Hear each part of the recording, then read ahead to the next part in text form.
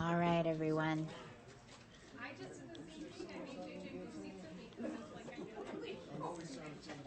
All right, we're ready to get started here. Here we go. All right, it is 2:10 p.m. on this Tuesday, May 27th, 2025, and I would like to call to order this regular meeting of the Washoe County School District Board of Trustees. Clerk Woodley, would you please do roll call? Yes, Madam President. Trustee Hall. Present. Vice President Mayberry. Here. Trustee Dr. Nicolette. Good afternoon. Trustee Phoenix. Present. President Smith. Here. Trustee Westlake. Here. Clerk Woodley here. Trustee Student Batavia. Here. All present accounted for, Madam. Wonderful, wonderful. All right, we are going to talk a little bit more about the reason why she's here, but we have a very special guest out in our audience, the chair of the Washoe County Commission and the chair of the Regional Transportation Commission. Alexis Hill, would you please lead us in the Pledge of Allegiance?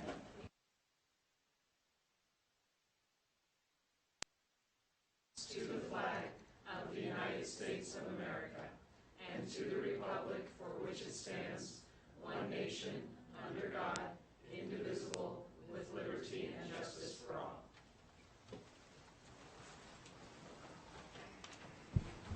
Thank you so much, Chair Hill. That brings us now to item 1.04, our land acknowledgement. Every community owes its existence and vitality to generations from around the world who contributed their hopes, dreams, and energy to making the history that led to this moment. Some were brought here against their will. Some were drawn to leave their distant homes in the hope of a better life, and some have lived on this land for more generations than can be counted. Truth and acknowledgement are critical to building mutual respect and connection across all barriers of heritage and difference.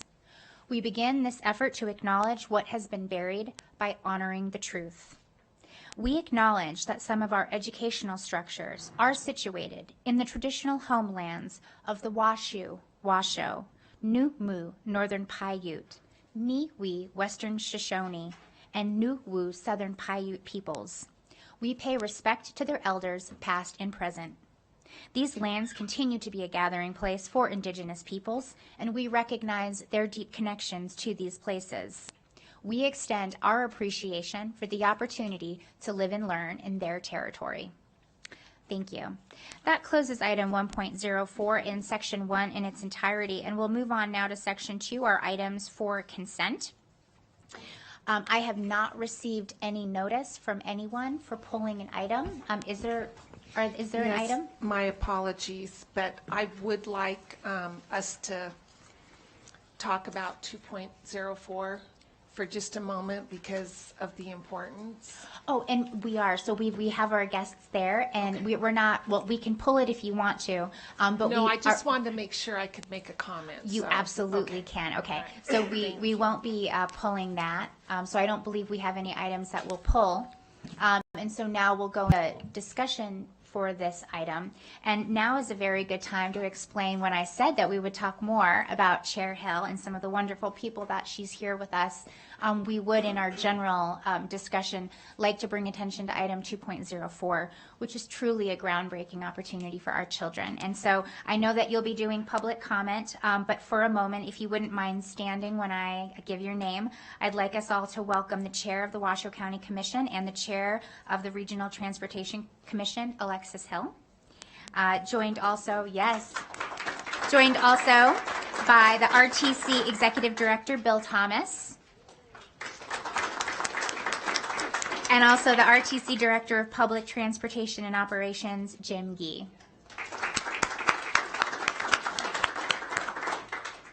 And I believe that our guests have some public comment when we get to that point, and then we have many other celebrations still to come, potentially on the other side of us adopting this MOU. Thank you so much. Trustee Westlake, would you like to make your comments on that item? Thank you, President Smith.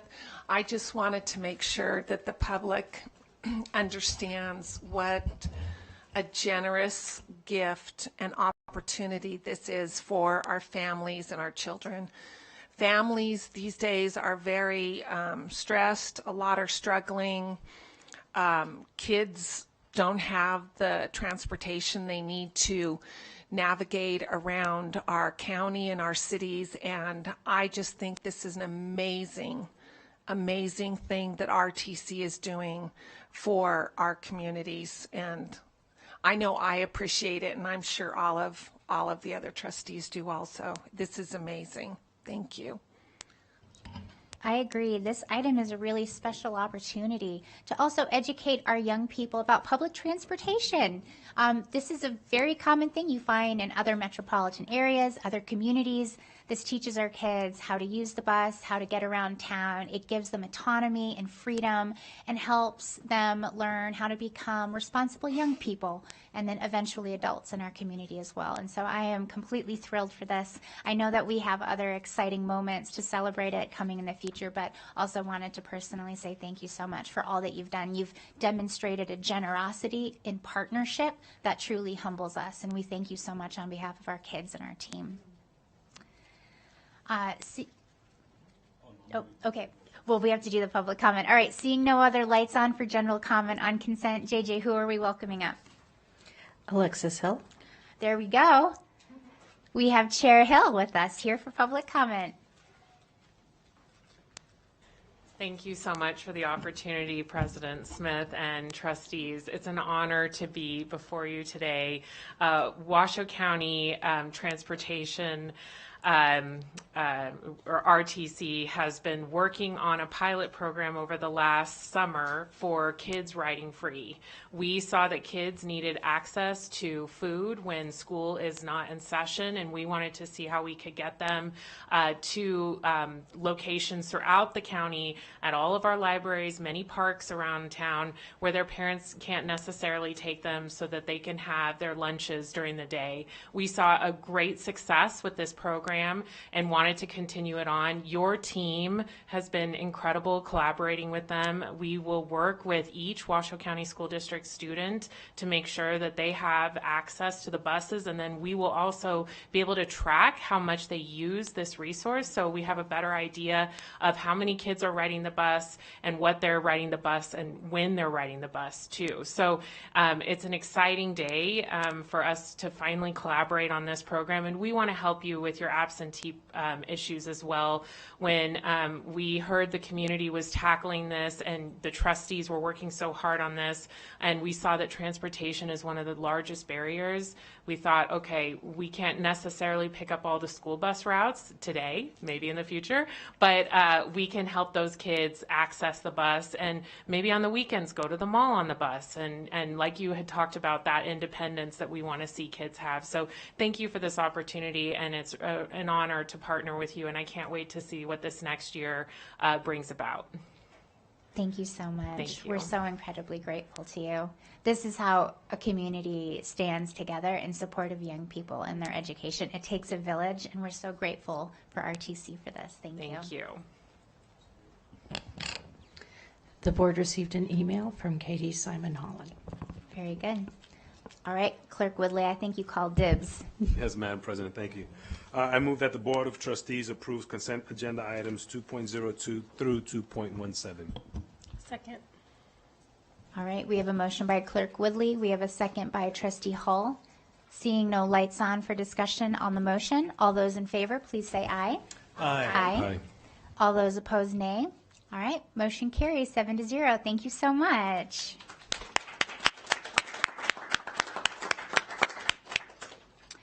So that closes Section 2 in its entirety. I will not be opening Section 3 immediately. We are actually going to go ahead and move to opening Section 4, our items for presentation, discussion, information, and/or action. We will be doing one item from this section first, and that is item 4.01. This is the presentation and discussion of the Washoe County School District School Police Department's Junior Cadet Program, including the program's structure, goals, leadership service, and public safety experiences, offered to participating students from schools throughout the district. This is an item for presentation and discussion only.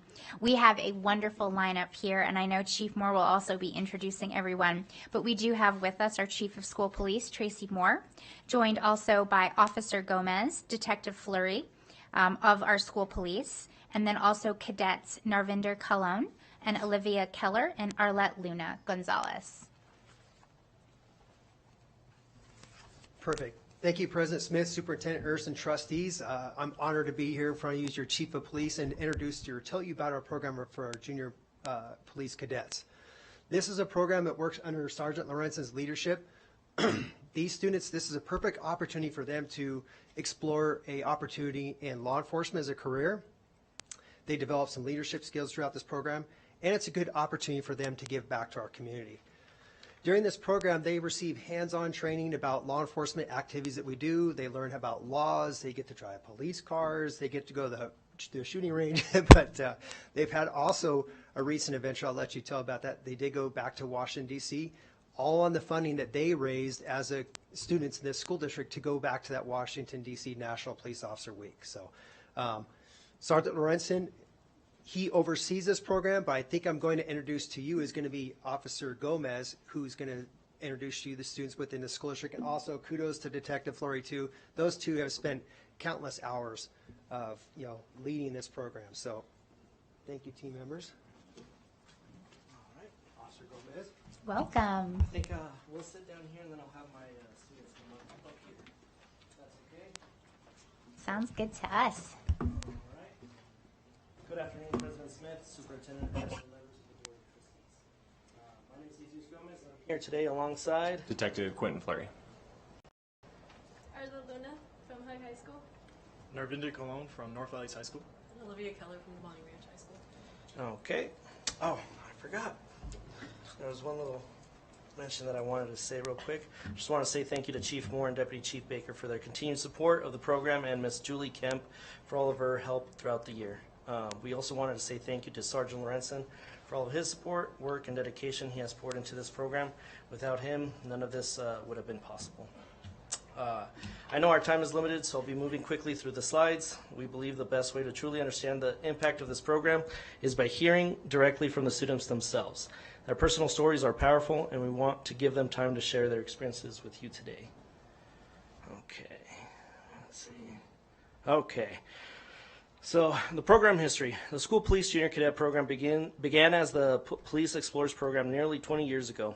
Since then, many students who participated have gone on to become officers, dispatchers, and dispatchers serving throughout our community and within our agency. In fact, we currently have several officers and also had a dispatcher who started out as cadets in this very program. Program objectives. The mission of the Junior Cadet Program is to educate students not only about the history of law enforcement in our country, but also about the evolving practices in the field. Our goal is to develop critical thinkers and problem solvers, young adults who grow in confidence as they prepare to lead with their communities, within their communities. We focus on teaching skills that are valuable both personally and professionally, so that whether students pursue a career in law enforcement or choose a different path, they're equipped to succeed in life. Some of the benefits of the Junior Cadet Program. Students who complete this course gain a number of benefits. It strengthens their resumes and stands out on college applications by demonstrating leadership and meaningful community involvement. More importantly, they build real professional connections with local and state officials. These students here have been able to meet face-to-face with officers, sergeants, chiefs, and even Nevada state senators, as well as their staffers. One who actually graduated from Reno High School and knew the school police officer, Officer Webb, during her time here. The program offers a clear pathway into law enforcement, exposing students to academy-level content and giving them a head start compared to new recruits. But beyond that, it empowers them, building confidence, real-world skills, and a sense of purpose. One additional advantage is that the students earn extended studies credit, which counts towards their high school diploma. And if you could please all take a look at the last bulletin and just make a mental note about it. This program helps foster trust and mentorship between students and school police. You'll see all of these elements come to life as the students share their stories today. Here, you can see a few examples of the curriculum we cover in class. I want to highlight the CPR and bleeding control training we offer in partnership with Leslie Alfrey. She's our district's Student Health Services Coordinator. Through this collaboration, students receive official certifications enhancing both their resumes and their real-life skills. Again, some of the program goals. One of the greatest outcomes of this program is the meaningful relationships it builds among cadets and between students and school police. These bonds continue beyond high school as we encourage the cadets to stay involved in our program and department through volunteer opportunities and then in the future, internships. A major goal of this program is to fully prepare students for the police academy. We aim to equip them with the knowledge, experience, and confidence they need so that when the time comes, they're ready to step in those roles seamlessly. Even more importantly, we're working toward creating a homegrown police force. Officers who reflect the community they serve, understand the unique needs of our district, and are committed to serving with empathy and professionalism. I went over that one. As we look to the future, we're currently reviewing applications for next school year's junior cadet class. Registration is open. Interested can talk to their counselors or visit the WCSD PD website where they can navigate to the junior cadet section to learn more. And then if you click on the picture, it should have a hyperlink.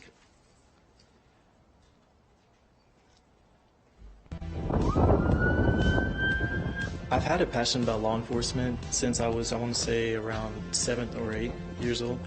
And I like how they go and help the community, right, with no wants of recognition.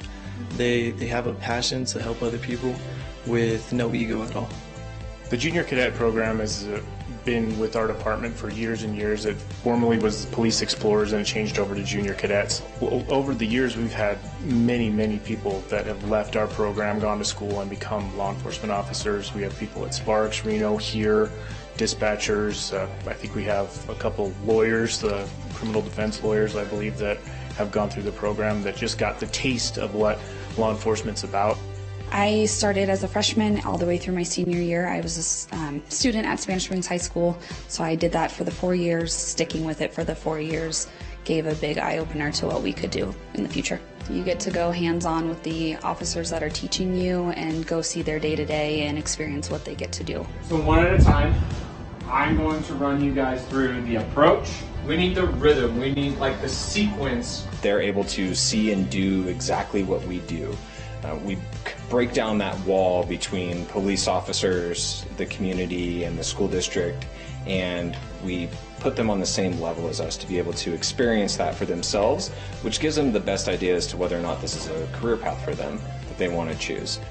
Well, so far it's been amazing. We learn new things every day, so it's like I'm never like bored or anything, and like it just makes me want to keep like going into this career path, you know, since right now we're learning about radio communication and also how to traffic stops, which like really has me interested right now. It like really changes like a perspective on things, you know. Talking to my guy, here's your license. I'm going to be giving you a verbal warning. If they are trying to become police officers, it shows them a little glimpse of what it is. They start off shy, you get to see them grow as an individual. They evolve as people. That's the best part about it, seeing them grow.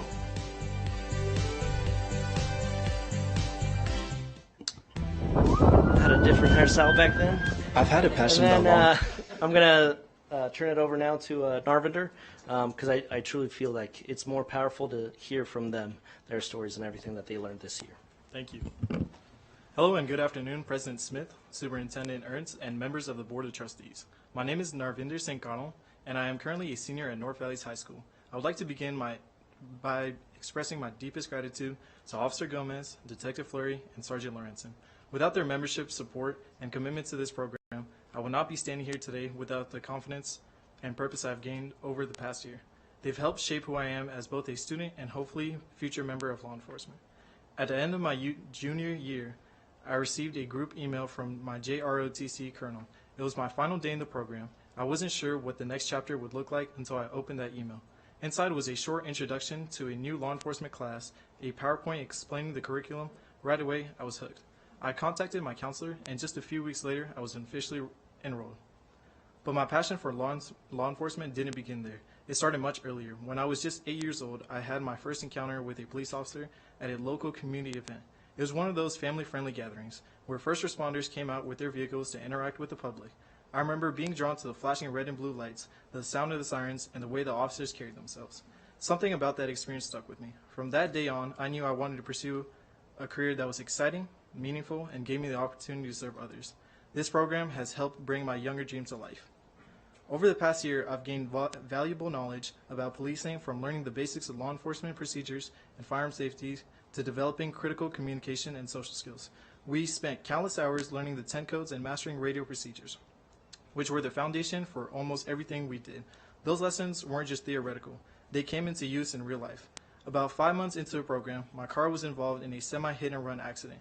Because of what I've learned, I was able to recall the license plate and gave a detailed description of the vehicle. I used that information to locate the car from a nearby security footage and identify the driver. Thanks to the skill I've developed in this class, I was able to get the situation resolved and receive the insurance information. Without this program, I honestly don't believe I would have been able to handle the situation the same way. This class has done more for me than just prepare for a future in law enforcement.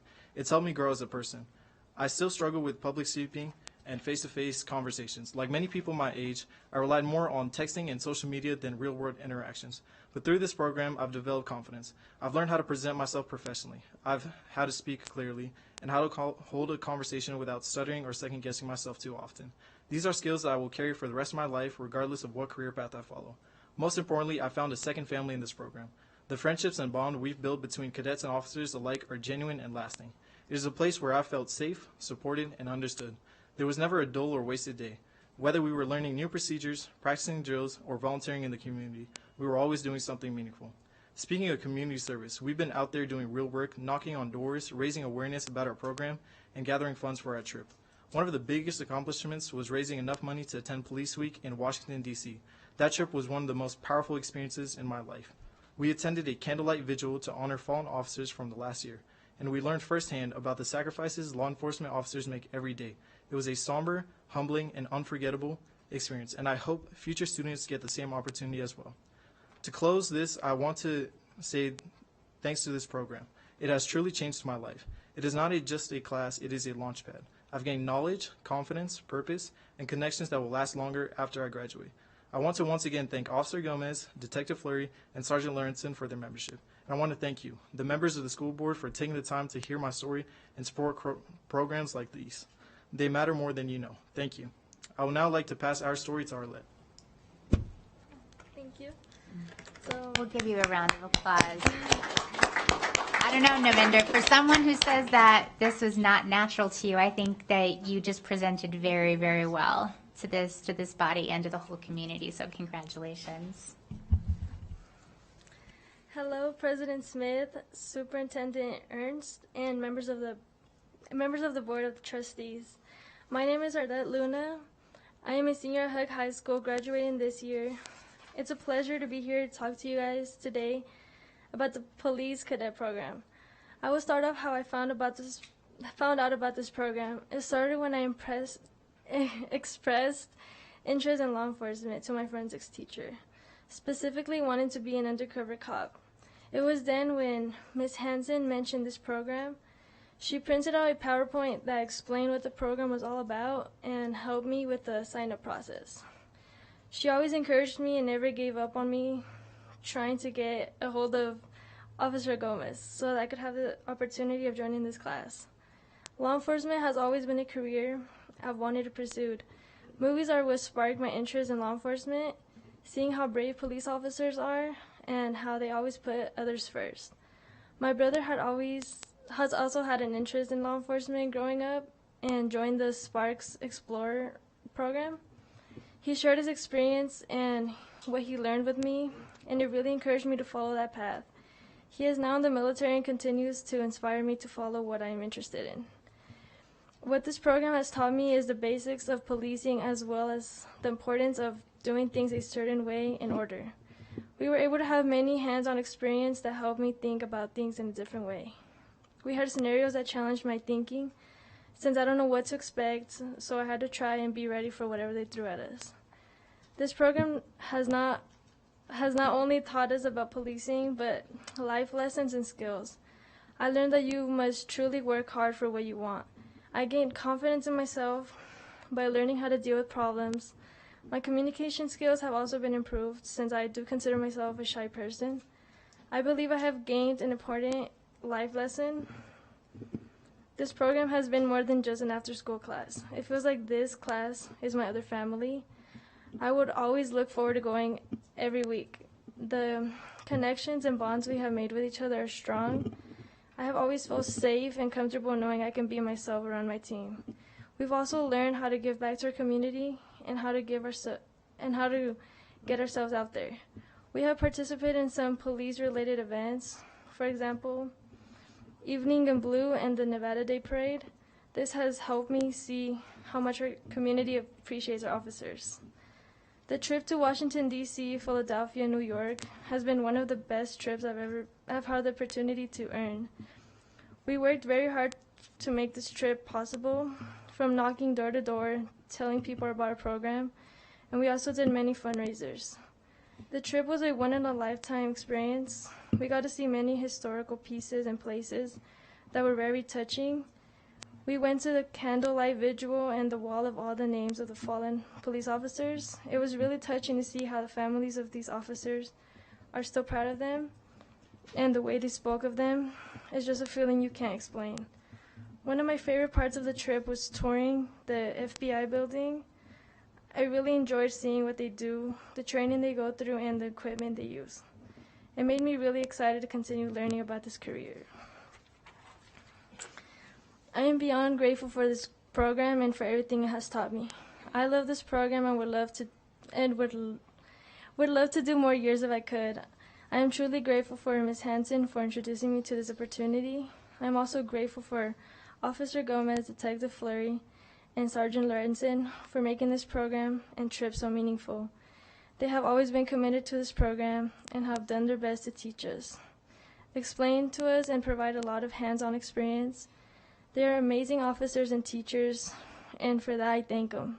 I also want to thank my cadet team for always being there and making working together fun. I appreciate the bonds we made, and I couldn't thank them enough for making this experience amazing. It wouldn't be the same without them. Thank you. Oh, wonderful job, Arlette. I love the way that you explained the community and the family that you found with the cadets. That really touched me. Hi, Olivia. Hi. Hello, President Smith, Superintendent Ernst, and members of the Board of Trustees. My name is Olivia, and I'm a senior at Demonte Ranch High School. I first heard about the Junior Cadet Program at the end of my junior year from my forensic science teacher. We were able to talk with the officers about joining the program and what it would entail, and let me tell you, I'm so glad that I ended up joining. Before this class, there would be absolutely no way that I would be able to talk to you like I am today. I have gained so much confidence from this class. It has taught me leadership skills, how to talk to people, how to be confident in who I am, and so much more. I've really grown as a person, going from crying every day at kindergarten drop-off to being able to walk up to anyone and start a conversation. This is truly all thanks to this class. My parents and friends have noticed a difference in the way I carry myself and present myself as well. In this class, we're treated like adults, and this has helped us all to feel comfortable, confident, and respected. There isn't much that we haven't learned in this class. The PowerPoints we go over are pulled straight from the police academy, so we will have a head start above other recruits. We learn all the 10 codes, phonetic alphabet, Nevada laws, and more. We then apply these things with hands-on training. We go through scenarios where we will talk to dispatch using all the codes and then make an arrest based on the laws that we have learned.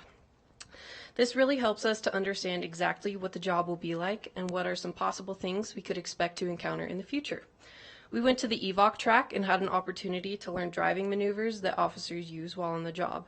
I'm not going to lie, that was really cool.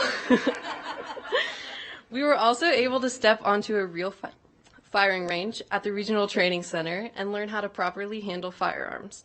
Throughout this program, we have also been able to complete community service hours that eventually led us to our goal of visiting Washington, D.C. for National Police Week. We spent an entire week experiencing history. We looked at countless monuments and heard stories about them and what they symbolize in our country's history. The biggest reason to go on that trip, however, was to honor the fallen officers around the nation. We were able to participate in the candlelight vigil It was pouring rain, but we had to experience this incredible moment of solidarity and support. The names of fallen officers were read, and a single flame spread across the crowd as we all lit candles for the officers that had sacrificed their lives for us. We went to the police memorial wall where the names of every fallen officer were carved. A few of our cadets got to meet officers and families from all over the U.S. and hear their stories about their families and friends whose names are on that wall.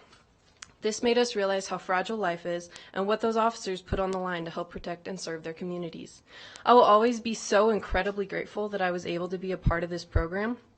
The opportunity to experience something I never knew I needed in my life, a program that has helped me grow as a person, to see that I matter in a world where people aren't always given a place to grow, to be seen as a valuable member of a group, and to feel support from the instructors who gave me a place where I feel I belong and will continue on the path to law enforcement. I will remain grateful. Thank you, guys. Thank you. So real quick, so all of the students, when we went to Washington, D.C. for Police Week, they had there was an assignment that was that we asked of. All of the students, they have to do an essay based on a police officer that was fallen, and they have to do all the research on them. So I'm going to let Olivia, if it's okay with you guys, just read her essay that she ended up doing. So my essay is about Officer Kevin E. Ambrose from the Springfield, Massachusetts Police Department. At the Law Enforcement Officer Memorial, I was not sure how to pick a name. It felt disrespectful and overwhelming to just pick a random name without knowing what that officer sacrificed for us. This is when I was approached by a police officer from the Springfield, Massachusetts Police Department, Paul. He wanted to help me find a name and give me the officer's story. I was so grateful for this because I didn't know how to approach such an important memorial with the respect they deserved. He went and wrote down some names and where they were located. He helped me choose a name to rub on my paper and then proceeded to tell me the officer's story, who actually ended up being one of Paul's good friends. Officer Kevin E. Ambrose, a 55-year-old Springfield, Massachusetts police officer. His end of watch was Monday, June 4th, 2012. He was shot and killed while responding to reports of a domestic disturbance at the Lawton Arms Apartments in Springfield shortly before 1 p.m. A woman called 911 to report her boyfriend at the apartment. She had a restraining order against him, and she stated that she was in fear for her life. Officer Ambrose arrived at the scene and spoke to the two outside the apartment. The restraining order stated that the male was allowed to enter the house to retrieve his belongings. Officer Ambrose escorted the two to the apartment on the 3rd floor. When they opened the door, the male suddenly turned violent, grabbed the female, and pulled her into the apartment, slamming the door. Officer Ambrose attempted to push the door open to get into the apartment. During this, the male subject fired a handgun through the door, hitting Officer Ambrose. The male subject then opened the door and shot Officer Ambrose again. He then shot the female, wounding her, then ran to his car and committed suicide. The other officers arrived at the scene and located Officer Ambrose and the female. They immediately began CPR. Both were transported to the hospital, where Officer Ambrose succumbed to his wounds. Officer Ambrose served with the Springfield Police Department for 36 years until the age of 55. He previously served as a police cadet for 2 years. He received numerous commendations in 1978, 1993, 1999, and 2005. He is survived by his wife, 2 children, granddaughter, siblings, and many more extended family members. He was more than just a police officer.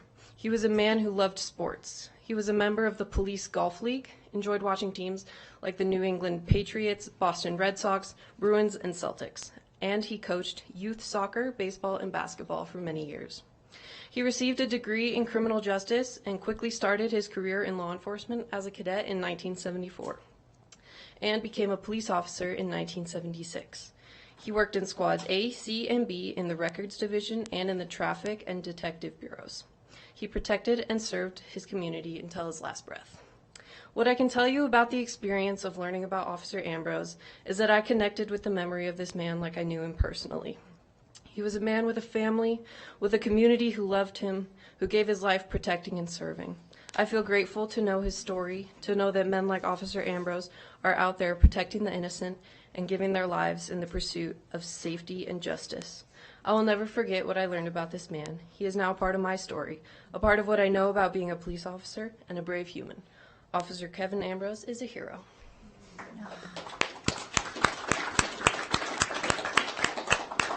That's beautiful, Olivia. Thank you. I felt like I know who he was through the beauty of your writing and capturing his spirit. This is an I don't know, do you have more to share? Because this is just... No, that's just one little snippet. You should have, we have other cadets that, so there was one instance where other cadets, they met with the fallen officers direct team, and after talking to them, the family, the mom and dad of that fallen officer, they were there, and they arrived, and they got to experience that and, you know, have those personal conversations, contacts, and stuff. And it was very, very powerful for the students, so. So I know we are going to do a photo, but before we do that, just some comments. Your program is amazing. I highly recommend any of my colleagues that have not gone to one of your classes. So I was able to attend with my boys. We watched them clearing the building, the ability that you had working in unison, demonstrating those skills. I just thought this is such a remarkable program. I would also say that I think I speak on behalf of all of us when we also volunteer for the police driving lesson. We could maybe put that under professional development, but I think that sounds great. But can one of you tell us how much money did you raise to go on this trip, and how did you raise that money? 17,000. Around $17,000, and that was raised from all of us. It was just us going around promoting our program, and yeah. Oh, that's wonderful. I think I'm having some feedback, sorry. I am the daughter of a Reno police officer, and so I am truly humbled. Officer Hashimoto and Officer Bohatch were very good friends of our family. And I just want to say that I really appreciate the assignment that you gave them, because our community has always done an incredible job of learning about the lives of the fallen officers and doing something better for our community. My dad was actually one of the founders of the Hashimoto Golf Tournament, which serves our fallen officers, the Widows and Orphans Fund. And then we have Bohatch School, which our local law enforcement has done an incredible job yearly. They all come out and have a really cool day with the students at Bohatch. And so I just encourage you to continue that assignment, because learning about the people behind those names on that wall, which I have also etched on a piece of paper, and it's incredibly moving, and I'm so glad you all had that experience. The only other thing I just want to say is the skills that it's very clear that you've all learned. To be able to come and speak to us today, I'm so honored that you are open to doing that, and you feel confident in doing that. And I can't wait to see you all with a badge very soon. So thank you. Thank you. All righty. Hey, that was awesome. That was extremely awesome. First of all, I'd like to thank the district for keeping this legacy going for how many years now? 20-something? Keeping it going? All right. That is great. And you can see how the input comes back from the community when you start early and you come back and you want to serve. And I heard that many times about serving your community and going out there and fundraising and serving the district and doing all those good things like that. Professionalism, I heard that. And that story that you gave respect for that officer, that fallen officer, and the time you took to listen to that story. That was somebody's family, you know, and that's very meaningful and very impactful. That was a great way to show and demonstrate excellence, and it ties into our strategic plan and our pillars. So thank you, PD, for doing that, and thank you, students, for coming up there and stepping up and leading the way. So that's what I wanted to share with you guys today. Thank you.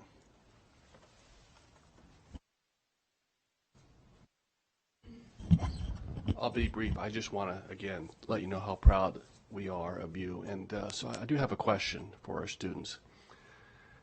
How many miles over the speed limit can you go without being ticketed?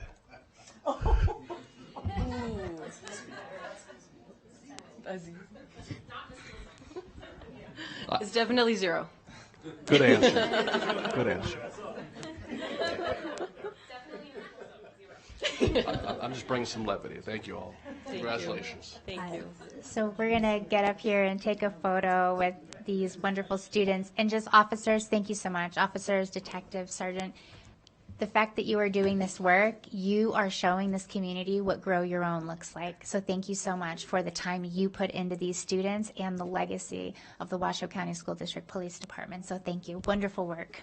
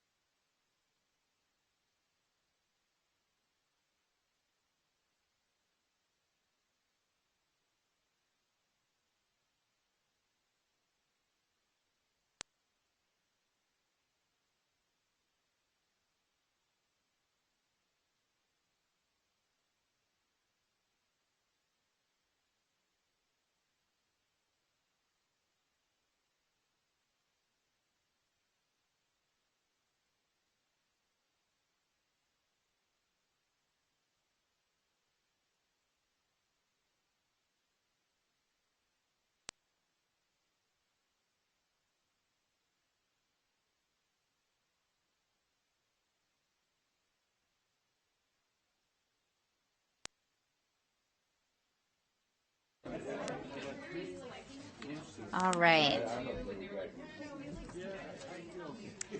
All right, everybody, we're going to bring it back here, and that closes item 4.01, and we will pause on continuing through section 4. And I'm going to go back and open section 3. These are our finance items, and we have one item today in this section, item 3.01. Presentation, discussion, and public hearing on the fiscal year 2025-26 tentative budget for all district funds. Possible action to approve staff recommendations in the following areas for the fiscal year 2025-26 budget. 1, workers' compensation rate reduction. 2, facility use fees. 3, reduction of the general fund contingency account. And 4, relocation of leased spaces. Authorization of continued analysis in the academic area. Review fiscal analyses of prior board requests. And possible action to approve the fiscal year 2025-26 final budget. This is an item for possible action. And we have with us today our Chief Financial Officer, Mark Mathers, and our Budget Director, Jeff Bozzo. So welcome. I know that it says final, but we know that this is not really the final. So I don't want to bury the lead for anyone, but I just want to make sure that everyone knows that although this says final, we are going to be coming back with at least one additional budgetary conversation because statutorily we're able to do that and the session is still ongoing right now. So I just wanted to put that disclaimer out that although you do see final in the title, it is not quite final. Just so that everybody knows that these are not final decisions today. And is now when I open the public hearing? Or do I wait? Okay. And then also I will be opening now the public hearing on the fiscal year 2025-26 tentative budget. Now, gentlemen, take it away. Thank you, Madam President. Trustees, Mark Mathers, Chief Financial Officer. As you noted, we need to do two things today. One is conduct a hearing on the tentative budget that's required by law. The tentative budget is what you saw in April, and so the public presumably has had ample time then to review that budget and provide any comments. And then secondly, we are required by June 8th to submit a final budget, and as the President noted, in legislative years, the final budget is more like a tentative budget 2.0. In that we are waiting for various actions to be taken by the state that will affect our budget. So for legislative session years, state law allows us to file an amended final budget, which is the real final budget, within 30 days of the end of the regular session, which regular session ends on June 2nd. So we have basically all of June to make further refinements and reductions to our deficit that we can identify. And so for today, we continue to kind of chop wood and cut that deficit down. We've got some recommendations for you. I'll first go over kind of where we do stand with the state budget and legislation. And then I'm going to turn it over to our Budget Director, Jeff Bozzo, to go through the bulk of the rest of the agenda here, identifying 4 concepts to reduce the deficit, talking about some analysis we've been doing, get your confirmation to continue to do that analysis, coming back to respond to the last several requests by this board for analysis. And then we got some summary slides, and then we'll talk about, again, the month of June and what we can look forward to there. So with that, I'll try to cover quickly kind of what's happened since we last met 2 weeks ago, and actually a lot has happened.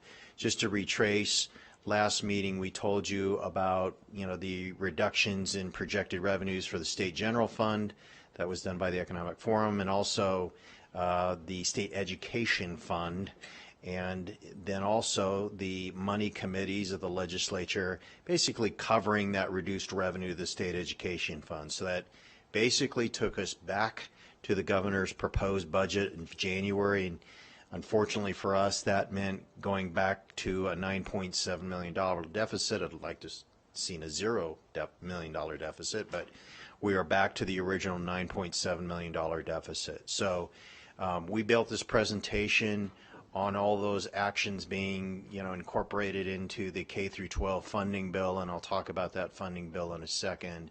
But that's just kind of, again, recapping the last meeting, and you know, we, with two exceptions, kind of are at that place today. We are looking at basically two bills that have a major financial impact on school districts. The first one, as I noted, was what we call the K through 12 funding bill, which this year is Senate Bill 500. That actually has passed both houses and was presented to the governor last week. He has until later this week to either veto or pass that bill. And I'll talk about kind of the nuances there in a second. But within that K through 12 funding bill, we did see an increase to Washoe's per pupil amount for our general fund per pupil revenues of $3 per pupil, which is an increase of $172,000. So that was good. No real explanation for how that happened, but we saw that had been incorporated into the bill. And then skipping ahead, the second part of the K through 12 funding bill that changed from when we last reported to you concerns state special education funding. So you recall there's really kind of two components to special education funding in the state budget. There's the local share of special education funding that comes from the pupil-centered funding plan budget, and then there's the state special education share, which is a minority of those expenses. That comes from the state general fund. We had been given information about our share of that funding, and basically what the governor proposed in his budget was to increase funding for each district in that account by 2%. And the 2% tracks broadly merit increases or step increases that teachers make on average statewide. So it increased every district's allocation by 2%, and that's what we largely budgeted as part of the tentative budget you saw. In a surprise, the money committees reversed that recommendation and did a, quote, targeted allocation, unquote, to 4 entities, Clark, Lyon, University Schools, and charter schools, that presumably got a lower share of state special education funding than other districts. Unless asked, I don't intend to go through all of the nuances of that, but basically it took every other school district's 2% allocation, zeroed it out, and reallocated it to those 4 entities. And that, so our share of state special education funding was going to go up $705,000, and now it will go up $0. So that reflects a reduction to anticipated revenues that now we will have to make up. And so that increases our deficit by $705,000. Speaking with Pinion Public Affairs, we are continuing to work on addressing that. So it's not over till it's over kind of a thing, but certainly a concern for us. I would have liked to have seen the legislature appropriate additional monies if those 4 entities' share was a concern, rather than take it from the rest of the school districts in the state. So unfortunately that is codified in Senate Bill 500, and again has passed both houses, but again we've got our lobbying firm working hard to address that in other ways. So I'll stop right there. I see there's some questions and try to answer them for you. Or maybe there's just comments. It's probably a comment, although you've sort of answered the question. I appreciate any district or anyone who operates a school and needs additional money for special education. I do not understand the logic of taking $750,000 from our children in order to give that to other very deserving entities, but taking $750,000 from the children here in Washoe County is not the way that you solve this. I understand that we've seen a downturn in revenues, but I'm incredibly disappointed that that special education money was taken from us because, and again, Superintendent Ernst or CFO Mathers, this does not mean that we do not provide these services. Everyone needs to understand that all that happened was taking away the money for services that we are legally and morally required to provide our students. So this does not actually result in a reduction in what it is that we offer our kids. It just further reduces our ability to pay for it. And it's just incredibly disappointing. We've been working so hard meeting after meeting to get this deficit down, and to know that we've now been handed nearly $750,000 more of deficit to account for. It hurts my heart, and particularly because we're talking about children with special education needs. So that's more of a comment. I'll turn now to Superintendent Ernst. Thank you, President Smith. That's accurate. We need to continue to provide educational services for our special education children. I appreciate the seeking of the clarification on that, and we'll continue to provide those services to our students based on whatever resources and funds are available. Very good. So again, SB 500 is sitting on the governor's desk awaiting his action. CFO Mathers, one moment. Oh, I'm sorry. No, go ahead. No, I'm just echoing. I'm very disappointed in the state. Is that, what are you talking about? You know, we're one of the other larger districts here as well, all right? And I know that it's not over till it's over, but whatever you keep doing, just keep trying to keep squeezing it as much as you can, you know, because it's not over till it's over. And I'm an optimist. But to hear that, very disappointed in that. I just had to echo that. Yep. I'm sorry. I got to chime in.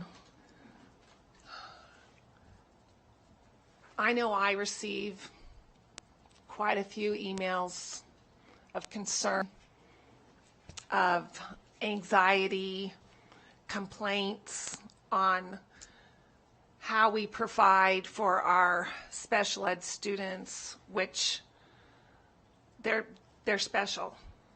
They deserve the support, but I think this is the time that it has to be said. It's not for us lack of trying or doing everything we can.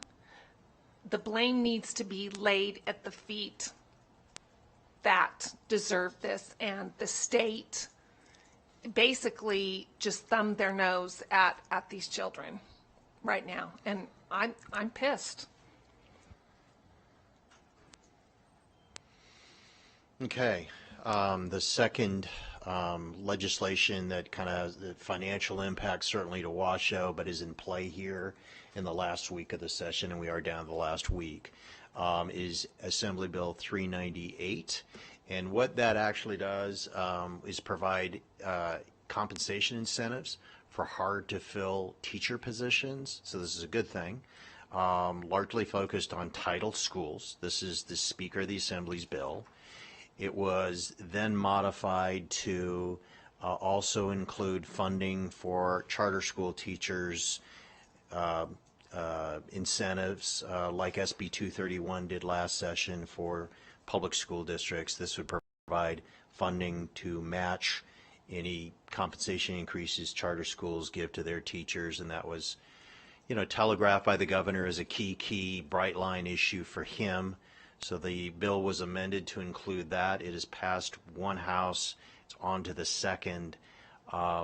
It's the second to the bottom bullet point here on legislation.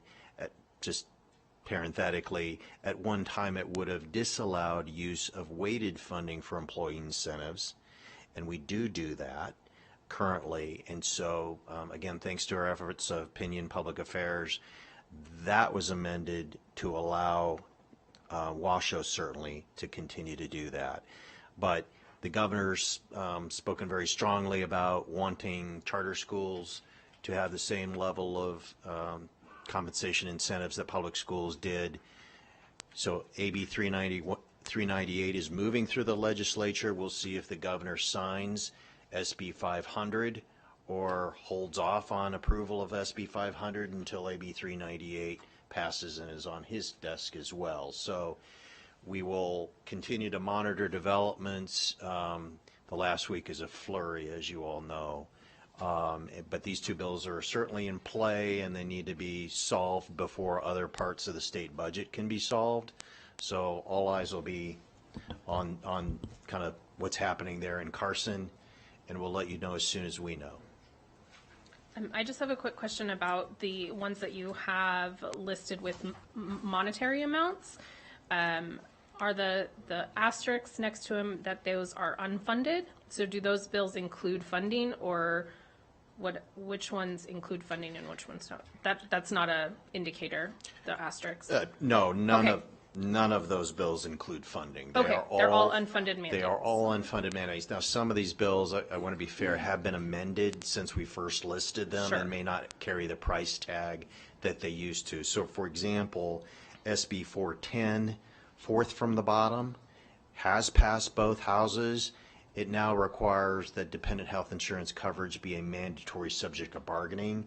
That doesn't mean anymore there's a $900,000 direct price tag. Okay. So we just didn't have time to continue to refine the slides here, but No, that's okay. virtually all of these are still in play. Okay. One extent or another, and so again, we'll see how things go in the last week. Yeah, I mean, 277 and 396 are giant price tags. So, and they're currently unfunded. Yeah, SB 396, just to catch you up to speed, I hadn't planned on going through this, but perfectly fine because they did have huge price tags, has been heavily amended. Okay. We provided a fiscal note showing the cost of that, thanks to Mr. Bazzo, and that has swayed the conversation quite a bit so that it now, I do not believe, has a fiscal impact for us. It's simply reporting now versus requiring additional positions. SB 277 has some, when we looked at it, had some unclear language.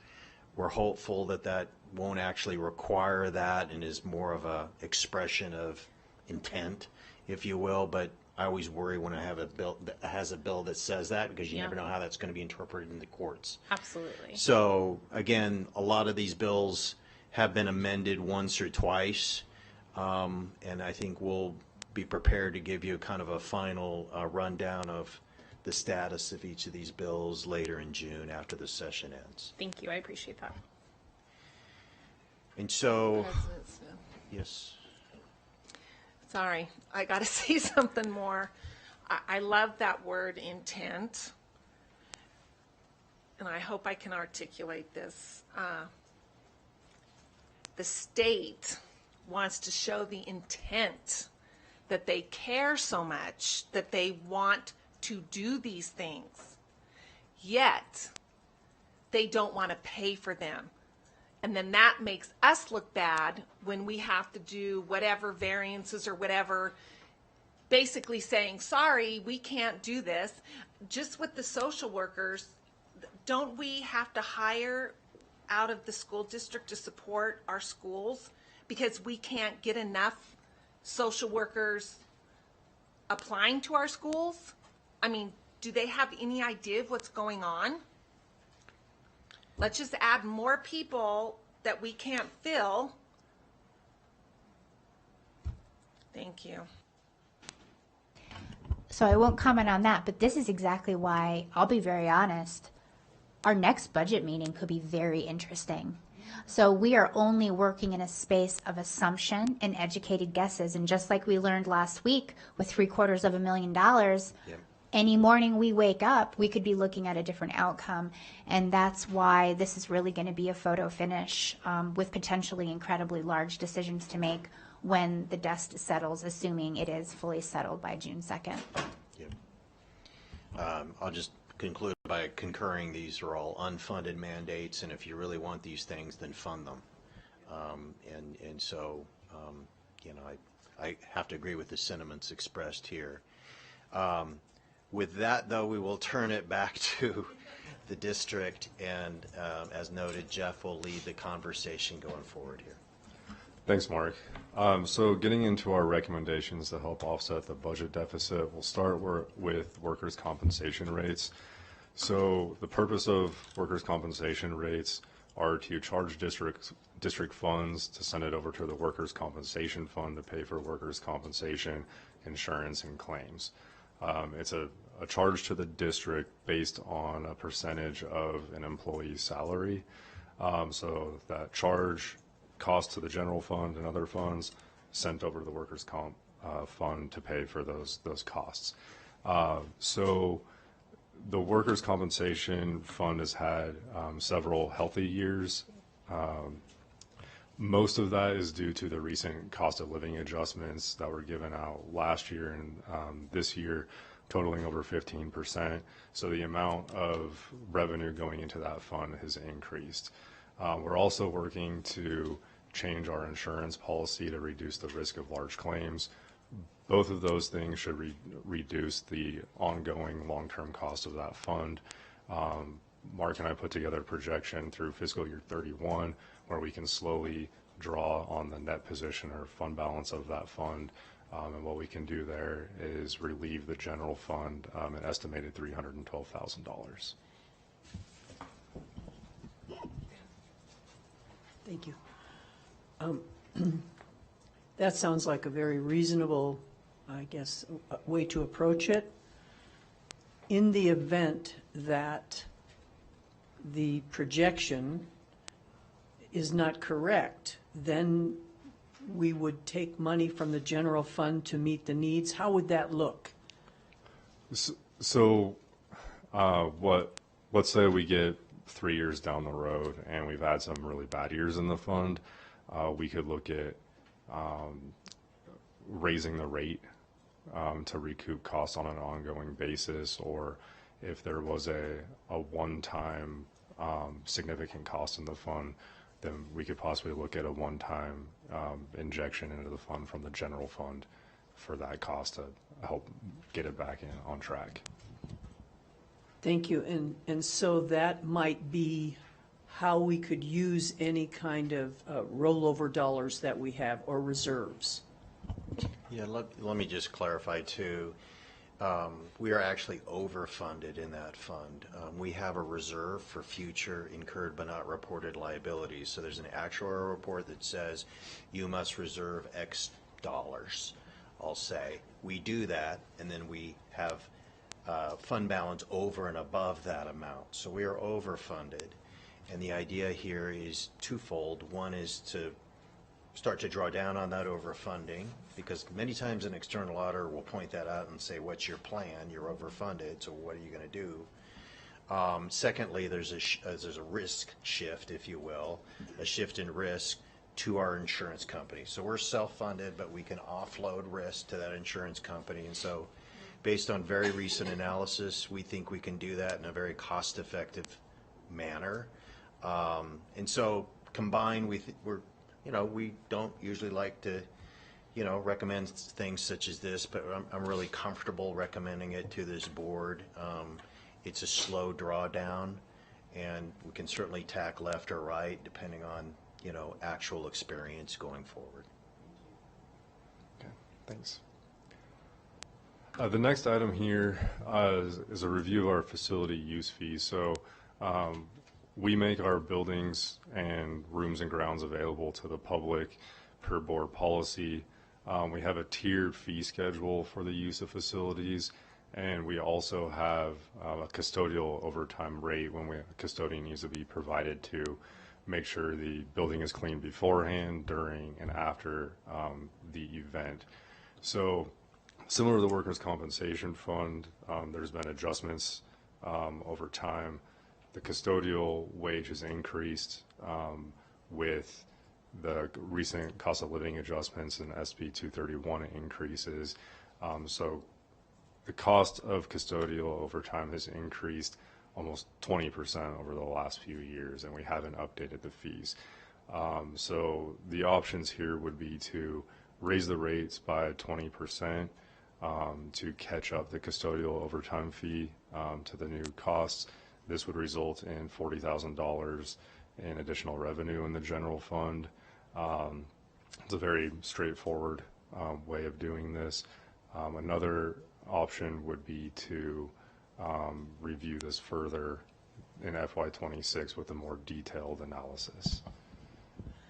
Thank you. And is my assumption correct that not only custodial fees, but anytime you have something special going on in the school, you have electricity, which we know is going up, et cetera? Okay, thank you. So just to kind of clarify with this to make sure everyone's following along, if I understand this correctly, we have been offering our facilities at a rate which reflected the accurate cost a time ago, but ultimately we've been running at a deficit with this, and so all we are doing is recalibrating the cost, but it is still an at cost with no profit to the community, correct? That is correct. So it's just a recalibration of the at-cost prices. I think that that's more than fair. I think whenever we can do anything for our community at cost, I think that that's a smart move. And I appreciate the future analysis and the fact that you'll be coming back potentially in June with the review of the athletic transportation fees. Because you're right, we have to look at all the places where perhaps we're running at a deficit and just make sure that we're recalibrating the actual at costs. Thank you.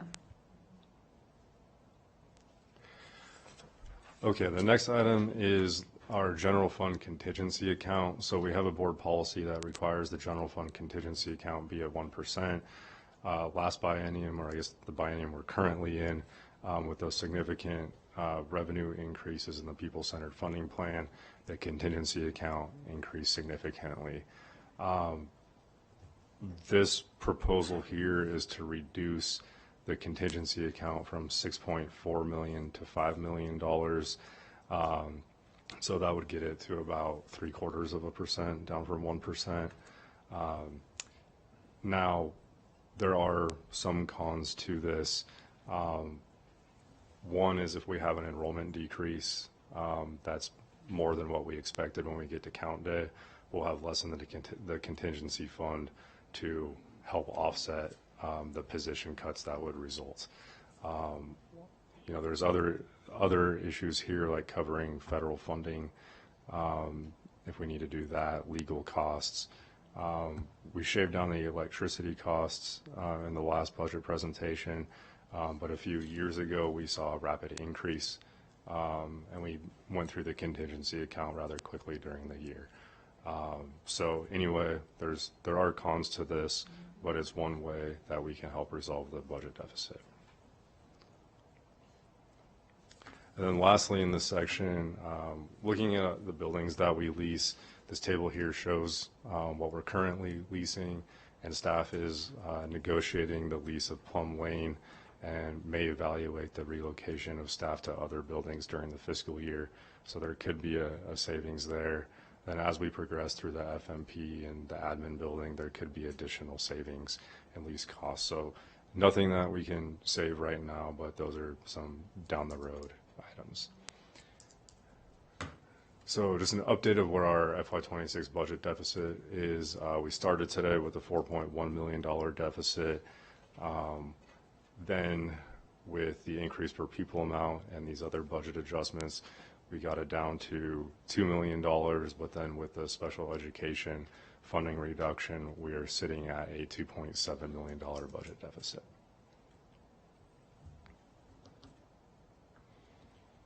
I'll just add, as you can tell, we're looking under every nook and cranny to identify savings, and we'll continue to do that through June. So, but we're getting smaller and smaller payback for our efforts, right? But again, we're trying to get it down for you, come up with solutions. We'll continue to do that. Certainly the $705,000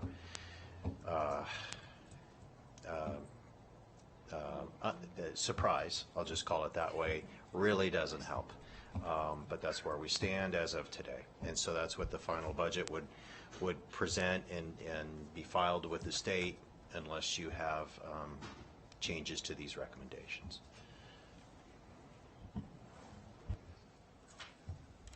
Okay. So the next area is a review of academic programs.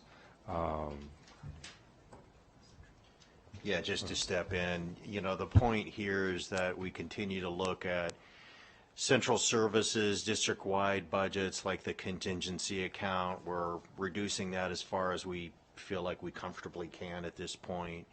There will come a time at which, unfortunately, we'll need to look at academic areas. Maybe not for reductions, maybe for just different ways of doing things at a cheaper cost, which is what I think you want government to do. But the point here to this slide is that a very, very small portion of our budget is actually focused on central services. You can see there's 6%. And so you can only focus so much time on the smallest slice of the pie before you have to look at the rest of the pie. That's really the only point here. So we, unfortunately going to have to investigate this road, and that's the point of this section, is to talk about areas we're reviewing and get your concurrence to continue to review those areas and bring back ideas to you. And also for clarification, and this will be more relevant to our next meeting, but with our board policy, in situations where we do utilize our end fund balance to cover deficiencies, as long as we have committed to future analyses, that is in alignment with the governing model of our board. That's correct, right? That is correct. This board can choose to file a budget with a deficit. The board policy just commits the board to developing a plan to get back into the black in the short term. And so, yes, that absolutely is an option. Yeah, I appreciate that. I know we're going to go through several analyses, but I appreciate that because I'm always concerned about cutting something without the proper time to do a thorough analysis the way that you have with every other area, and it would just feel very rushed to make decisions potentially blind. That always worries me because unintended consequences. So the first area under the academic review is gifted and talented programs. So the total cost for gifted and talented is $6.4 million, but the weighted funding we get through the people-centered funding plan is $1.5 million. So that difference of $4.9 million is funded by the general fund. And we have under current state regulations, we have a very inefficient model to provide GT services to students at their zone schools. So the idea here isn't to reduce services to GT students, but would be to how can we serve students in a better way at a more efficient cost. So that could be looking at changing, how we're providing services. There was a tuition reimbursement program that you all approved at an earlier budget meeting. Part of that was to provide endorsements to teachers.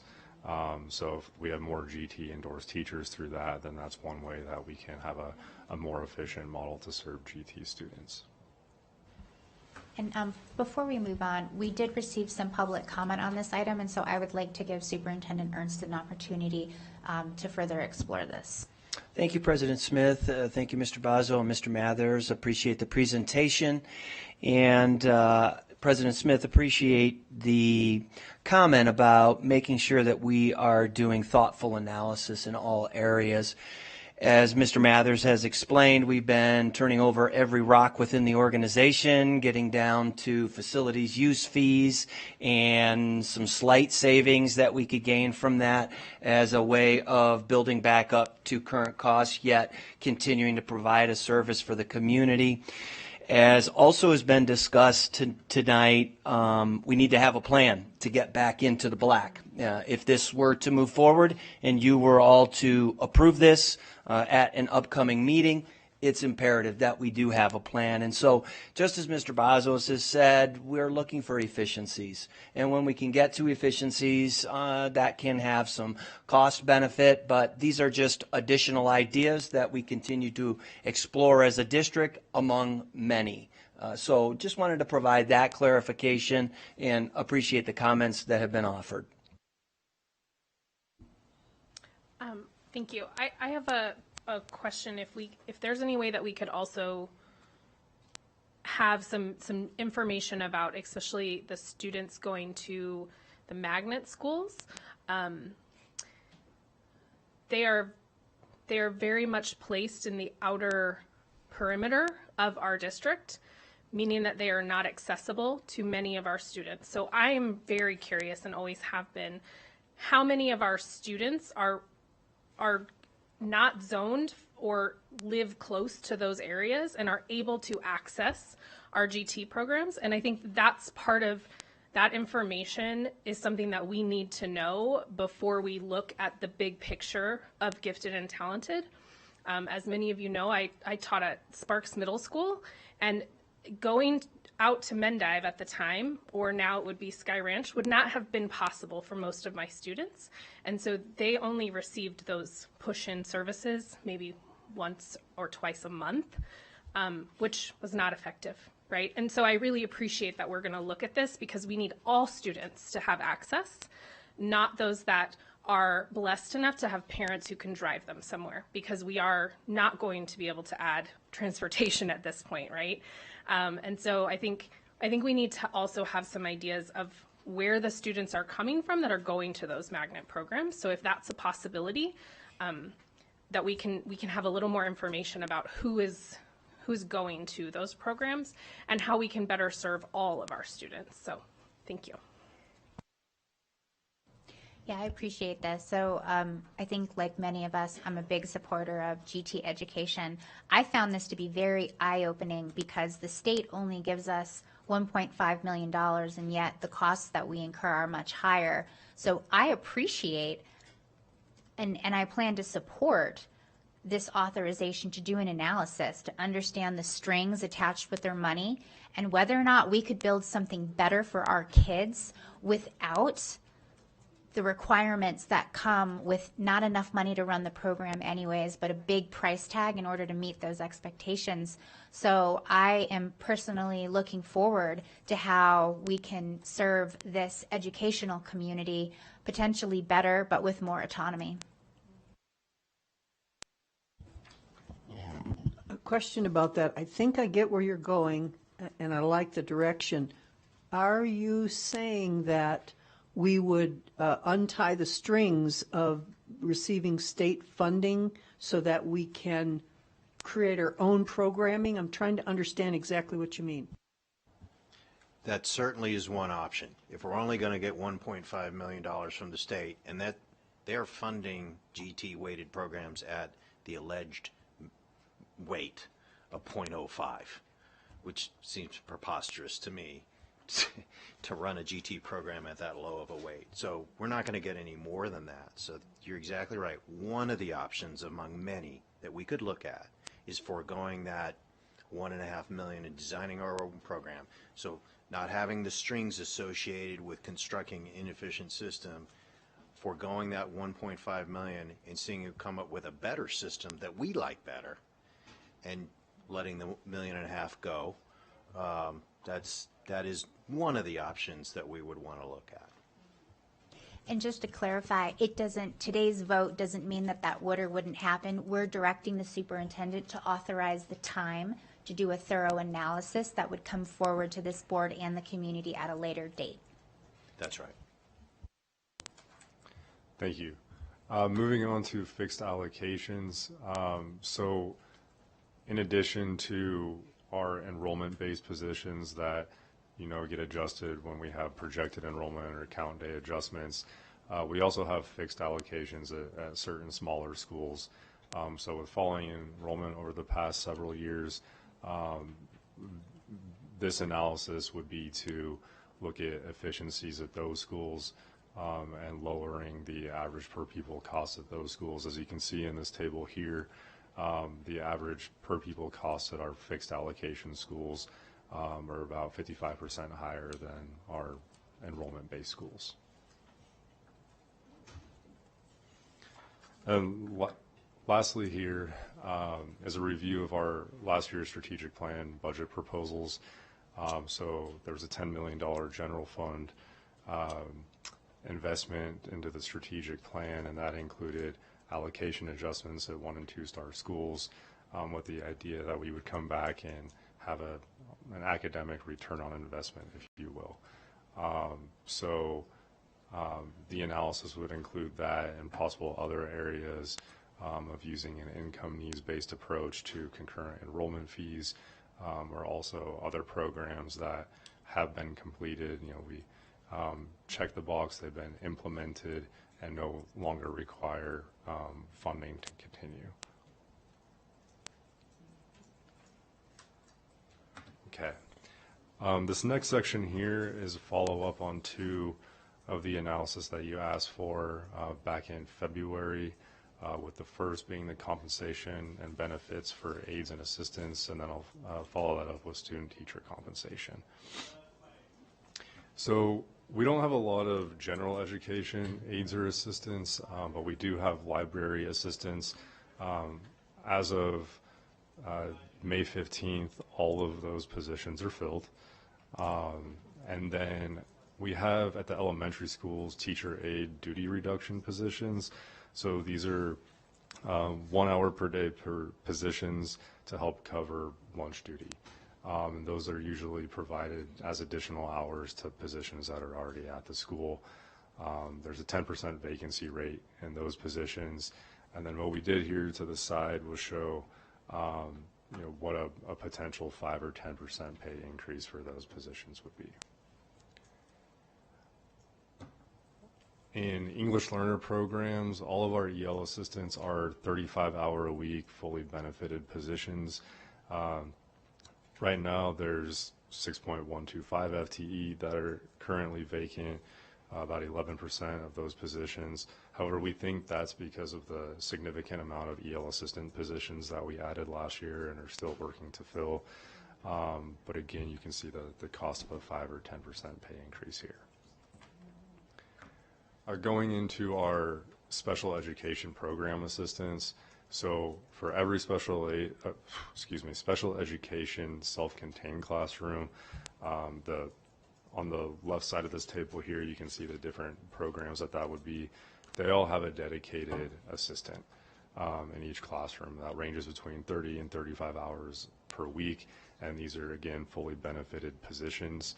And also in fiscal year 22, when we did the critical shortage compensation adjustments, these positions were increased 1 grade level. Overall, throughout all these programs, we have a 3.7% vacancy rate, and you can see again the cost of a 5 or 10% pay increase for these positions. And then the last part for the aide and assistant compensation and benefit analysis is for special education one-to-one aides. The hours for each of these positions is based on the amount of hours based on students' needs that are written into their IEPs. So some positions qualify for benefits based on those hours, others don't, and currently about 24% of those positions are vacant. You can see again the cost of a 5 or 10% pay increase here. Also 40% of these positions currently don't qualify for benefits. So if we were to provide benefits for these positions, the cost would be about $1.1 million. Moving on to student-teacher compensation. So this year we had 74 student teachers, and 8 of them are being paid because they're covering a classroom, and so therefore they're being paid as a long-term sub. And they must get their sub license in order to qualify for that pay. The other 66 student teachers are not paid this year. So in working with Human Resources, we came up with options for you on different ways that we could compensate student teachers, whether it's a portion of the long-term sub rate or fixed rates per semester. Most of these come with a pretty hefty price tag. Okay, I'm going to hand it back to Mark now to kick off the general fund budget section. So as you've all lived and experienced it, we've gone through a series of deliberations and discussions. This slide really kind of is a core piece to this presentation that takes you back to February 25th when we did calculate that initial $9.67 million deficit. Now you can add $705,000 to that, right? But these are the steps that have been taken and approved by the board to date. For today, we show you what's proposed. Again, it gets us from 9.7 and really 10.4, if you want to count it that way, right? That includes the $705,000 state special education funding shift, down to $2.7 million. So significant work's been done. We have tried our best to avoid any reductions at school sites in the academic areas. And that's always been our goal. So kind of here's where we end in the current process, as the president said, and as we talked about last time. You know, we faced a surprisingly high deficit here based on state revenues. Unfortunately, again, we go back to last year, the economy was doing reasonably well. And then we've seen a bit of a turn beginning in January based on a number of factors, including tariffs and other things. And so, right, the Economic Forum revised its forecast downward. And that's really hit us like a 2x4 right between the eyes, right? And so we don't want to make any rush decisions. We want to do things thoughtfully. We don't think we can come up with multi-million-dollar suggestions, proposals that touch school sites in a thoughtful, orderly way with 2 months before the start of school year. We just can't see that being a reasonable recommendation from staff at this time, but we have made significant reductions. Again, we'll continue to look at things in June, hope for some relief here in the last week of the session. But we've come a fair amount of the way, right, from 10.4 to 2.7. And it would be $2 million if not for, again, that shift in state special education funding. So we are proposing a final budget, again, final not meaning really final in legislative years, with that deficit, ongoing deficit of $2.7 million. We'll need to address it. We're not saying we won't, but at this time, this is what we're proposing to file with the State Department of Taxation. And again, we'll have one, possibly two more meetings to talk about other concepts and solutions, including, you know, the analysis of your requests that you've made in the past. We'll package that together to hopefully make sense to you in terms of the different areas of the budget that we're looking at or you've asked us to look at. This will mean our ending fund balance will come down. We are seeing for the fiscal year 26 budget a fund balance just under 10%. That's still a reasonable zone to be in. It's less than our target fund balance policy, but again, not an uncomfortable place to be in. So that would be the result of this final budget recommendation. And that's just reflected here, again, either in the yellow or green, no areas in red in terms of policy targets or statutory requirements.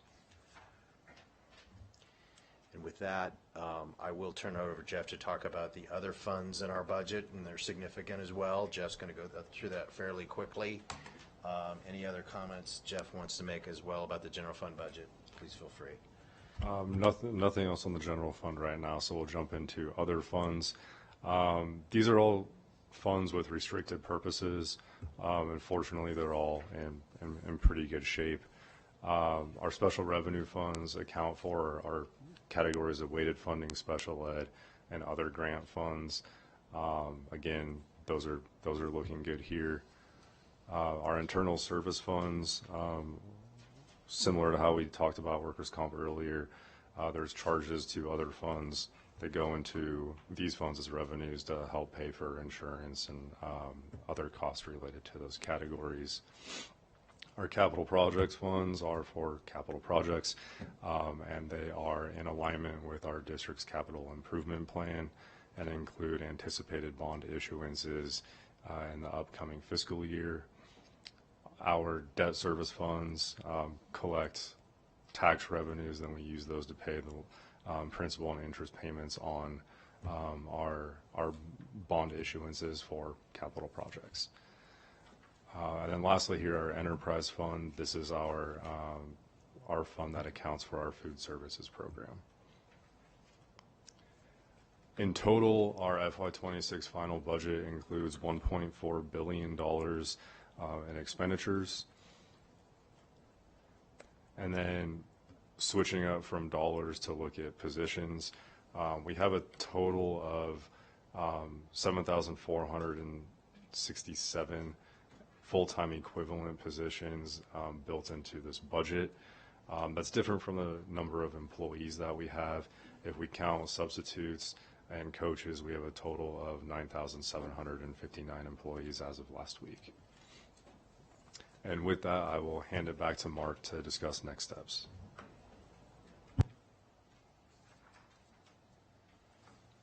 So as we've talked about, we've made significant reductions to that initial deficit.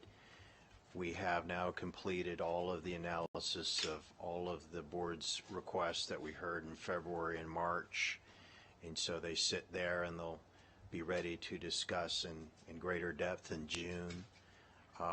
We've kept our recommendations in alignment with the district's budget priorities, and so that was important as well. As we've noted to you, that we are in the last week of the legislative session, at least the regular session. More to come. We'll again update you as soon as we hear anything, but we'll certainly come back June 10th at our next board meeting to report on what transpired at the legislative level. Hopefully we'll know the status of those bills, whether the governor signed them or not by June 10th, although he has, I think, a little longer than past June 10th to make decisions, but we'll do our best to report on where we're at. Provide, again, continued analysis, identify any additional concepts we've been working on, and then talk again about fund balance, although I think we did a good job covering kind of the reasons why we might want to consider use of fund balance for this budget. And so certainly we're available to answer any additional questions, comments of the board. But again, we need you to close the hearing on the tentative budget after hearing any public comment, and then approve the final budget, including these staff recommendations or any changes to those recommendations. All right, thank you. And that's a good time to go to public comment. JJ, who do we have? Pablo Nava Duran. Welcome, Mr. Nava Duran. Good morning, guys. So my name is Pablo Nava Duran, and welcome back to the budget forum to you guys update. So I know the economics over there, we're nearly rejection, guys. So you got to prepare for deficit. So we know the tourism going down. That means less revenue. That means more deficit. So I want to talk about teaching back Margaret at Bethesda School, but when I substitute on Swope, yeah, because I did substitute, because I did teach the TT students and non-TT students. You know, the TT program are an asset for the Swope Middle School. And if you do know, I do know that Swope have a behavior issue over years, to be clear about that. But, you know, if you cut down GT program, then Swope could be affected greatly. If you look at Shetland County, Florida, they cut down all the GT program. There's no GT program here. The kids will, the deficit for community. If we remove TT program, I'll Swope. And also plus, thank you for trustee for looking at option for reducing high school participation, because this is very important for attendance. So thank you. And then also one last thing is the EL program. It's not for effect of the kids, especially the Spark Middle School, because I did substitute Spark Middle School. There's a Grace Kid, a yellow program, new incomer program. If this program will be cut, that's gonna be a lot deficits. You know, it's not a TT program, TT or EL program, but that will deficit the entire school district, including the admin administrator up to the teacher and the factories. That's very painful to say, you know. I want to help you guys. me and Kaylin, well, I want to help Kaylin Evan to help the, speak up to governor, to sign the governor for the state, but I have not helped yet. I'm available. Please, if you need help, please let me know. So thank you. Thank you very much, Mr. Nutt. We always need help, so we appreciate you offering it. Jennifer Hay. That is Ms. Hoy. Welcome. Hopefully you got to hear the earlier parts of the conversation. I did. You did. Thank Okay. you. I didn't Thank even you. see you back there. So I nice to snuck have in. I had to work today.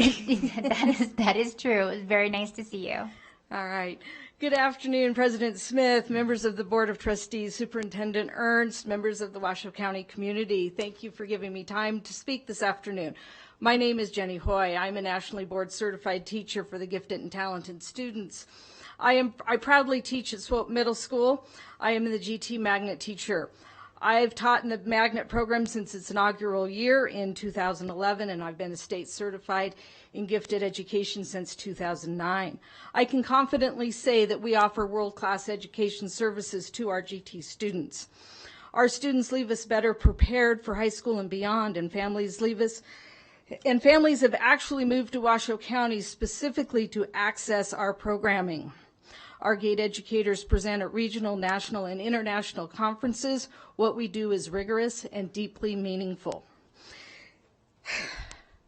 Gifted students are uniquely vulnerable to mental health challenges, suicide, perfectionism, self-harm, substance abuse, and underachievement, and more. Research shows LGBTQ gifted students face even further and greater risks. GATE teachers receive ongoing targeted training to support both academic and social and emotional development. We don't just teach, we guide and help our students thrive. We celebrate when our former students earn National Merit Honors, compete nationally in events like We the People, Speech and Debate, and Mock Trial. Many return to share their successes, often saying, Magnet saved me, or I never felt good enough until Magnet. Their journeys began in our classroom. Lately, my mailbox has been full of graduation announcements, college acceptance plans, and heartfelt thank you notes, reminders of the lasting impact of SWAS and Magnet. As someone who also, believe it or not, holds a business degree with an emphasis in financial management and economics, I fully understand the financial management and economics challenges facing our district currently faces in today's political climate. Hard choices must be made. So yes, examine what the GATE department does, analyze our results, look at how we spend every single dollar. But please, please include us in this conversation. Do not push us out. I sincerely invite each of you to come see us in action. Join us for a Socratic discussion, a field trip to UNR, a night at the races, or National History Day. Speak to our students, observe the impact of small class sizes, rigorous and accelerated curriculum, and strong collaboration. The guardrails, not strings, guardrails of this program. Access, 22-to-1 classroom ratios, and strong developmental leadership are not luxuries. They are the very reason for our outcomes. Thank you very much, Ms. We Hoy. welcome your collaboration. Thank you for your consideration. Well, I think the superintendent has something to say as well. Yeah, thank you, Mrs. Hoy. We appreciate all you're doing for our GT students and the service that you've provided through the many years. Certainly, as we look at all analysis, we intend to do so with our teachers, with our community, and so we appreciate you sharing and your advocacy here today, and know that we're committed to making sure that we're working with our employees, our families, our communities to work through some of these difficult cuts that we look at in front of us. But very much appreciate your comments and desire to be included in the conversation. All right, thank you. Room W113, anytime. Thank you, Ms. Hoy. Kaylin Evans. Welcome, President Evans.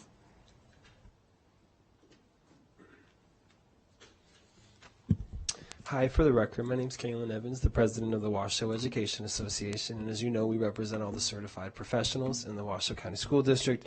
I did want to echo the previous speaker. That was going to be one of my points, just making sure that as we are doing these things and making these changes, that we are doing them with people and not to people, and I think that we've seen a number of issues throughout the year where we feel like we're maybe making moves before we're really talking to the people that are being impacted. And the reality is that the people in these departments have a lot of really good, tangible solutions for how we can be more efficient, and so it's just important that we're engaging them. And I do want to just say appreciation to staff and their discussion around the use of end fund balance, at least temporarily as a bridge.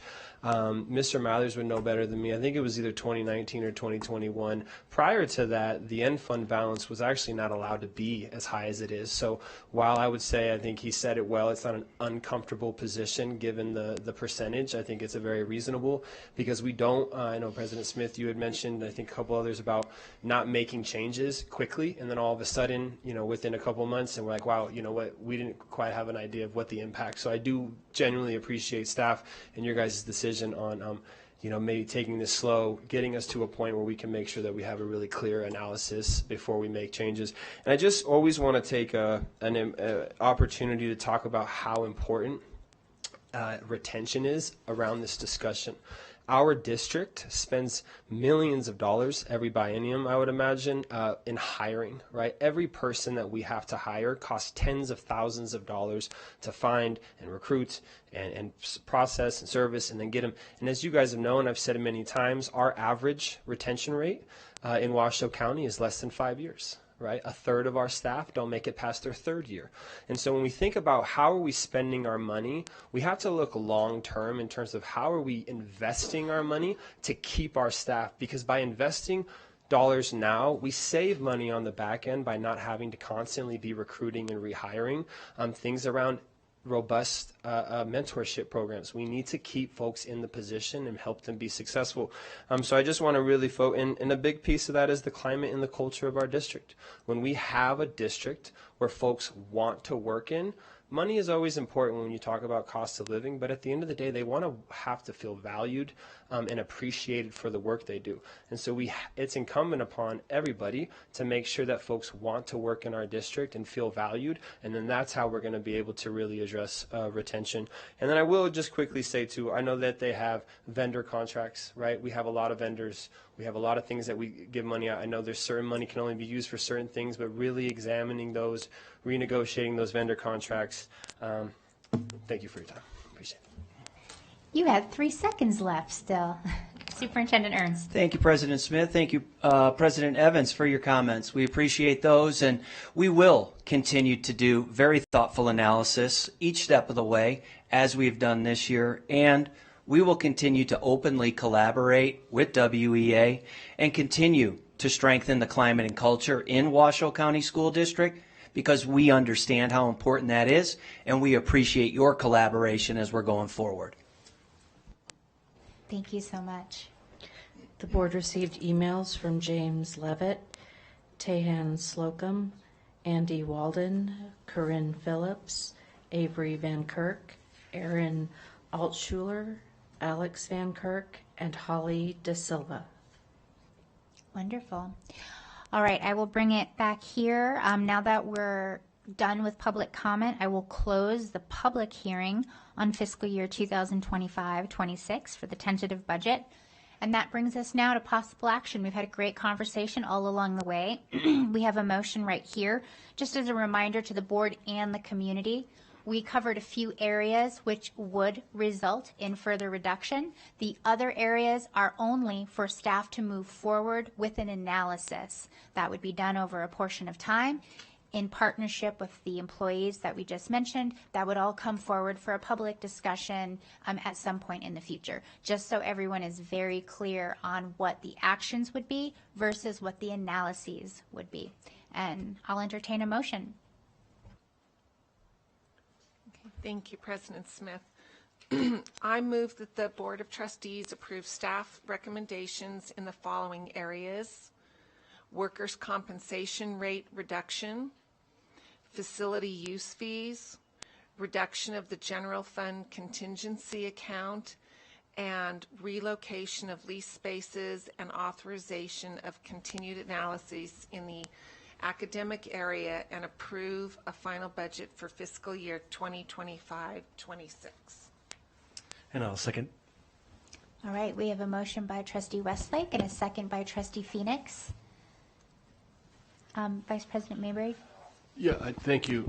We can discuss this. Yeah, so these are just, I'm not going to get too deep in the weeds here. These are just some rudimentary questions for my benefit.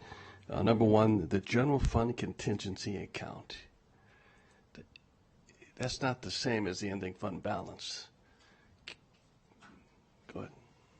That's right. It's an account allowed by law, required by board policy. It's a buffer for an account used to tap for unanticipated needs during the year. We used it most recently, for example, to preserve allocations at 1- and 2-star schools, elementary schools. And so that kind of came about as a mid-year kind of recommendation of the board, and so we tapped into that contingency account during the year. So it's there just for unexpected, unanticipated issues, whether they're electricity rate increases, like I say, preserving allocations, mid-year allocations, and so forth.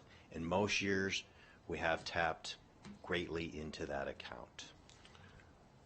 Do you foresee any opportunities in the next week for additional revenue and any legislation coming out of Carson City? I mean, is that? Oh, crystal ball. From your lips to God's ears, Vice President Mayberry. Well, I mean, I think the state continues to struggle with the economic forum's projection of reduced revenues, right?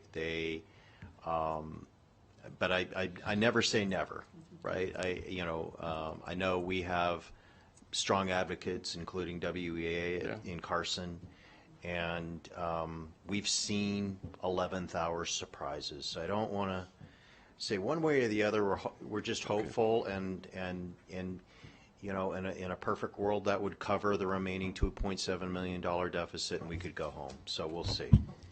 And we'll have the final budget discussion on, or the amended budget, if you will, on 6/24. Is that right?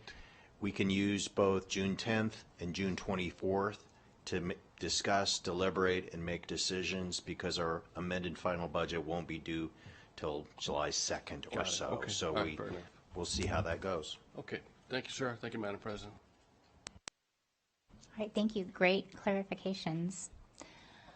All right, team, seeing no other lights on, we have a motion by trustee Westlake, a second by trustee Phoenix. All those in favor, please say aye. Aye. Aye. All those opposed, nay.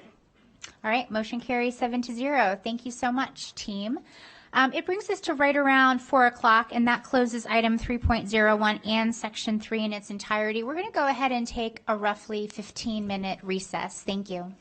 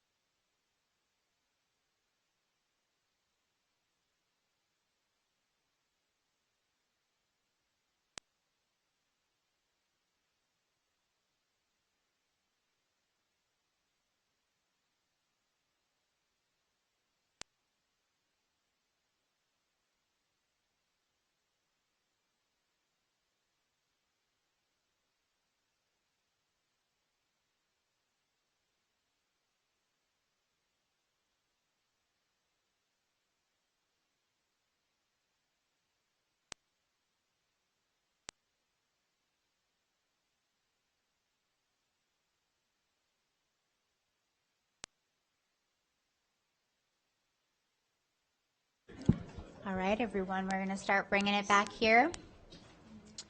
All right, team. It is 4:24 p.m. on this Tuesday, May 27th, 2025, and I would like to call back to order this regular meeting of the Washoe County School District Board of Trustees. Right before this recess, we just finished with item 301 and closed section 1 in its entirety, and we will be reopening section 4.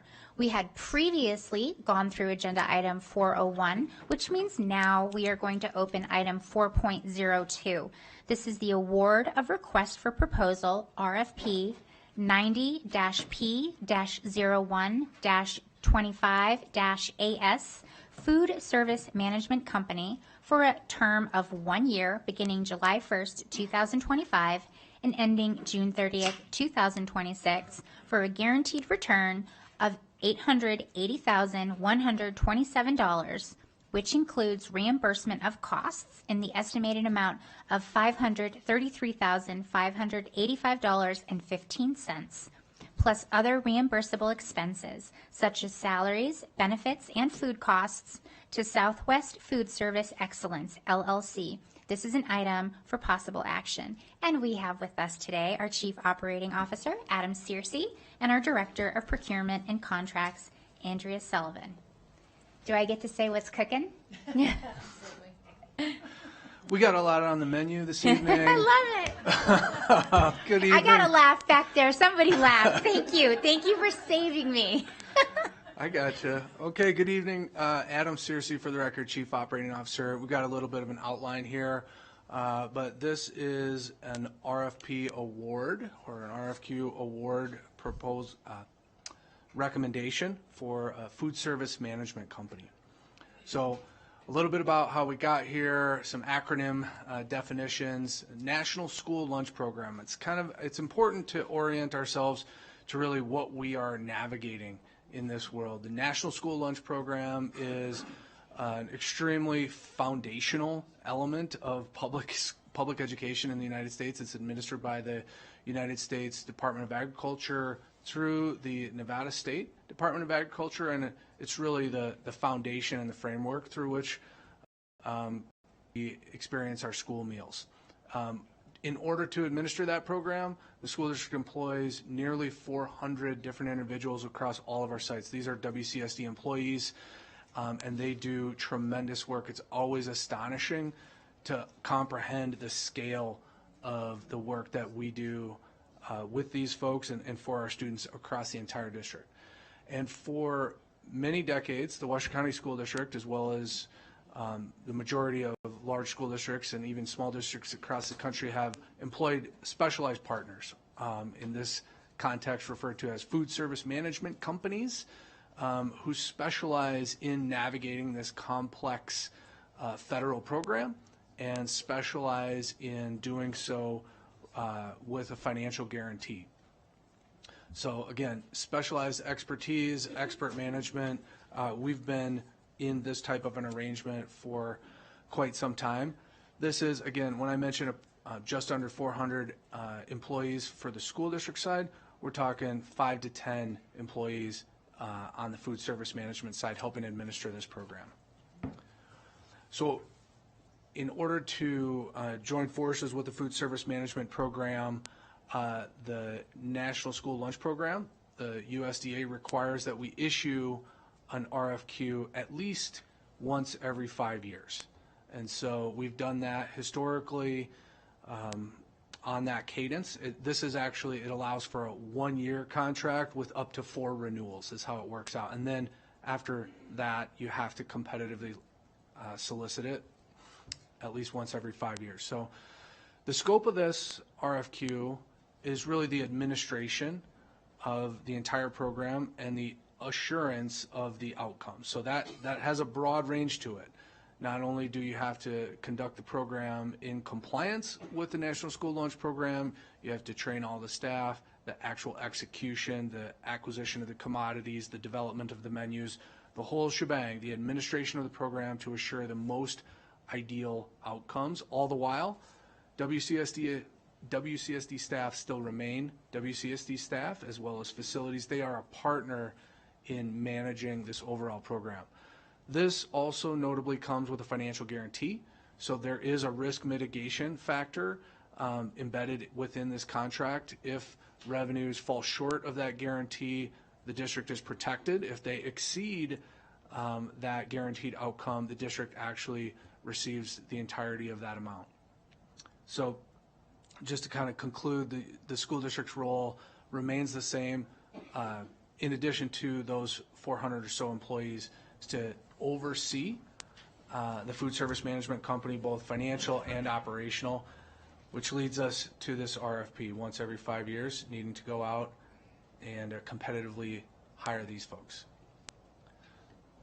Okay, thank you. Andrea Sullivan for the record, Director of Procurement and Contracts.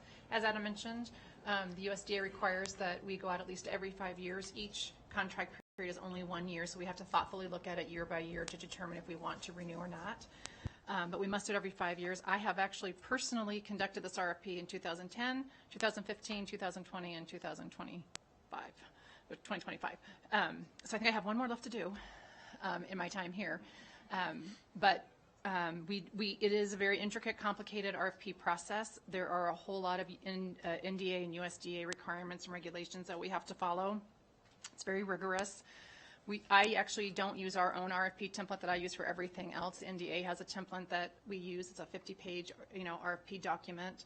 I had something like 26 to 30 attachments that we added onto theirs to provide all kinds of information to all the interested food service management companies. So they had anything and everything they needed to propose adequately and accurately on this. Everything from wellness policies to financial statements over the past several years, to the previous contracts with our previous food service management companies, to sales by sites. Like, they got any amount of information that they could get in order to really put together a really solid proposal.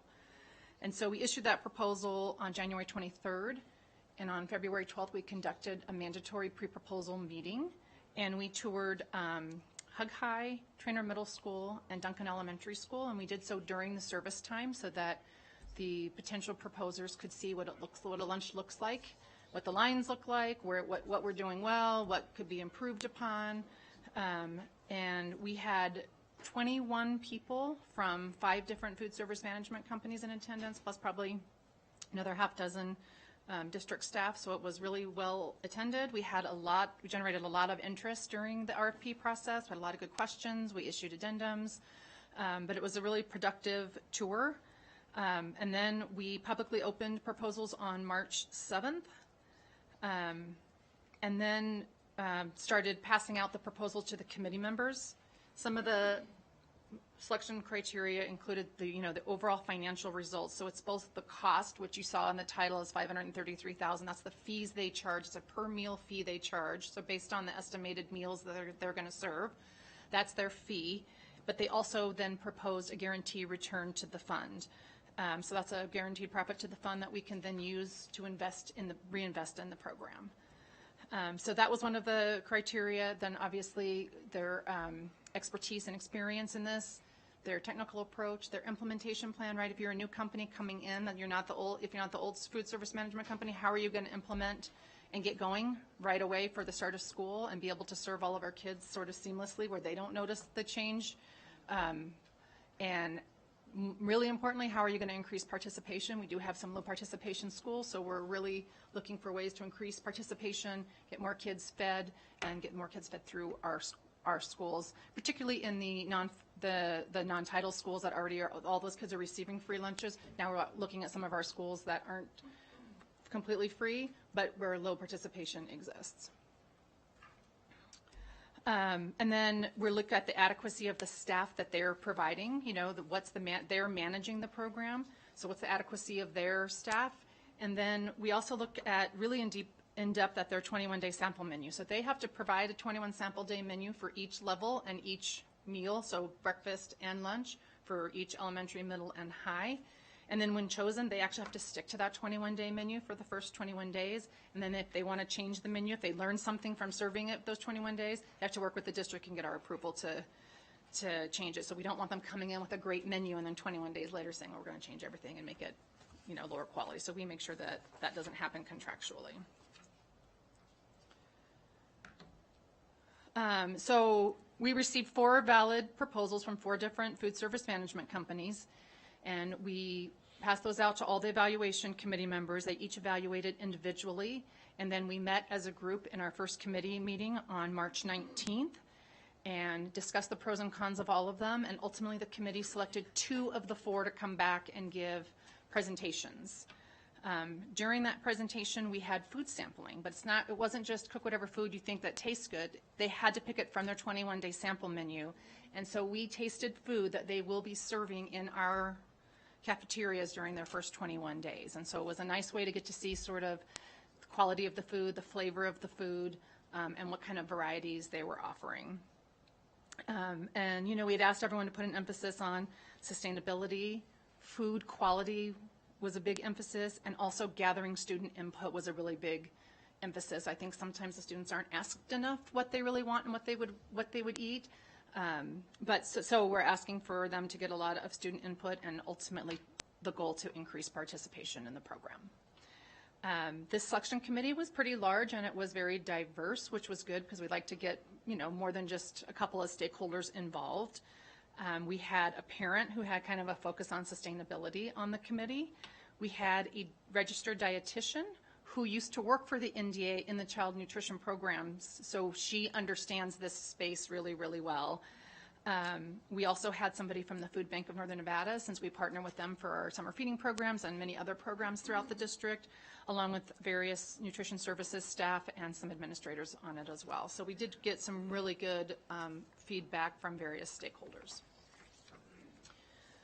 The financial proposals, which is the cost and the guarantee, looking at both, ended up being 30% of the final selection. We need a sustainable program that we can use profits to reinvest into the program. So yes, all of those other things are important, but so is turning a profit in the program if we can and reinvesting that money into the program. Overall, of our finalists, Southwest Food Excellence had the lower fee, but they also had the higher guarantee return to the fund. So at the end of the day, they scored highly with the committee during both phases. The initial phase where the finalists were selected, and then the final presentation phase. And we have recommended them as the best value to the committee. And I should say, along the way, also my letter of intent, all my score sheets had to be reviewed and approved by the NDA. And then when I got a final contract negotiated, that also had to be submitted and approved by the NDA by rule. And all of that has been done before we come before you tonight. And I'll pass it back to Adam. So pending approval tonight, we'll begin on the next slide, please, on the transition. So conversations have already begun. Of course, as Andrea described, a tremendous amount of detailed information has been communicated with SFE already. But really, what I want to express tonight and heading into looking ahead to next school year is the need for stability. We're very excited, and rightfully so. There's always opportunity for improvement, but you know, I think it also needs to be emphasized how much so many of our students truly rely on the safety and security that comes with that reliable, balanced meal at school every day.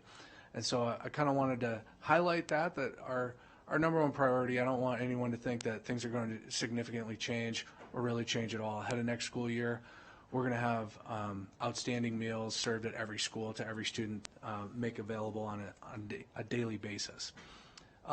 Lots of introductions and an entire specialized transition team. Also, as Andrea described, a part of the proposal, hey, how, proposer, will you approach transitioning, getting up to speed over a short period of time, onboarding the rest of your team to the Washoe County School District, and integrating yourself with the team. So we'll be working on that throughout the summer.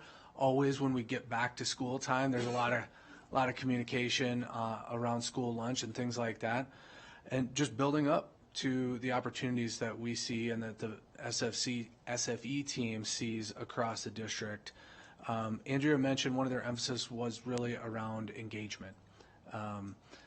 Hearing from the students and customizing the menus to the preferences, sometimes from one school to another, not one size fits all across the district. We have quite a few different menus today at the school district, but it's clear that SFE, that's part of their strategy, is to have more voice and student and community input into the different menus. They also highlight scratch cooking, more made from scratch ingredients and menu items. Over time, integrating that into the processes, that's the type of change that takes a little bit longer. Training staff on new preparation techniques that ultimately result in higher quality meals on the table and then drive participation. It's basically the strategy. These are the types of things that we look forward to in partnership with SFE, likely over a period of multiple years. Right out of the gate, stability, student engagement, and just an air of enthusiasm and excitement, but with these positive changes coming at an appropriate pace. So that's kind of the summary of the process and how we got to the recommendation, which is before you on the screen. Thank you very much. Thank you very much. Vice President Mayberry. I've been starving all day. This really makes it worse. Thank you for this. Yeah, that's interesting. Your career in 5-year increments with food service. That's great. And others. Right, of course. I sent you a question about you mentioned sustainability. So I was hoping we could just do a little deeper dive on that with what SFE has in store that maybe we don't see today with ensuring that we don't have getting rid of styrofoams, plasticware, that sort of thing. What can you highlight for us? Yeah, I appreciate. I'll field that one. I responded to the emailed question, but for the group, I think for sure a continuation of some of the improvements that we've made even this school year, the elimination of the styrofoam, the reduction and elimination of the pre-packaged units, some of which just get thrown away anyway. It's likely that they'll explore and expand reusable cutlery, so dishwashing where applicable, whether it's the trays or the actual forks and spoons. That's not something that we do in our district right now to reduce single-use items. And then I mentioned the scratch cooking. So that's something that they talk about extensively and look to expand upon. In all of our middle schools and high schools, they actually receive the ingredients directly and prepare them and assemble the menu items on site. They're looking to expand that on varying scales at our elementary schools. Their strategy is that will improve, as I described, the meal quality, the freshness, and then increase the participation. But that too should reduce single-use containers, and whether it's plastics or cardboards that ultimately just basically serve a single use and go in the trash. So those are a couple of the elements that I expect, but I'm sure there's more as we get to know SFE and they get to know what opportunities are with us in the district. Yeah, it's a topic that's important for some of our families, and it sounds like you had some representation on the committee to help steer you in that direction. So I think that's very positive. And then you have a current food provider that's been there for a while, and I trust the transition will be positive with SFE and Aramark. It has been. Obviously, with any change, there's some tough choices involved, but everyone's conducted themselves like total professionals in service to our students. Great. Look forward to it. Thank you. I'm still hungry. Thank you, Madam President.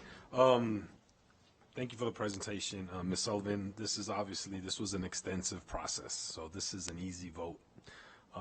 Especially when you see scope of services and there's the word financial guarantee. That makes it a lot easier. So thank you for your hard work.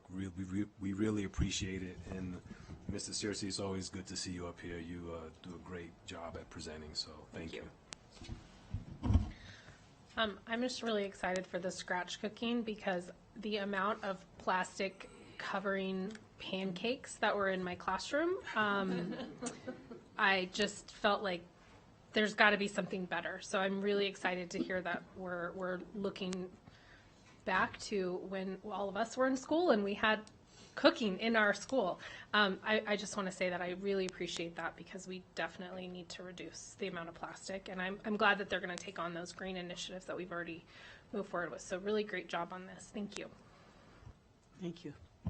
A couple questions. First, and I too am excited about the scratch cooking and the slow roll on eliminating some of the waste. I know we all agree on that. I know we do. How do you arrive at the guaranteed number of $880,000? Did you just like put a bunch of paper in a hat and drew one? I don't think so. How did that happen? We provided in the RFP so much information on the program so they could see financially where we have been in the last several years, where the opportunities were. They certainly identified a few things during their presentation where they thought they could really have a positive impact. One was definitely with the scratch cooking and increasing participation. In fact, their CEO is a chef. So they call themselves very chef forward, right? They think first about the cooking of the food. And by doing a good job there, they increase participation, which is their number one KPI, is increasing participation. Because if you increase participation, kind of everything else good follows. And the way they do that is a lot of this scratch cooking that they're doing. But they take a look at all of our financials, everything that we've been doing and have in place, all the employees we're paying, what our labor increases are for next year. And then they take a look at what they think they can do to the program, and then they provide what they think they can profit from. And so, as Adam said, if they don't meet the guarantee, then they have to make up the difference. Now, there are some exceptions to that, right? If we have school closures for 3 days in a row and they're not allowed to serve any meals, that's obviously an impact, and we have a formula that they follow for that. So then their guarantee gets lowered by that exception because those are things sort of beyond their control. But it's really down to a very, important but finite list of exceptions. And, over the years, we've always had a guarantee of some sort. And we've been very diligent at really holding the food service management companies to them. So it's safe to say it's a partnership, obviously. 100%. 100%. Speaking of partnership, when I think about this Chef Forward, and I think about all our wonderful chefs and our CTE programs and our students and the fact that we are a hospitality city, maybe down the road we could do some academic partnering because it seems like it could be a wonderful opportunity. Did you talk about that? Those things have been discussed, actually. Multiple of the proposers brought forward the opportunity to work with our CTE programs. And in fact, when we were at one of the school at Hug, I think it was, we showed them a little bit of what was going on over there.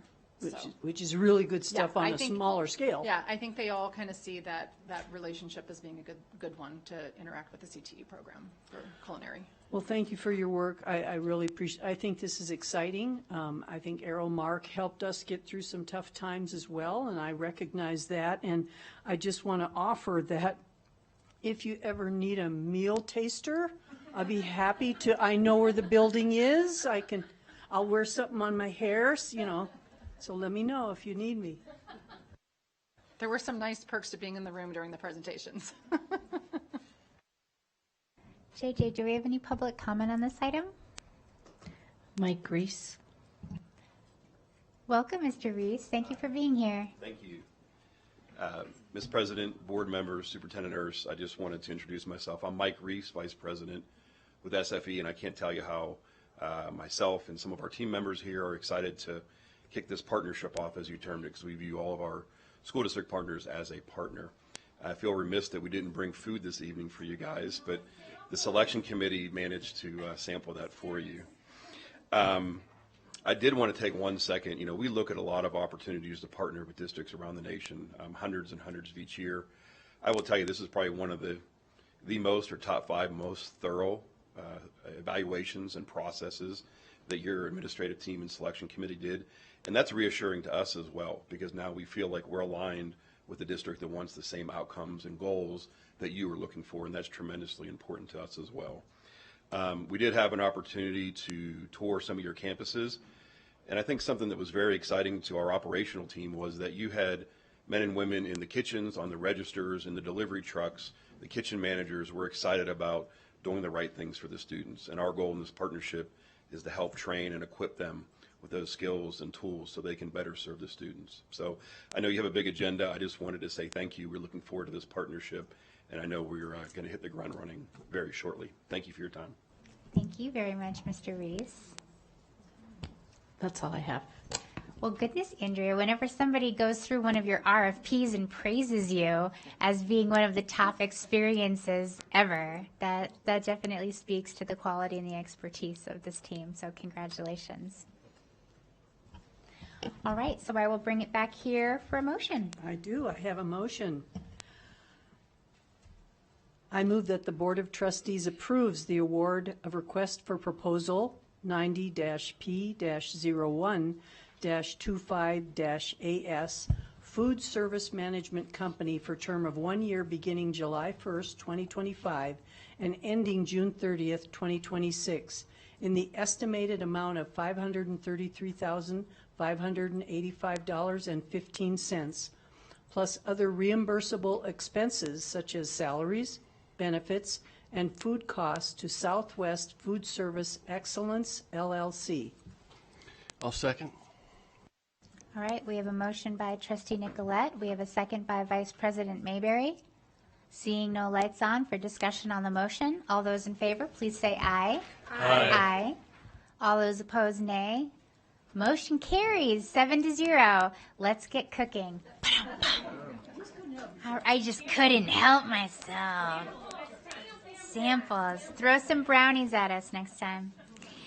All right, team, that closes item 4.02, and we move on now to item 4.03, the presentation and possible action to approve the Guaranteed Maximum Price 2, GMP2, from Plenium Builders as the construction manager at risk, CMAR, for the Edward C. Reed High School Modernization Project, CMAR 24-80-C-03-MS, in the amount of $68,697,213, approval of an owner's contingency in the amount of $4,219,467 for a total of $72,916,680, and approval of Washoe County School District's owner CMAR construction agreement.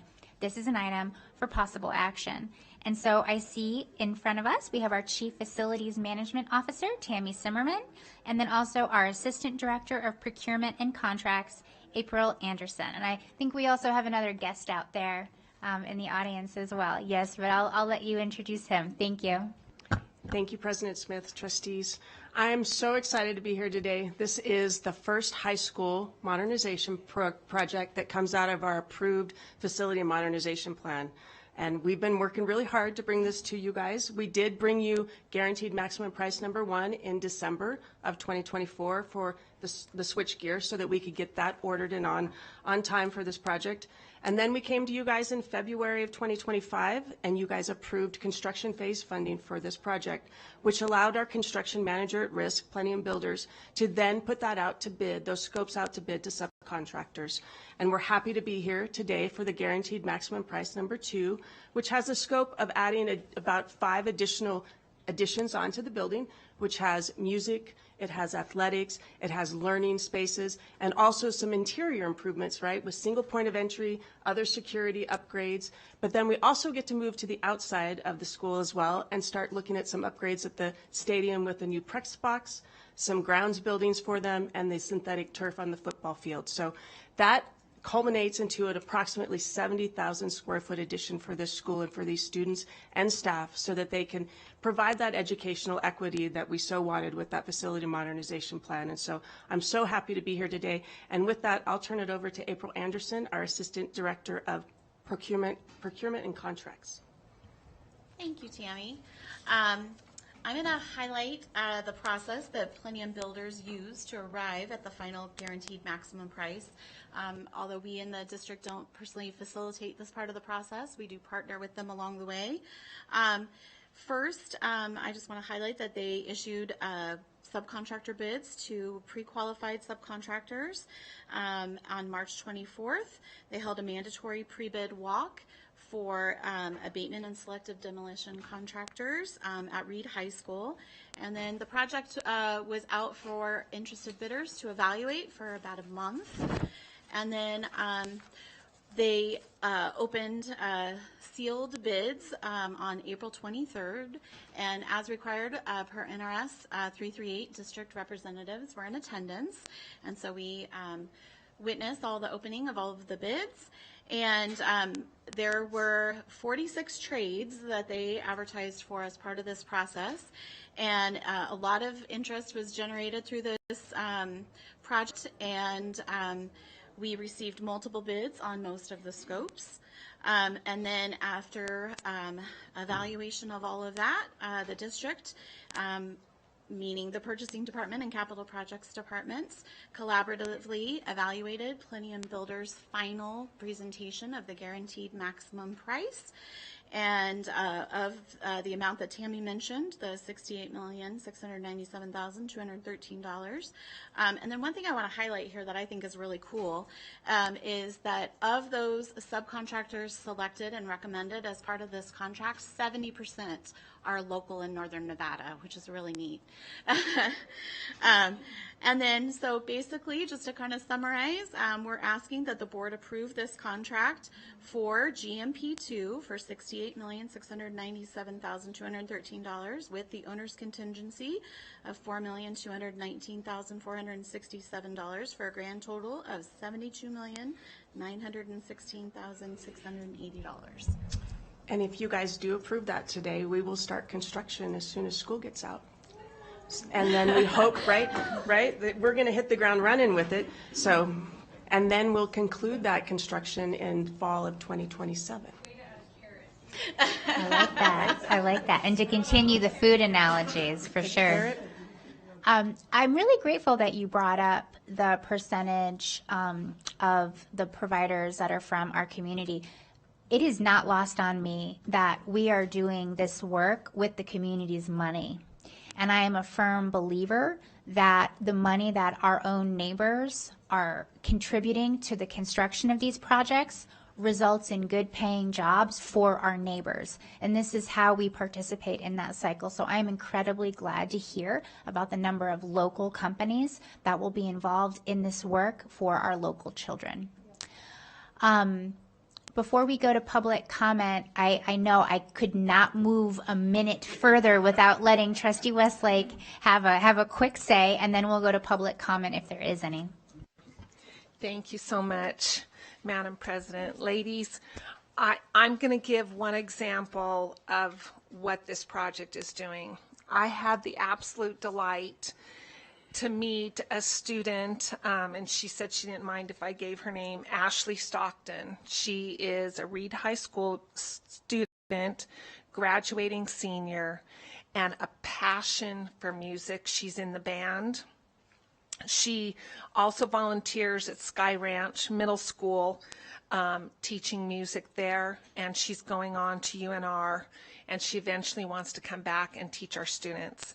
And one comment she made to me when we were talking was, even though I'm a senior and I won't get to enjoy it, I am so glad the future students that are in band are going to be able to practice and maneuver and choreograph on their football field and not have to use spray can paint and make a field in the parking lot. They'll actually, she said, I can't wait for the band members that are going to be at Reed to experience that. And that's what this is doing for those kids there. And I just appreciate it so much. Thank you. JJ, do we have any public comment? I have no cards for this item. All right.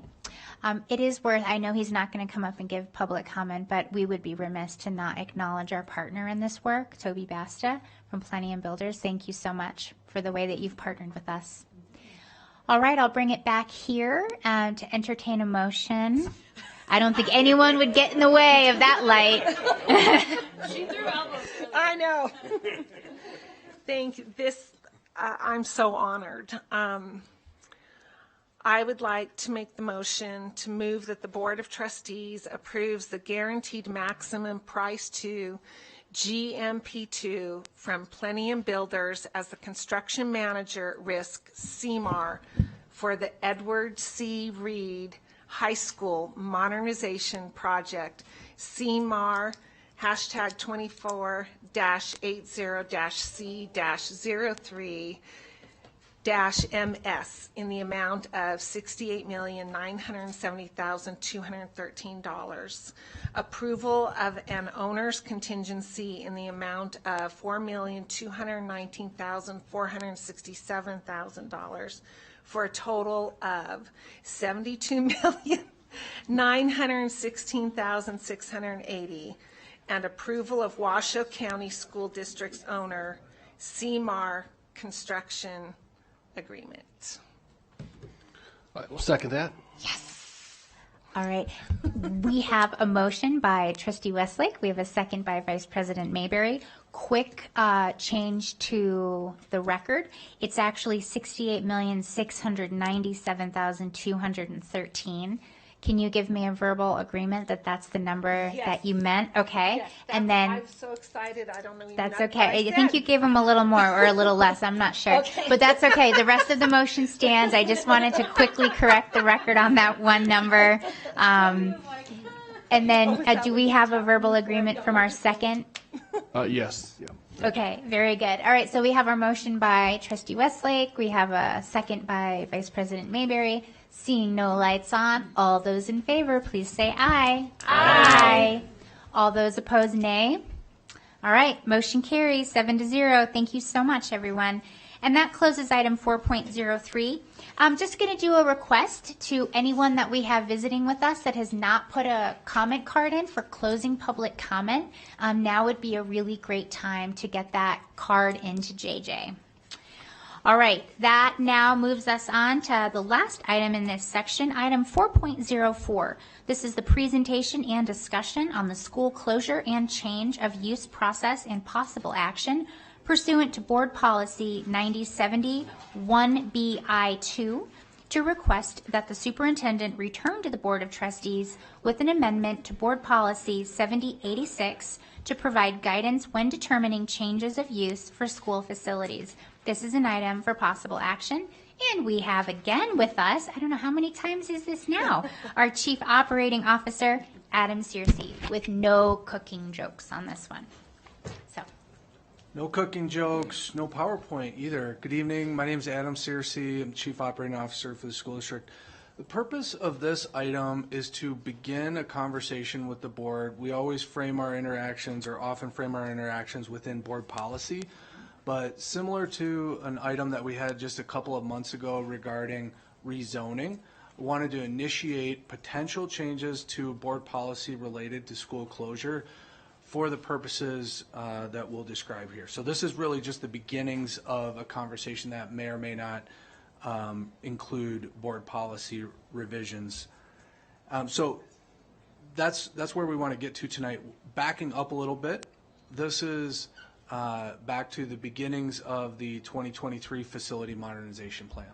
So as most of you are aware or recall, we went through an 18-month process to evaluate the condition of our facilities and the trajectory of our projected enrollment, and look at ways to modernize our existing facilities. And in many instances, the 2023 FMP called for what's termed in the document as school repurposing. So that's defined here in a couple of different ways to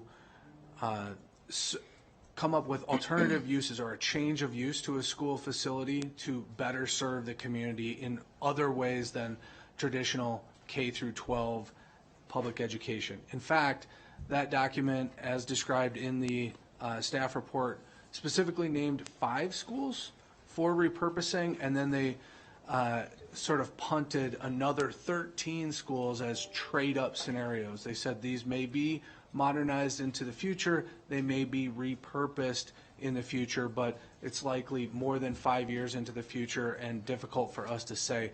I'm highlighting that to emphasize the scale that this of this conversation that we're beginning. When we talk about repurposing, you can talk about school closure and what are we going to do with those school buildings in the future. So that's kind of the background. As we have begun implementing the FMP now 2 years, the READ modernization that we just heard Others that are under construction or about to begin construction include, of course, Vaughn Middle School. We're going to hear in the coming weeks and months about Matthews Elementary School. We're in design on major projects at Loader and Palmer and many others in the near future. One that's under construction now that has led to the change of use action from the board is Stead Elementary School. So that's, I think, the first tangible example that might serve as a good point of reference for the conversation tonight, but know that there are a number of other schools that were named in the FMP and that will come into consideration in the near future. Also, at this time, we're in the midst of an administrative facility or central services facility modernization plan study. So it's likely that this study will also include consideration of potentially closed or repurposed elementary schools to serve the district in a manner other than a K-12 school. So all of that context, also kind of noting that the repurposing of a closed school is in many ways, an equally important part of any of the FMP projects, right? When we're talking about modernizing this school, in many instances, we'll find that it results in a consolidation of enrollments, and it results in a repurposing.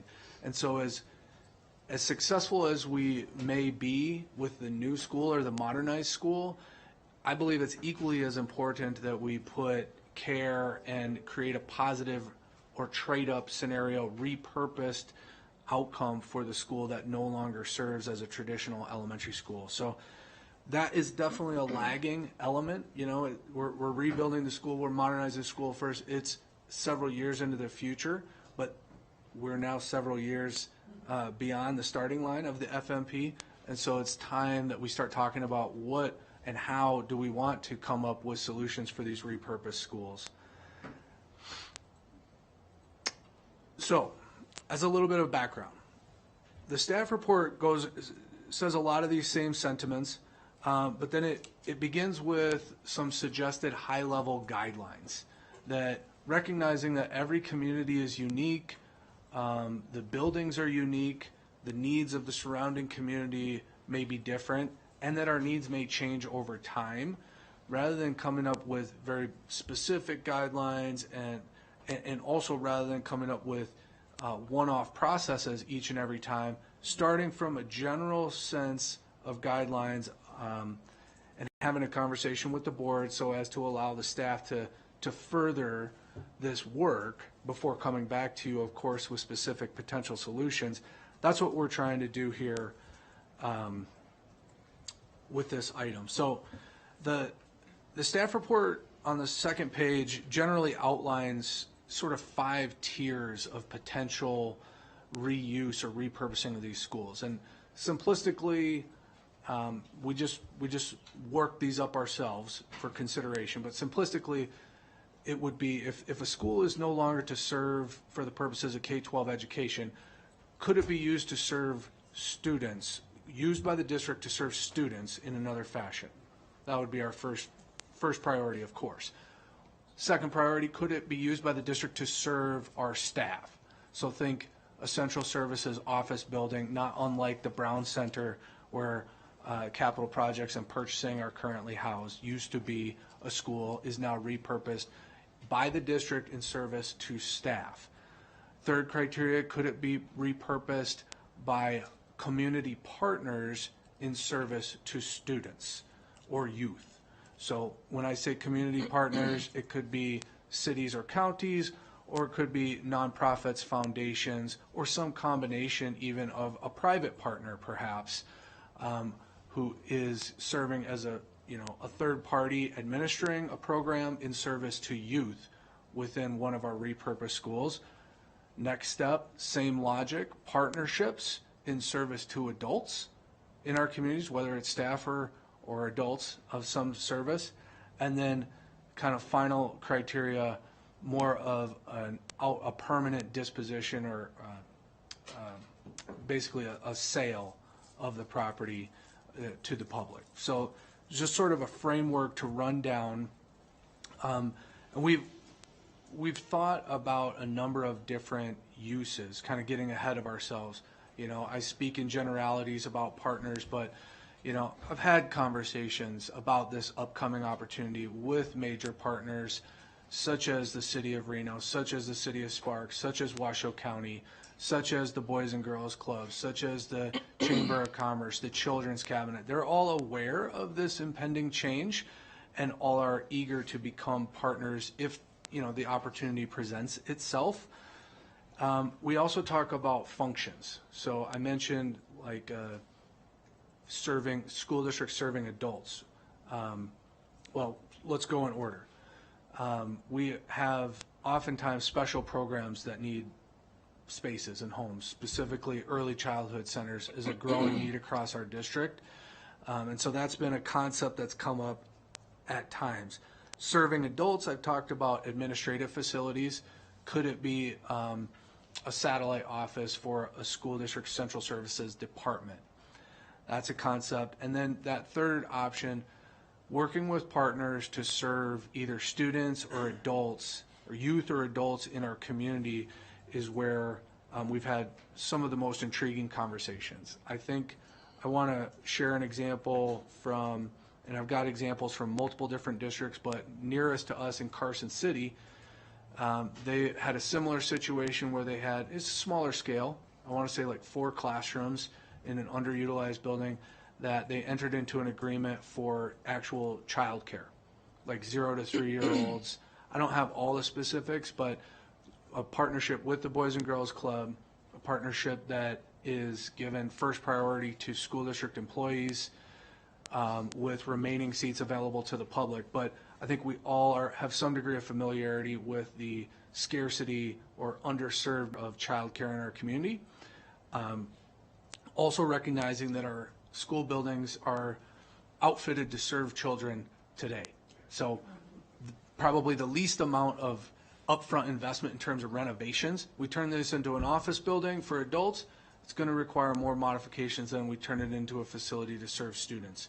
These are just concepts at this point, but I think there's opportunity in our community. There's going to be opportunity in terms of our facility portfolio, and I think there are partners in our community that are interested in initial partnerships.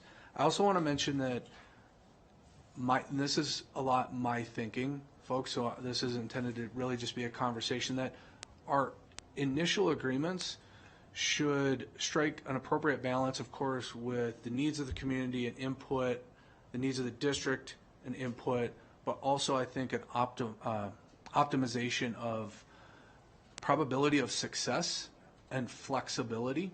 You know, there are some really tantalizing extreme examples of what might be possible. At this point, I just want to ensure that that building provides a valuable service, that the lights stay on, stay in good condition, that the agreement that we might strike is appropriately flexible for both parties, because we don't necessarily know what the future might hold. I'm not likely to be recommending that we jump to a permanent solution or an extremely long-term solution, even a sale. I think we could get there, but initially, again, I think the success of the FMP, the success of the individual projects, when we're talking about closing schools, we need to navigate these first years very thoughtfully. I think there's opportunity to do that, but I wanted to emphasize that's where my mind is at in terms of balancing what we could do at these different school sites. So I think I shared most of the remarks that I wanted to impart as far as what I've done and my thinking on this, and then kind of bring the conversation back to the group in terms of what we're hoping to achieve tonight. I believe this is agendized for possible action, but really the goal is, you know, we're not prepared to make any changes to the board policy, nor is that necessarily mandatory. We could navigate this conversation outside of board policy. I did mention in here there is a board resolution empowering the chief operating officer to certain property transactions. Regardless, any such transactions would likely need to come back to the board and the superintendent. This is really to have this conversation on the record so that the public knows that we're really thoughtfully considering what happened, what the next chapter. I mean, these have been anchor tenants in these communities for generations. How can we honor that going forward while still taking advantage of the opportunity to provide service to the community within a facility that's no longer needed by the district for the purposes of K through 12 education? So I think that is it. Thank you for letting me make those remarks and look forward to the conversation. Thank you. I have some thoughts on that, but JJ, can we go to public comment first to see if we have any comments from the community? Pablo Nava-Duran. Welcome, Mr. Nava-Duran. Hello, school board members. My name is Pablo Nava-Duran, and I'm a New World resident for 15 years, Ward 3 resident for 25 years. So there you go. So I support this approval for changing the language, the repurpose of a K-12 school, that mostly elementary school. So especially as Mystery Elementary School, going to build a brand new elementary school Pine campus.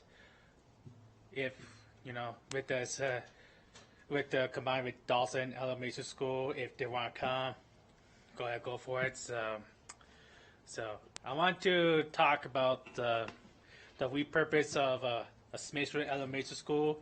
So because Smithfield Elementary School was opened in 1962, and that school is long overdue. Smithfield used to be overcrowded, but not anymore because we're declining enrollment at the New World area. Less children, that means less school population, less funding. So we're a crossroad. So we know I support of a school naming community. I created a school naming community and all kinds of stuff. But for Smithfield Elementary School, for repurposed Smithfield Elementary School, I support the new admin building should be built on a Smithfield campus. So it should be. It's more centralized. It's more centralized than everybody thinks. So I will support that language. So thank you. Thank you very much, Mr. Nava-Duran. That's all I have. Thanks. So I'll jump in with a few ideas and then hear from my colleagues too. I like the guiding principles that you have here. I would personally like to see in a revised policy a direct reference to community input. So that could look like a lot of different things. So I'm not suggesting we would spell out exact tactics, but rather that a policy should reflect a commitment to gathering community input with a focus on each individual neighborhood's needs while still maintaining a regional macro perspective. So what do I mean by that? I mean that and again, I would not suggest in a policy that we would spell these things out, but what I'm getting at is that we have a tremendous opportunity. Thanks to WC1 and the work of the Facilities Modernization Project, we're able to imagine assets we have in schools embedded within communities. We are able to take those children and trade them up into facilities that match the spectacularness of every single school that we've been opening. And we're also able to take those schools that would be discontinuing in that K-12 model and offer the community some other type of service with it. And so I would be very interested in seeing a change in the policy that just directly talks about our commitment to community voices, an understanding of what each community needs, because you may put something in one neighborhood different than another, and just also making sure that people see that reflected in the policy in some way or another, because we tell people all the time, refer back to the policy, and I want to make sure that the community knows that their voice would be considered in this as well too. How that comes to be, I would defer to the superintendent, because we set the what, they decide the how, but I would like to see that commitment to a regionalized view and individual neighborhood view reflected in there somewhere. Thank you, Madam Chair. So when I was on the Education Alliance, we used to do the Run for Education. That was years ago. I had sweaters, and every year the sweaters would say, "We run for 60,000 reasons. Well, I have a sweater that says 66,000. And I know we no longer have 66,000 kids in our schools. And that's a reality that we all have to face and come to bear with. A lot of us don't want to talk about it, but the reality is we don't have 66,000 anymore, which eventually is going to result in some buildings, some structures will have to close at some point. It's inevitable. I like this being deliberate with understanding that if and when that occurs, that it's not going to be a negative thing, that we are being deliberate and looking at options to provide new and positive possibilities for that vicinity, for that neighborhood. I like these ideas, these 5 listed. I really like the child care facility because recently having a baby, recently had a baby, I know we got on the list a year before we even had the baby, so I know that that's out there. And we're fortunate because where the child is at now is actually at her job. So I can imagine how great it would feel if that, not saying that that's what it will be, but just possibilities, right? Because that's what we have here, multiple possibilities. I like the possibility of employees, our own employees, being able to have something like that, and also for our community as a whole, because our employees are our community as well. So I like this approach, and I appreciate it. And we have to be forward-thinking and acknowledge what's coming and be prepared to provide a positive resolution to those issues. So thank you. This is so exciting, going from that like 100,000-foot view that we started with the FMP to now we're getting to the point where we're actually thinking about what those facilities are going to be. I remember we had that big list, and we were in those meetings and we're like, it could be this and it could be this, and we were dreaming really big. And I just want to say that I really appreciate that your list is being kind of, it's bringing it in so that it's not like we're not dreaming of building apartment complexes or something for staff. Like that's a really big dream, and you're really talking about very tangible things that the communities need. And so I just want to second what President Smith just said, is I would like to see some guidance to ensuring that the community has some kind of input or process, which I know Adam, you and I have talked about 1,000,000 times, of making sure that we're including the community in it as much as possible. So that, I just wanted to second that, and I just want to say that I really, really appreciate this list. And the words that really stuck out to me are guiding principles and framework.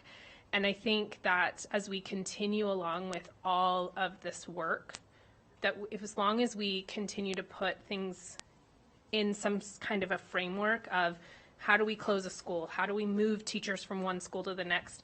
As long as we kind of have that in, in some bubble, and maybe there's some exceptions, but generally, I think it helps people not to feel so anxious about the changes, because that's really what it is. Change is hard. And we say that all the time in zoning. When we were on zoning, change is hard, and we know that. And so I just want to say I really appreciate this forward thinking and making sure that we can kind of accommodate some of that anxiety for the various communities that are going to be impacted. And how exciting that we're going to have this investment in some of our oldest neighborhoods. And they're going to get these opportunities to have beautiful new facilities that have modern learning spaces. So again, thank you for that. And I just want to second the community input. Thanks. I'll preview my board report now, but what was it, 2 weeks ago? COO Circe gave some remarks at the groundbreaking of a Reno Housing Authority project that's going to be directly next door to the Debbie Smith CTE Academy. So things that I think about and I wonder about are all of those different services. What can we turn that space into that strengthens our communities, strengthens the families? We know that the cost of housing is a huge barrier to also producing students for the district. And so I think anything that we can offer that it touches on any number of things that families need, whether that's housing, services, educational opportunities, a bustling center for staff members, I think all of those things are really worthy. Trustee Westlake? Thank you, President Smith. I'm I'm just going to add some. I love everything that everyone has said, and I love this list. I really do. And again, like Trustee Woodley had mentioned, I like having daycare available for our teachers, our administrators. I know the hospitals do that. Renown, I have several family members and friends that work at Renown, and there's a child care there for their employees. I think that's a benefit that it's going to help our staff and alleviate some of the burdens. The only thing I do want to mention, and it's just, I think we need to be cognizant of this. We just essentially were served a bill for $750,000 for them cutting some of our special ed funding. Well, they cut our special ed funding basically. So when we're thinking these things through, I think we have to be careful not to add to what our costs are, because we're struggling right now. We are really struggling with what's on our plate, and biting off too much, then are we able to do everything as well as we would like to, or are we just going to do a lot more and do it mediocre? So that's my only thing. I don't want to end this with negative, because I love serving our community. I love helping teachers and in the community having daycares. But those buildings, we're adding another building, so we've got lights, water, keeping the doors open and staffed, and then we're going to retain another the building that we just made the new building for, and that's more lights, water, and staffing. So I just think we have to be really careful. I would like to do everything on the list, but we've got to be careful, especially right now. There's only so much money, and we want to do things well. So I'm not saying this is terrible or no, we just got to be careful. Thank you. Thank you. Quickly, there's 5 options that are part of the staff report. I'm just wondering if we're limited to those 5 options, or maybe we'll have another bite of the apple where we can expand some of those options, or maybe even include an option that's just somewhat of a catch-all that's just not perhaps as restrictive as some of these. Does that make sense? Yeah, these are draft, suggestive Okay. in nature only. There will certainly be additional opportunities to discuss this, and that's part of what this is about, is just to get your ideas thinking, and if you have any specific ones, to share them tonight. Thank you. Thank you.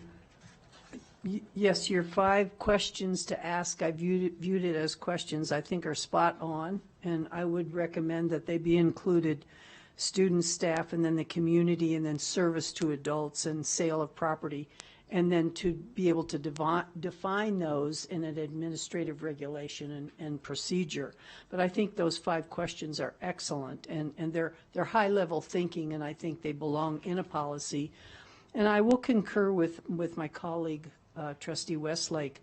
I think it's very important that we continue to maintain our scope of expertise, and that's education. There are so many wonderful ideas and so many wonderful ways that we could support students, staff, families, and the community. And we are an educational business. We're not dealing with widgets, of course. We're dealing with human beings and their life. But we're a business, and I always want us to focus on that. We are a business. We are a model of education and how to do business. I come from child care 25 years, and I will tell you it's a business too. And if I would have tried to focus, if I would have gone over the guardrails and tried to focus on something else that could be needed, for example, at one point we talked about parents are very busy, and wouldn't it be cool if they could take a dinner home with them when they pick up their little sweet Diane? And then we looked at how much it would cost and what it would mean and how that business got away from our business model and how it would interfere with us providing the early care and education and high quality that we were known for. So we said, yeah, great idea, no. So I think we have to, like Colleen says, remember what we're doing. The ideas are endless. There are so many ideas. And I think most importantly that partnering is what has gotten us some of the quality variables that we have today is the partnering that we do with community members. And again, to remember we're a business of education and we do it well and we want to continue to do it well. Thank you. And just to clarify, just to make sure that there's not a misunderstanding here, for some of these sites, we would ultimately be leasing or in a contractual relationship for them to be operating these services on the site, right? So it's not, although we certainly could, we have the Cold Springs Early Education Center, but in many of these cases, we would be talking about leasing out these locations for the operation of other entities, right? Can you just clarify that, please? Sure, thank you. So, options 1 and 2 generally suggest if the district needs facilities to provide services that we're already providing, we heard earlier tonight about leased spaces that are current, could perhaps those services be provided out of an owned facility that used to be, that would be an example where we would retain ownership and responsibility for that facility for the purposes of doing a program that we already do or that we have to do. If we're going out to a partner, we'd be looking for a relationship that first and foremost repurposes the facility in a way of value to that community, but a very close second would be to relieve the district of the overhead associated with that facility. Now, whether that's through a lease or a joint use agreement can very much be negotiated, but ideally, we're relieving the district of the overhead associated with a facility that we no longer have a need to operate. Maybe we're retaining ownership for it, et cetera, and that partner is providing the services either in exchange for a fee with their customers, but not as a fee from us. We're not hiring a third party necessarily. This would be my concept of that type of a partnership, and then potentially it actually turning into a revenue generating type of opportunity for the district. So all of those concepts are very real, still a bit fuzzy, but I just appreciate the opportunity to clarify that yes, of course, if we already provide that service or have that need to continue, but if we would repurpose the building in that way. But if we're talking about a partnership and a service that we maybe don't provide but is complementary to our mission, that would not be an additional cost to the district, and that would not be a scenario where we're maintaining the building or maintaining the electric bills, things like that. That would be kind of the framework for the partnership with whether a private vendor or another agency, that type of situation. Thank you. Madam, if I may, Madam President, I'd like to make a motion. I move that the Board of Trustees directs the superintendent return to the Board of Trustees with an amendment to Board Policy 7086 to provide guidance when determining changes of use for school facilities. Second. All right, we have a motion by Clerk Woodley. We have a second by Trustee Hall. Seeing no lights on for further discussion on the motion, all those in favor, please say aye. Aye. Aye. All those opposed, nay. All right, motion carries 7-0. Thank you so much. Very exciting work. Thank you so much, COO Searcy. Now that closes item 4.04 and section 4 in its entirety, and we will move on now to section 5, our reports. Starting with item 5.01, our student representatives report. And I thought we had one more meeting with you, but I believe that this is Annie's last meeting. So we're going to miss you. We are so excited about whatever degree you feel comfortable. I know everyone would like to hear about your plans for after graduation. We've been so honored to have you at this dais with us. Thank you, and thank you for this opportunity. I'm sad for it to be my last meeting, but the next one's on my birthday, so I will not be here. But after high school, I'm going to be going to Boise State and studying neuroscience, and then I think I'm going to double major in accounting, and then I'm going to minor in French and study abroad sometime in between. But I'm pretty excited about that, and it won't be too far from home, but I definitely am excited to get out of Nevada. So I'm excited about that, and that's kind of the big stuff for me. And then for my position, we have our elections, they were going on, so we had a student sitting in here today, and she's probably going to be the president and student representative for next year, so if she comes to the next meeting, you guys will be able to meet her, and she's great. But all of our options were great, and hopefully they will all be encouraged to come to more meetings because they all have valuable opinions, but I am so lucky to have served in this position, and I'm really grateful for the opportunities I've had and what I've gotten to accomplish while here. Well, we're so proud of you too, Annie. And I see we've got a bunch of educators in there. This is what you did right here, double major in neuroscience. And so thank you all so much. You've all played a part in this. And Annie, we're so, so proud of you. Congratulations. We'll see you up on the stage.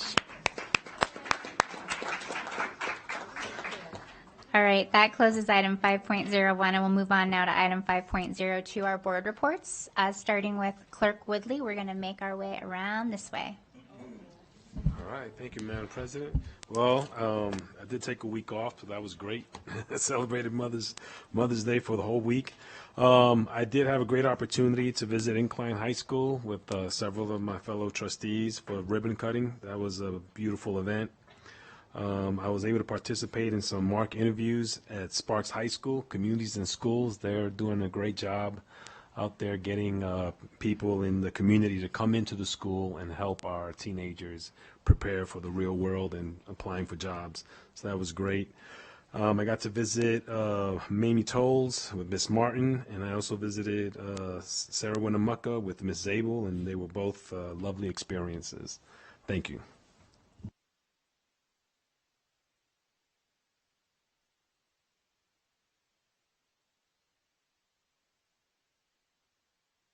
Thanks.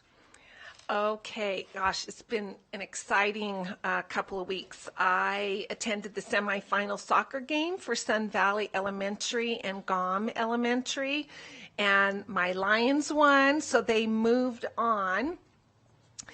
This was the Parent Teacher Home Visit Awards night, and Stacy Stowich, she rocks it at Echo Loader. These teachers are amazing, and other staff members that are going out and doing the home visits. I mean, what a way to get connected. Then I also attended the ribbon cutting at Incline. Diane and I got into the groove of Men in Black here. The kitchen there, the culinary there. I mean, just walking through this kitchen, I think I could become a better cook. I wouldn't even have to cook anything. Attended the AACT dinner fundraiser with Trustee Nicolette to raise money for our FCCLA participants to go to Florida.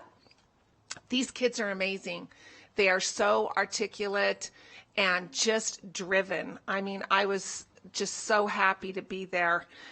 Then I did the NASB gig at Virginia City for a board meeting and training, and lots to discuss with my fellow trustees because things we're all having to tighten our belts. This was kind of funny. It was all on AI and the things that can happen, the bad things, the good things.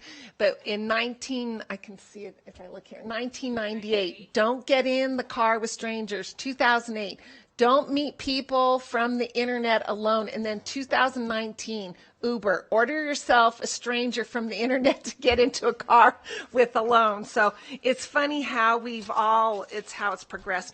RTC, I got to go and thank them for their MOU, their partnership with us. 17 and younger, ride for free, not just to school, but to where they need to go. Here's the Lincoln Lion. And the finals was two of my schools, Lemon Valley and Lincoln Park. And I didn't even have a problem cheering because they're both Lions. So I was yelling, "Go Lions, go Lions." This is what I was talking about before. This is Ashley Stockton. I was the keynote speaker at WRW, and they gave her a $1,000 scholarship. She is amazing. I'm not going to reiterate everything I said. And then I got to go and read at Sun Valley Elementary again with my kindergartners, and it's just amazing to be in their presence. It truly is amazing. Thank you. Oh, look at me. Did I have any time left? No. I didn't, but I didn't go over. Okay, I'm improving. Good job. Thank you. Okay, quick. I don't have any pictures this week. So I attended the incline ribbon cutting and then also met with Alexis Hill and some other community members in Incline while we were up there to learn a little bit more about communities and schools in Incline. They've started in the middle school mid-year and it's going really well. So that was really cool to learn. I went to the debt management committee meeting and also attended a small group meeting here about the FMP. My two big things from this last 2 weeks is that I got to sit on the selection committee for the Silver State Brigade Commander for JROTC. Oh my gosh. I mean, the future is in great hands with these kiddos, and I just want to shout out the Brigade Commander is Deb Lester from Reno High School, and the Brigade Commander Sergeant Major is Gavin Perkins from Galena High School, and both of them blew us away. Just really, really impressive. And then finally, I got to attend Galena High School's grad walk. That was such a special, special thing, seeing those kindergartners light up. My daughter is graduating from Galena, so I got the pleasure of doing that, and that was really cool and such a great tradition that we have in this district. And I hope that we always continue to take our high schoolers to our elementary schools, because it is so inspiring to see how excited the young kids get, but also the seniors. Yeah. They were so excited to get to see some of their old teachers and take pictures with their principals. I mean, the hugs going around were incredible. So I hope that we always continue that. And that's it. Alrighty, I was out, so that was the end of my report. I'm just kidding. No, I was out on travel last week for work. I did go to the parent-teacher home visit, micro mini conference, and it was great to be there, a part of that.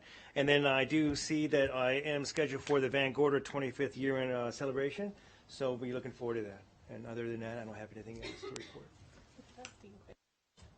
It was.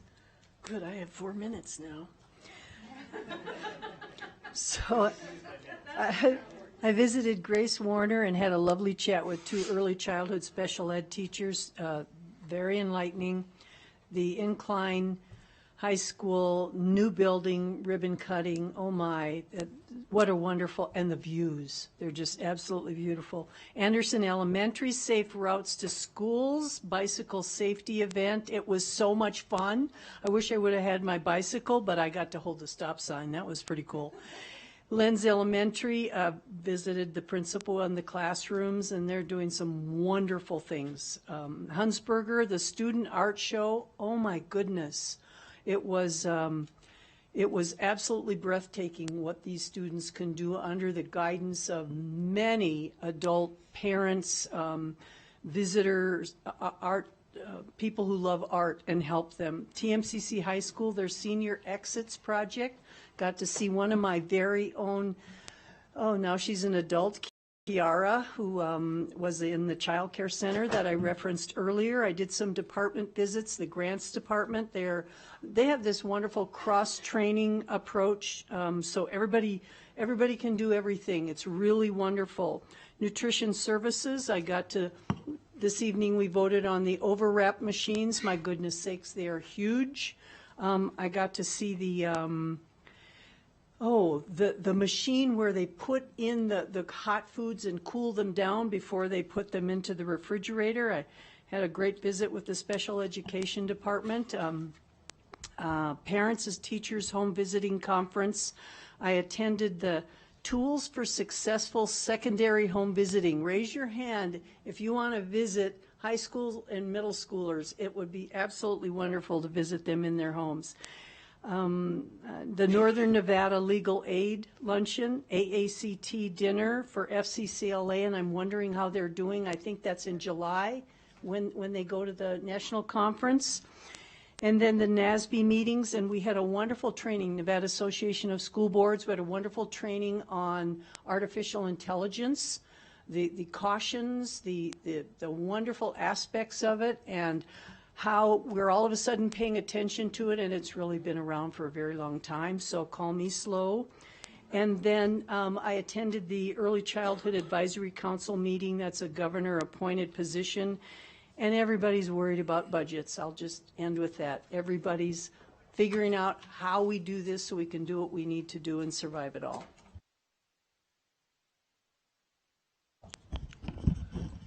You know, I'm always skeptical who's tuned in watching our board report, so I'm glad there's an audience. One picture I'll share. This is my visit to Jaywood Raw last week. This is a green team. These are fifth graders that created a recycling program school-wide, and they also created a manual that they can pass on to other fifth grade classes. Just a wonderful opportunity for me to connect front and center with our students, and those are really the best school visits. Throughout the last week, too, I've had an opportunity and pleasure to attend a dozen of art shows throughout the district. Also was invited to attend an Innovative Leadership Institute that's put on by the WEA with a number of their members that are pursuing, have a desire to pursue leadership roles. I want to give a shout out to Kendra Fox. She's the Director of Curriculum and Instruction and was one of the Women of Achievement last week that I attended with my colleague President Smith and the superintendent and the staff. And so it's been a very productive week with a number of other school visits.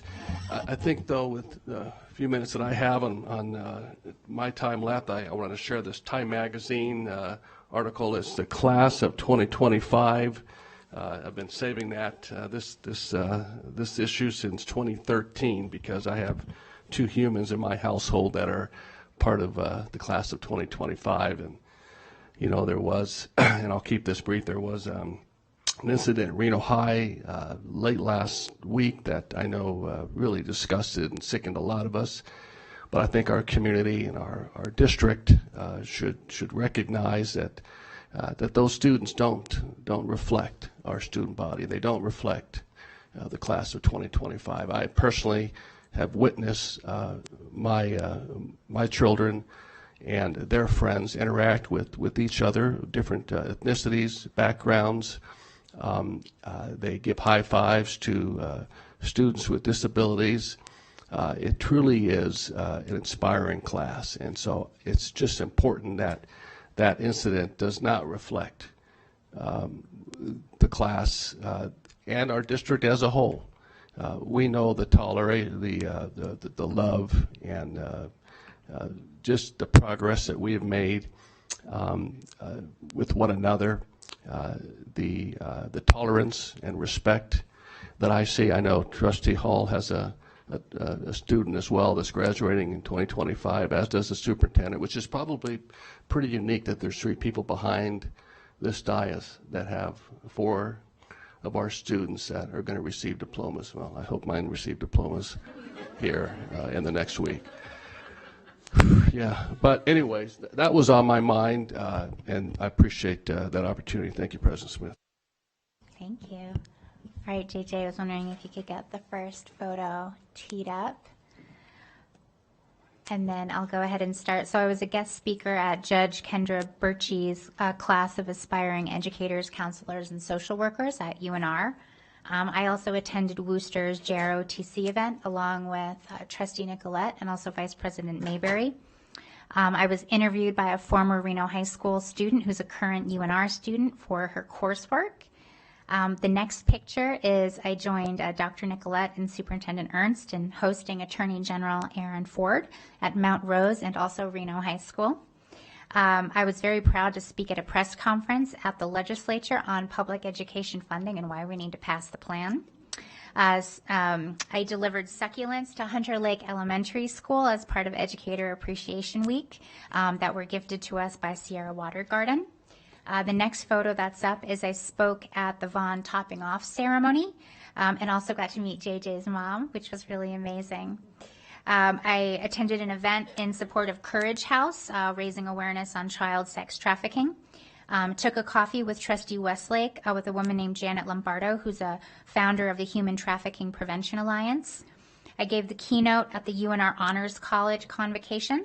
As I mentioned before, I also attended the Reno Housing Authority groundbreaking where COO Searcy gave comments. That's the new development right next to the W. Smith CTE Academy. I spoke at the Incline High School expansion ribbon cutting, attended the Youth Security Forum at UNR, was very proud to cheer on Kendra Fox and Teresa Polson at the Women of Achievement Luncheon last week. And then I really loved last week, I was part of a review panel of teachers that have new ideas for the district. So that's kind of a double board report because I didn't do one from before, but just a little bit of an idea of the work that we do. And I'll use my closing moments to make a statement about the criminal acts that occurred at Reno High School. So hate in any form, whether it's racism, anti-Semitism, or any other kind of discrimination, has no place in our communities, our schools, or our hearts. These acts not only harm individuals, they tear at the fabric of who we are and the connections that we have. So what I'm asking everyone is to please stand now together in support of Reno High, not just in condemnation, but also in commitment to listen, to learn, and to carry forward these lessons into our lives. I cannot emphasize enough that what happened, what occurred, was a violation of Reno High School, not a reflection of it. I am proud of how the Reno High School community and their class of 2025 have shown heart and unity through this. They are the true models of the school's legacy of respect, honor, and strength. Thank you. Go Huskies. All right, that closes item 5.02 and brings us now to item 5.03, our superintendent's report. Thank you, President Smith. Thank you, trustees. For the sake of time and making sure that we are able to listen to maybe some of the comments that we have here tonight, I agree with so much of what has been said, and the only thing that hadn't been mentioned as far as an event that was maybe attended was our attendance at the Collegiate Academy over at University of Nevada, Reno. It was really an honor to have an opportunity to speak to our seniors who have all received dual credits. We had representation from 11 of our high schools, and it was really a fine moment for WCSD in partnership with University of Nevada, Reno, celebrating their accomplishments with dual credits. And so that was a really nice event to be a part of. I also want to take a moment to recognize that our hearts and our thoughts and our prayers go out to Sparks High School, go out to Hug High School, and go out for the loss of people in our community. And I am incredibly grateful to the staff at those schools, to the support personnel within our district, and their willingness to be out there and support a situation that is very difficult, that is a real reminder of everything that we do.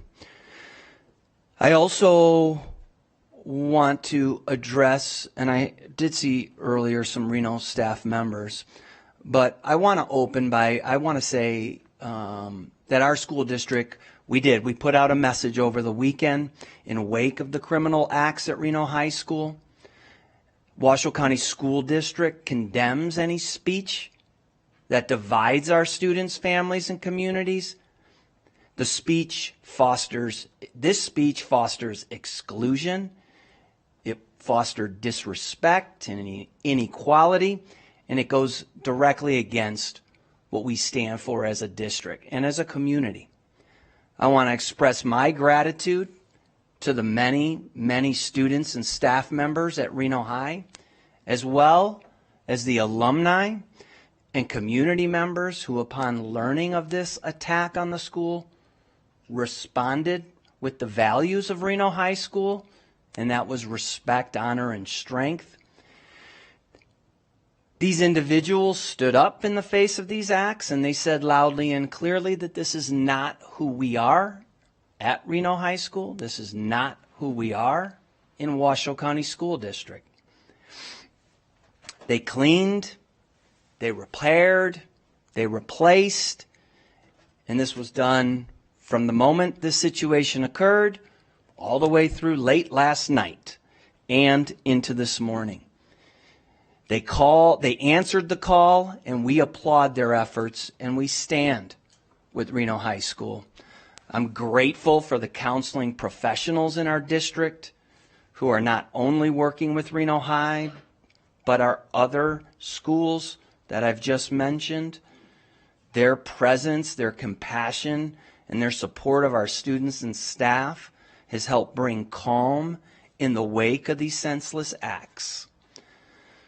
Additionally, I want to be clear about any misinformation that may be out there. An assessment of the cost created by the damage at Reno High School has not yet been completed, and any dollar figure out there may be premature. Finally, please know that an investigation is ongoing and is being conducted by the Washoe County School District Police, and I have no doubt that it will be thorough and it will be just. Investigations of this time, they take nature, they take care and discretion, and our patience as adults and community members is required to ensure that we don't jeopardize the integrity of an investigation. So I wanted to be very clear about that. And I want to acknowledge Trustee Annie Batavia. Annie, it has been just an absolute honor to work with you, hear your perspective, your student representation. I hear about the list of things that are in front of you after this, and we all in this room have no doubt that you are going to achieve high heights and great things are ahead of you. But your perspective to our board has always brought such a wonderful student representation. Your leadership and your passion is exemplary, as you have influenced school boards throughout the entire state to desire to have student representation.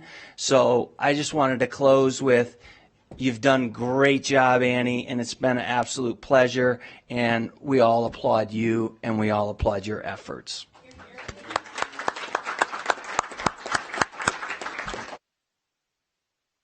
Thank you. That closes item 5.03. And we move on now to section 6, our closing items, starting with item 6.01. All right, so I'm glad we all just got a good clap out because I will share, as I do before all public comment. First, it is lovely to see all of you.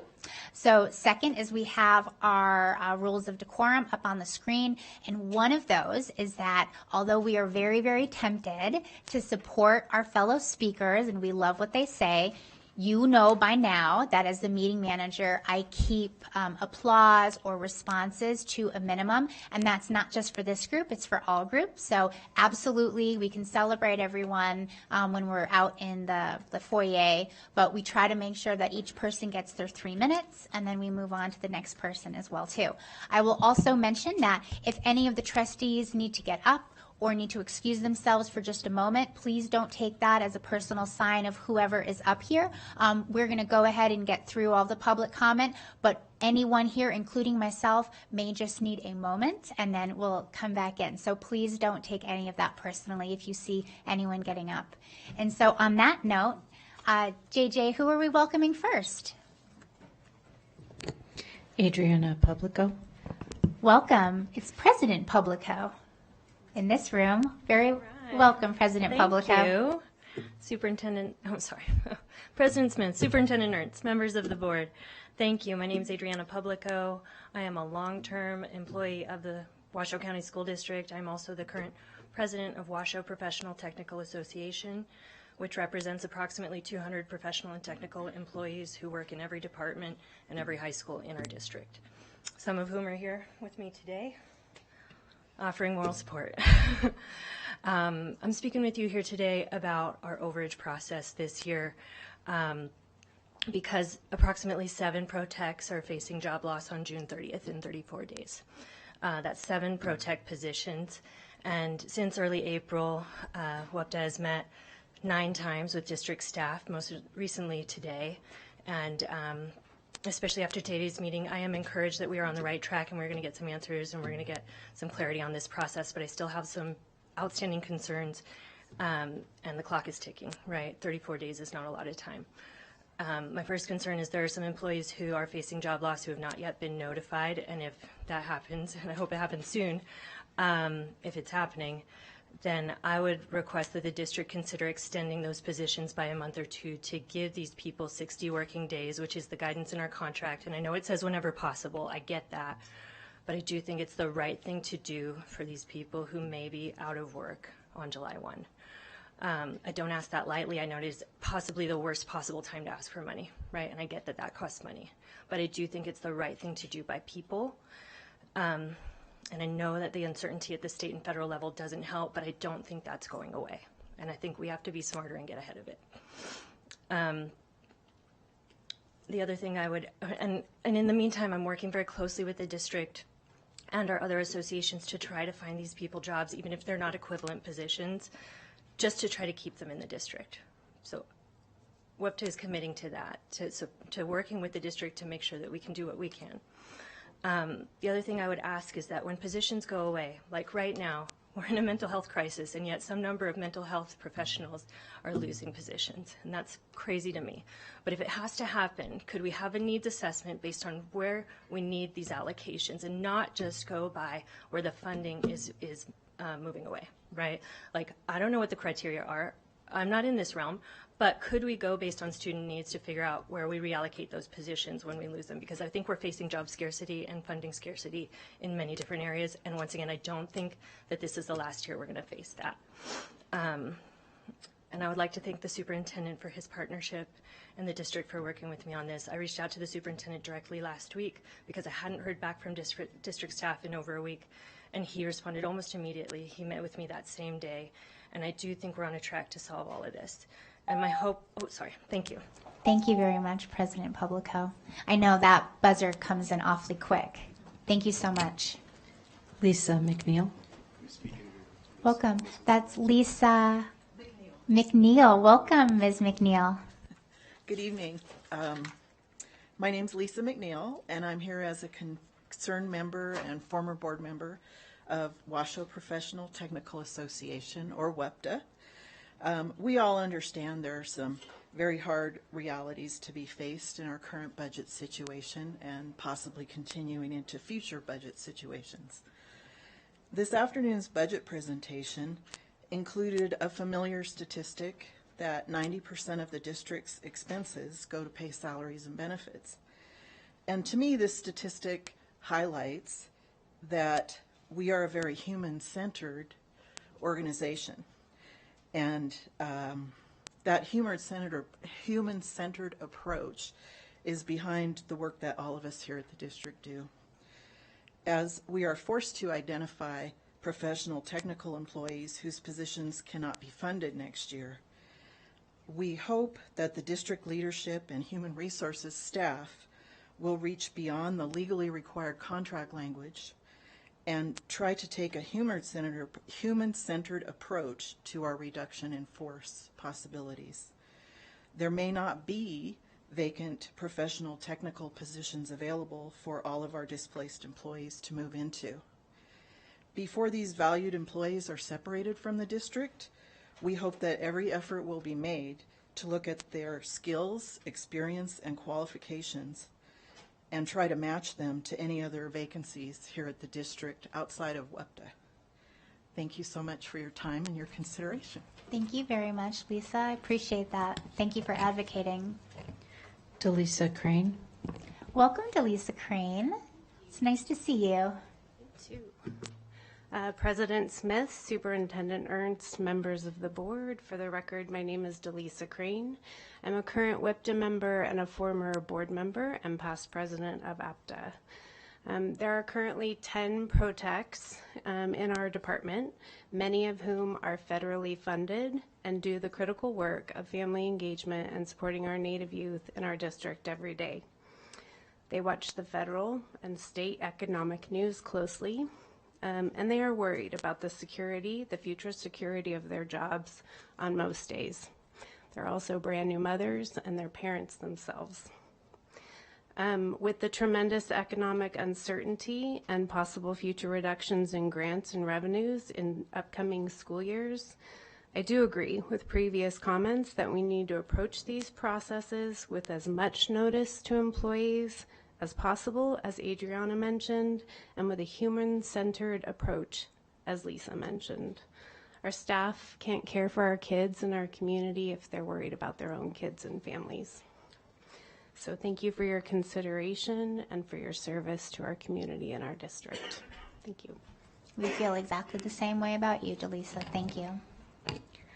Wiley Evanson. Hi, Wiley Evanson. Yeah. Welcome, Wiley. Hello, thank you. President Smith, Superintendent Ernst, members of the board. My name is Wiley Evanson. I'm a longtime grant-funded employee with the district, and I'm currently the WEPTA Pro-Tech representative that represents everyone in our union. In this role as a Pro-Tech representative, I work with folks who are directly impacted by these grant positions, loss of grant funding, budget cuts, that we're doing across the district. And when staff hear the word overage or that they may get wind that their position is going to be eliminated, it carries a lot of uncertainty and it carries a lot of emotional weight, along with other things that they're dealing with in their own lives, in their community, in their schools. And staff are often given notice without a clear understanding of what that means moving forward, and then what their rights are in the contract, and what their options may be. So that's my kind of role, is trying to help them understand what that looks like, and trying to help them understand their rights and what their options may be. So I'm hoping, in my call with my colleagues as well, that we can kind of clear up that process and that system to be able to help these employees feel that there's a sense of clarity, some confidence, and that they feel supported. I know the district is working and is committed to retaining knowledgeable and highly effective and qualified candidates and staff, so I hope that we continue doing that moving forward. So thank you so much for listening, and thank you for your leadership in building a school district where not only students but staff are seen, heard, and feel supported. Thank you. Thank you for being a voice for your association and for your fellow workers. Michelle Smith. Welcome, Michelle Smith.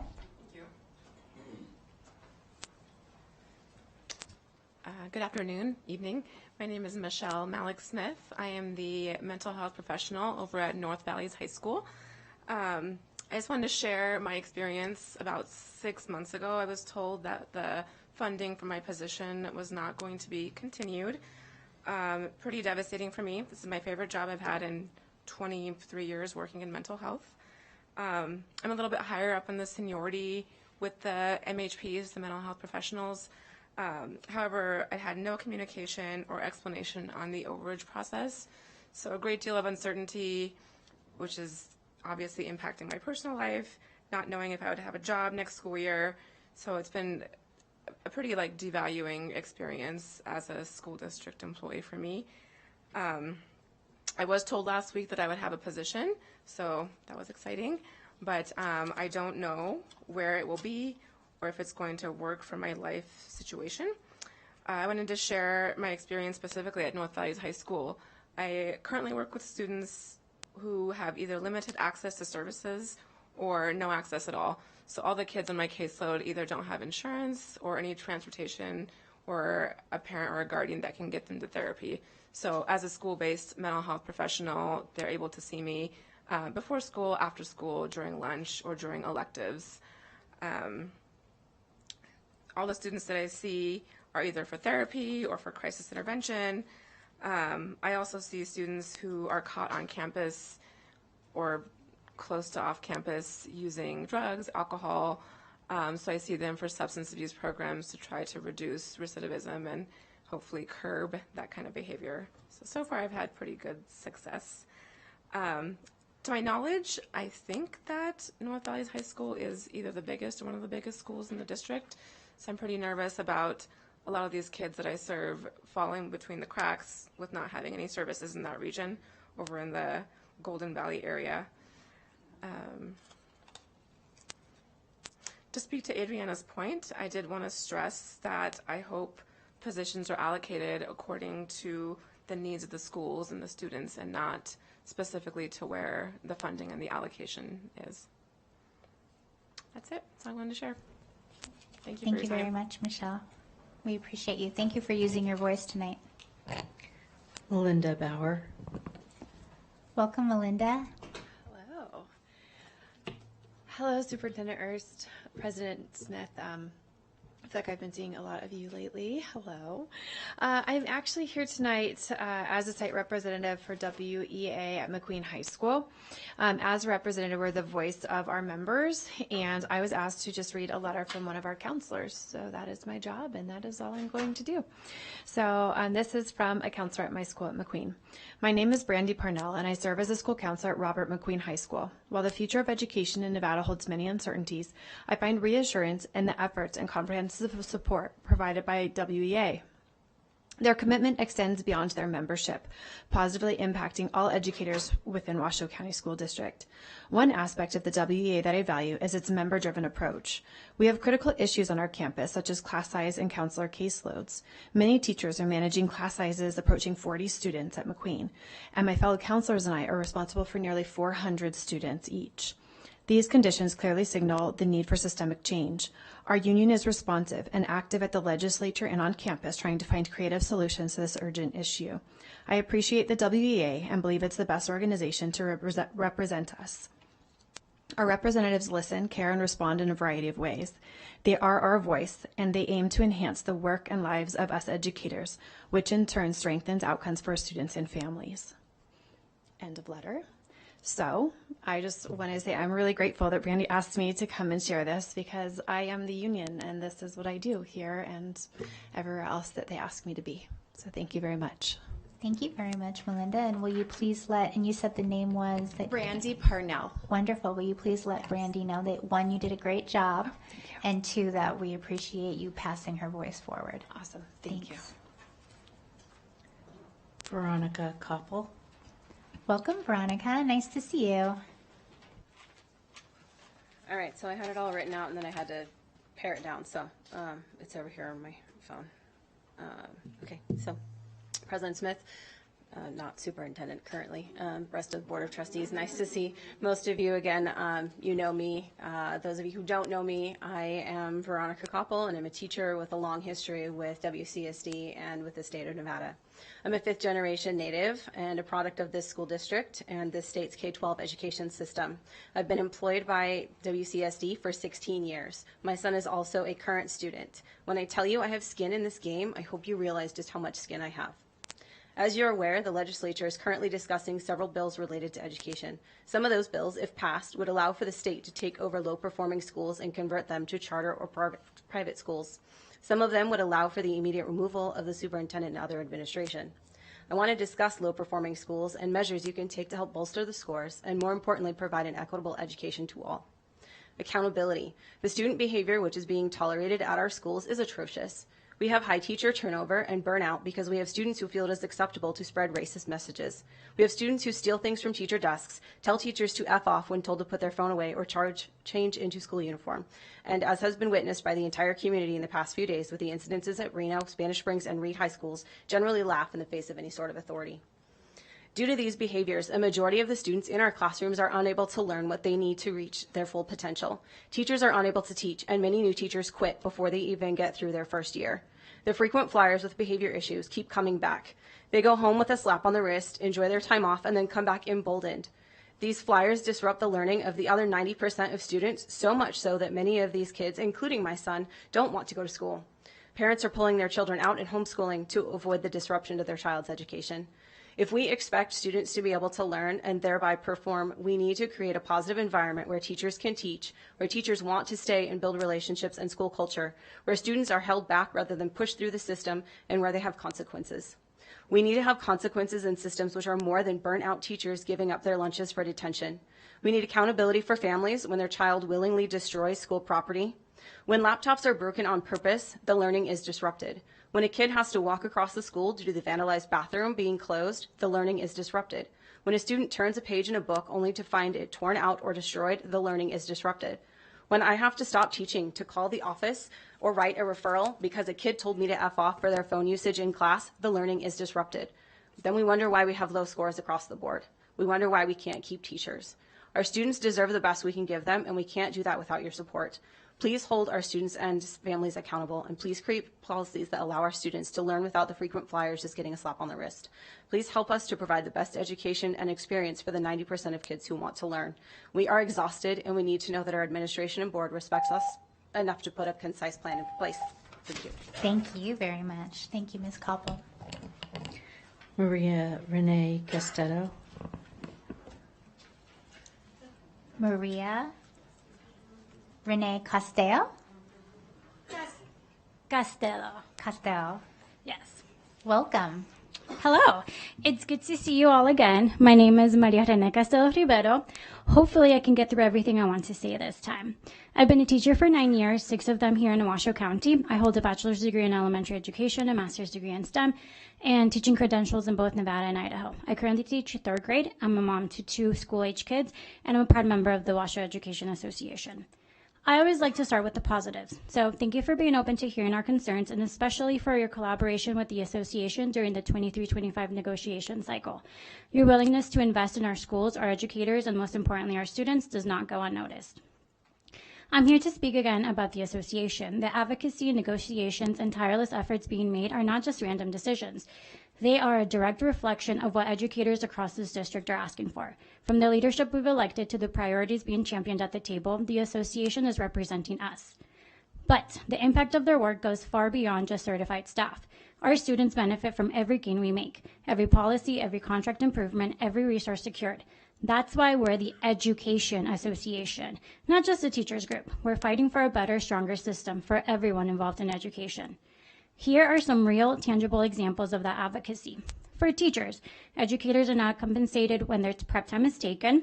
Elementary school teachers can finally get paid for extensive work involved in extracurriculars, work that I know firsthand takes a ton of time and energy. This was funded by the education or the association and supported by you. Educators are finally starting to catch up to the cost of living. For students, in elementary schools, they have access to more extracurricular activities, things that bring them joy and help them feel connected to the school. More qualified educators are stayed in the profession, which means students are learning from experienced skilled teachers. Class size. When kids aren't competing with 30 others for attention, they thrive, and the association continues to fight for smaller, more manageable class sizes. For the district as a whole, I, along with many of my colleagues, have gone to Carson City to testify and advocate for increased funding for our education and, in turn, our districts and school. We're working toward policy changes that uplift our entire district, not just one group or position, but all of us. Superintendent Erst, trustees, please continue this momentum. Keep working in partnership with the association and keep moving forward, building on the progress started under our previous superintendent. Going backwards isn't just a misstep. It's a setback our students and teachers literally cannot afford. Their future and Nevada's depend on the decisions we make now. Thanks. You did great. You had 30 seconds still to go. And you were worried. Thank you so much, Maria Renee. Jennifer Military. Welcome, Jennifer. Very good to see you. Oh, come on. Look at that dress. I know. Teacher dress, if I've ever seen one.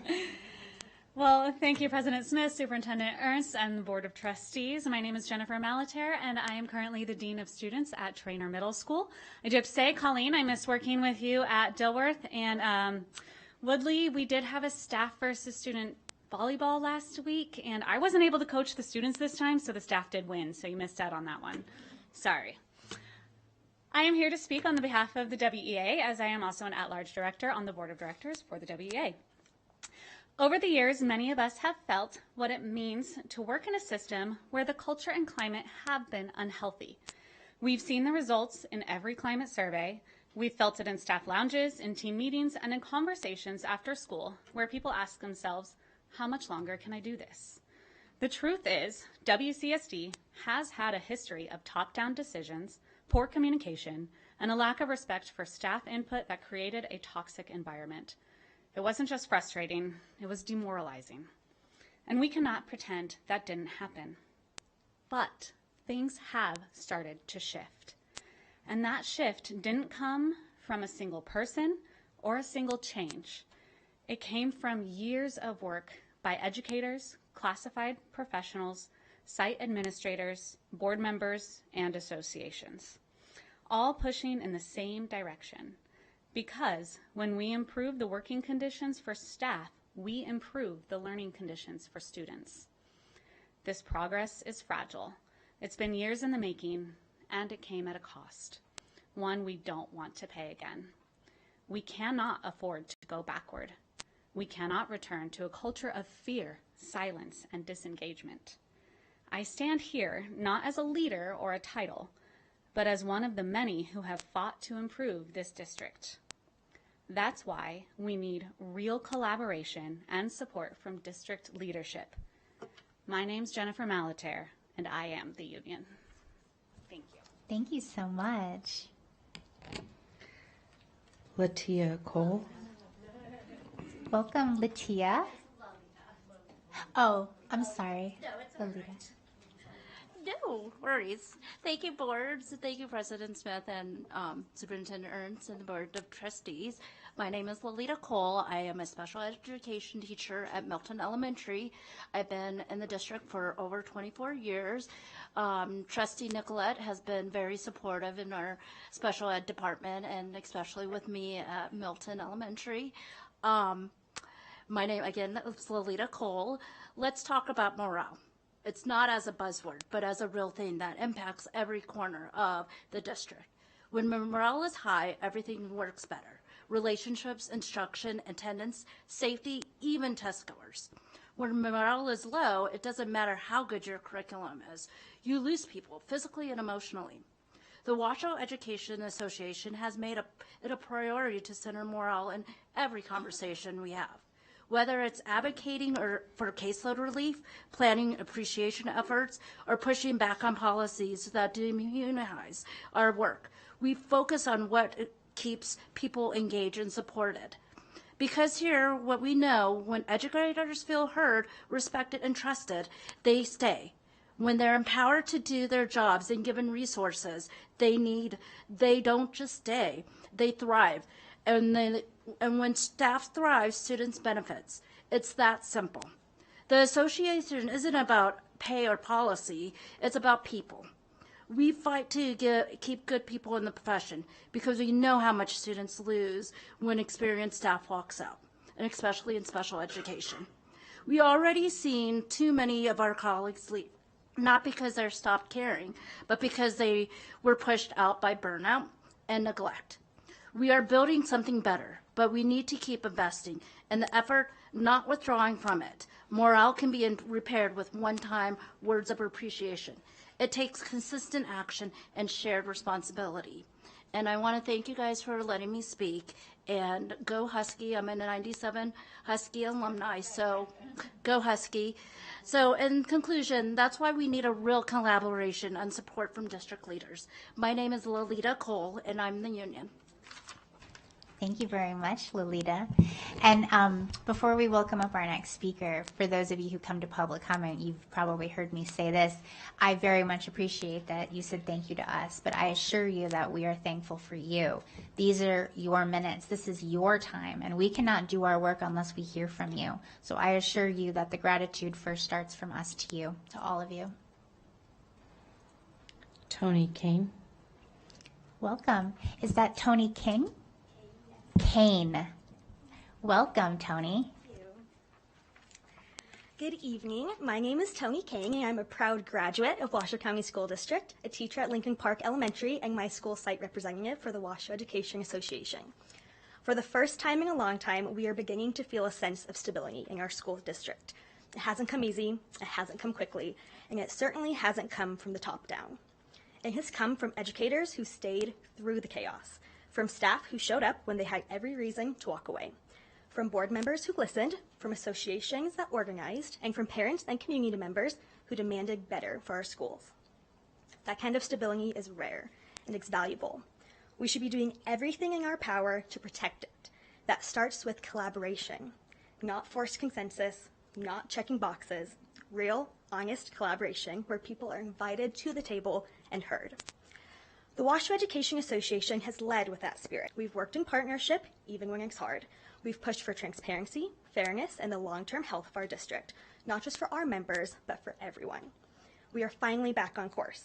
Our students are poised to grow. Our staff are finally beginning to heal. We don't want to lose that progress now because of a breakdown in leadership or communication. We believe in collaboration because we've seen what happens without it. It's not something we're asking for, it's something we all deserve. That's why we need real collaboration and support from district leadership.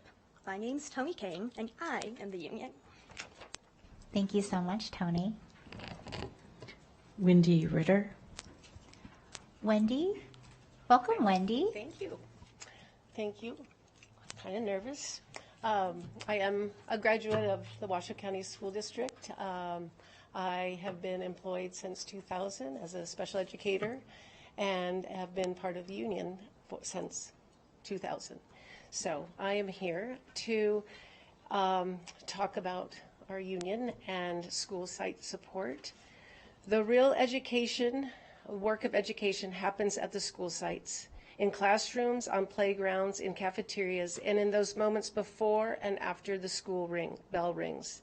That's where the challenges are most directly felt, and that's where the support matters most. Our association doesn't just operate at the district level. It lives in every school. It lives in every building rep who meets with the principals to solve problems before they escalate. It lives in members who help a colleague navigate a complicated situation, answer questions about contract rights, and advocate for fair treatment when things go wrong. When a site is struggling, it is often the association that steps in first, not to fight for the sake of fighting, but to fix, to work things out, to make sure people feel safe, valued, and supported. Because when a school staff don't feel safe and respected, the students feel it too. We don't broadcast every time we solve a problem behind the scenes, but those daily site-level wins, those moments of support and solidarity are what keep this system moving forward. That's what makes this work so meaningful. It's not abstract, it's personal, and it's real. And the more supported school sites are, the more stable our entire district becomes. That is why we need real collaboration, support from district leadership. My name is Wendy Ritter, and I am the union. Thank you. Thank you very much, Wendy. Christina Stewart. Welcome, Christina. Yep, this is nerve-wracking. Hi, thank you for having me. You're okay. You can always just look at me, but I promise everybody who says that they're so afraid, you're doing a great job. We got But good support, if it makes you feel better, you could just look right here. We'll talk. That's what I tell my students too. My name's Christina Stewart. I teach at North Valleys High School. I've been there for 19 years, and my son is a current sophomore there. So really invested in the Washoe County School District. So I would like to talk about protecting educator rights. Sometimes people forget that education is a workplace. It's a place where adults, just like any other profession, deserves dignity, safety, and respect. This means contracts matter, processes matter, fairness matters. Our association is often the only line of defense when rights are violated. When someone is targeted, mistreated, or ignored, we're the ones in the room making sure the contract is upheld. We're the ones reminding the system that these are people, not positions. And this work is not about being combative. It's about accountability. It's about making sure educators don't have to choose between doing their job and protecting themselves. Because when staff know their rights and are protected, they are freer to do what they love. We've seen what happens when those protections are ignored. People leave, people suffer, and the students suffer. Protecting educator rights isn't about protecting the union. It's about protecting the people who show up every day to make the system work. It's about justice. It's about equity. It's about making sure no one ever feels like they have to go through a hard moment alone. That's what we mean when we say that we have each other's backs. This is why we need real collaboration and support from district leadership. My name is Christina Stewart, and I am the union. Christina, you killed it. Now we know she's sandbagging when she's like, oh, I'm so nervous. You did great. You did great. Stacy Roybal. Welcome, Stacy. Very good to see you. Hello, everyone. My name is Stacy Roybal. I have been working in Washoe County School District for nearly 20 years. I work at Jemani Ranch High School. I'm a nationally board certified teacher and a proud member of the WEA. Most people know what the union does at the school and district level. Fewer realize the role we play at the state level, at the legislature, where decisions are made that impact every classroom in Nevada.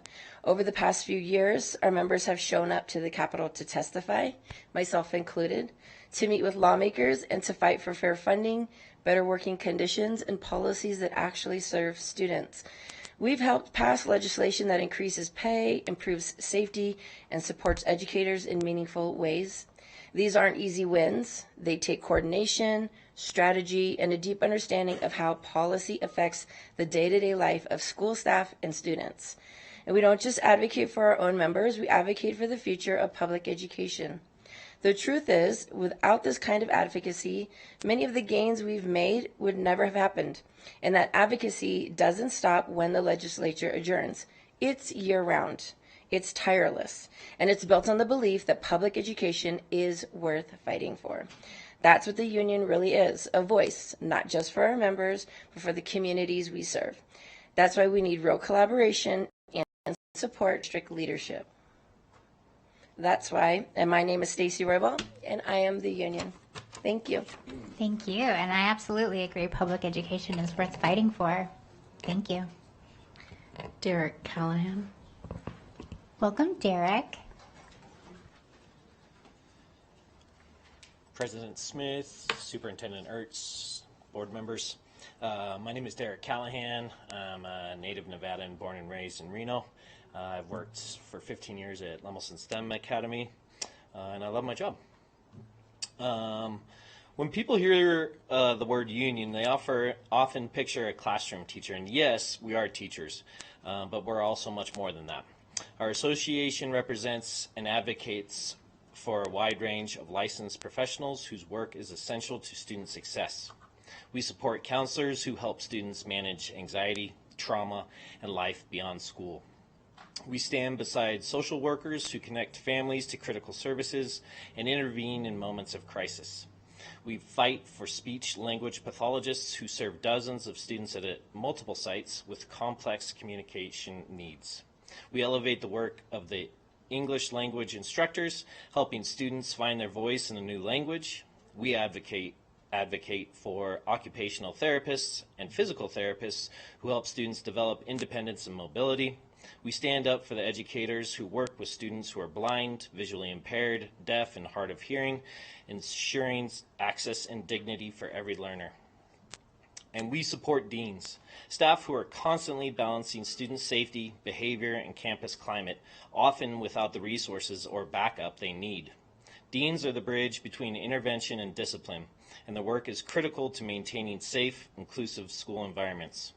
All of these professionals bring expertise, compassion, and unwavering commitment to their students.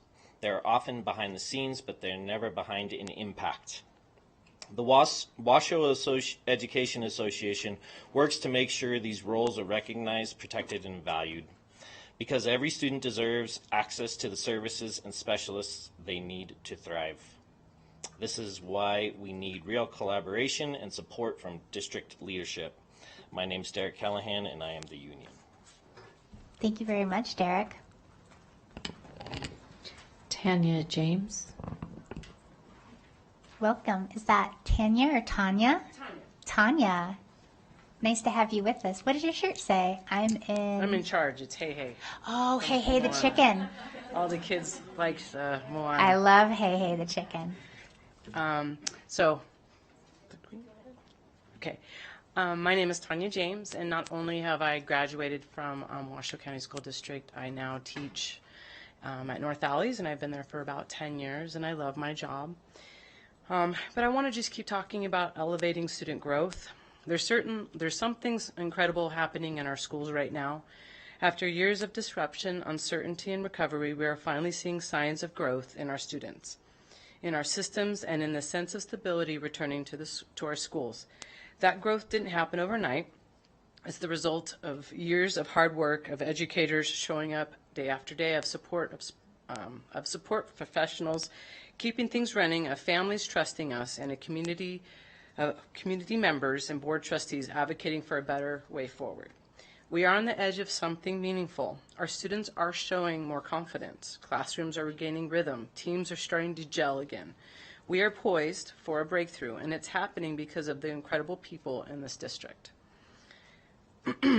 We've done the heavy lifting to get back on course. What we need now is to stay on course. This means we cannot afford to lose ground because of a breakdown in support. We cannot backslide into the instability and fractured leadership that held us back for so long. When you support educators, you support students.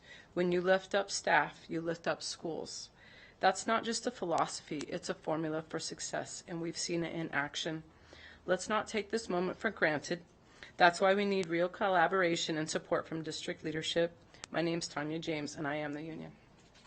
Thank you so much. Shelley Sales.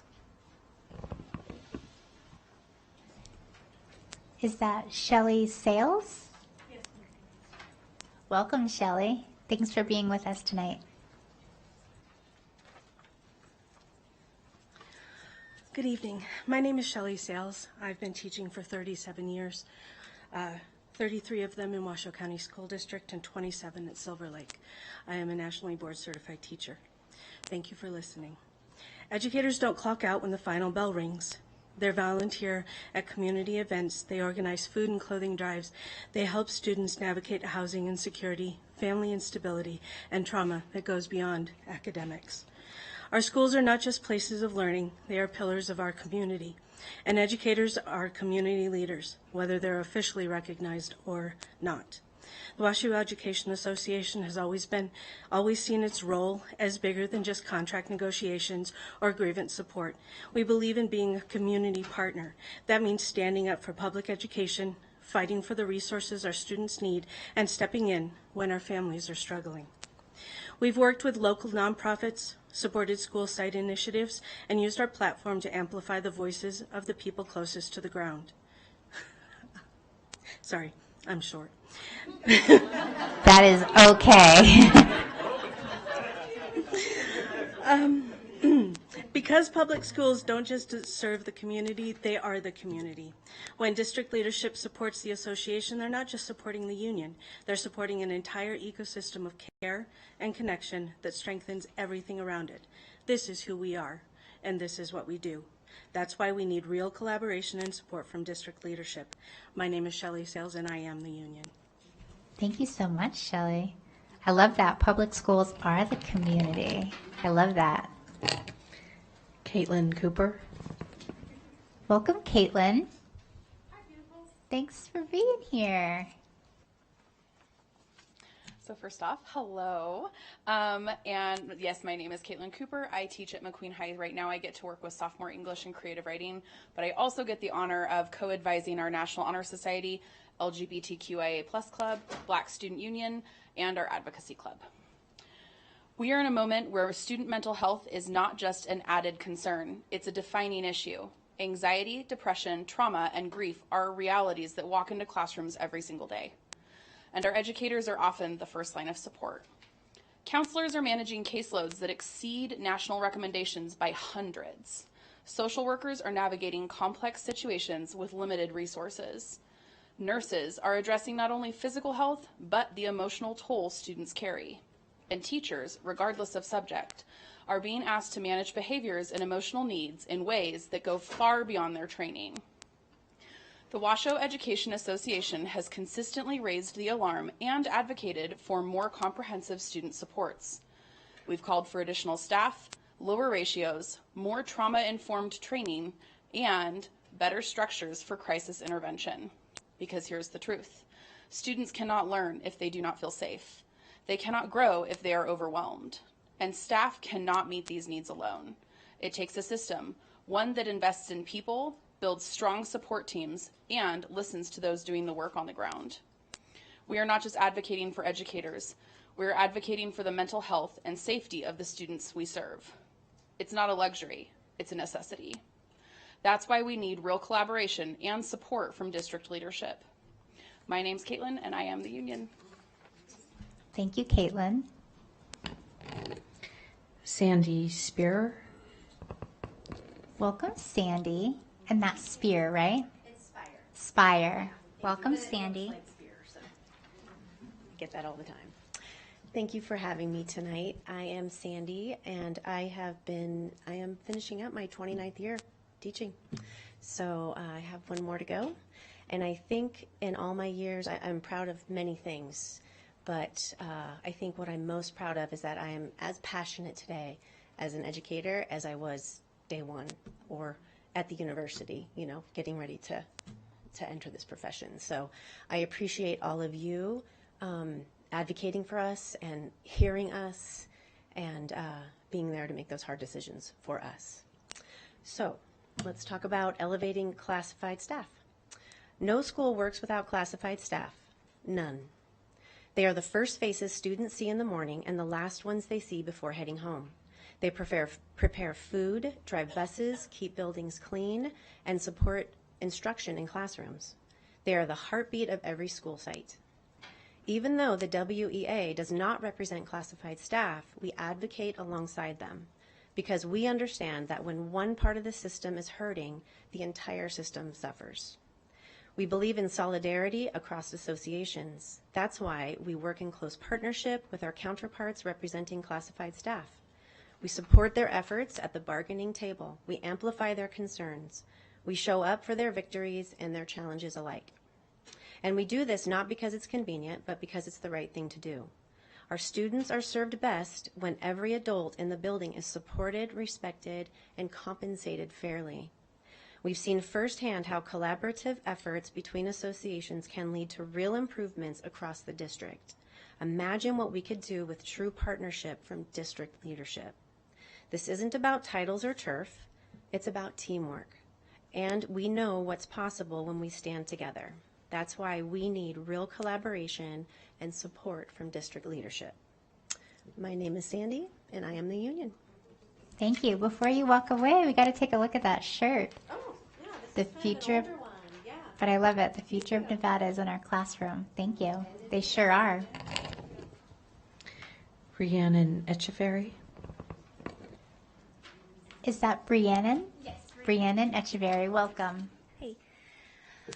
Superintendent Erst, President Smith, and board members, thank you for your time.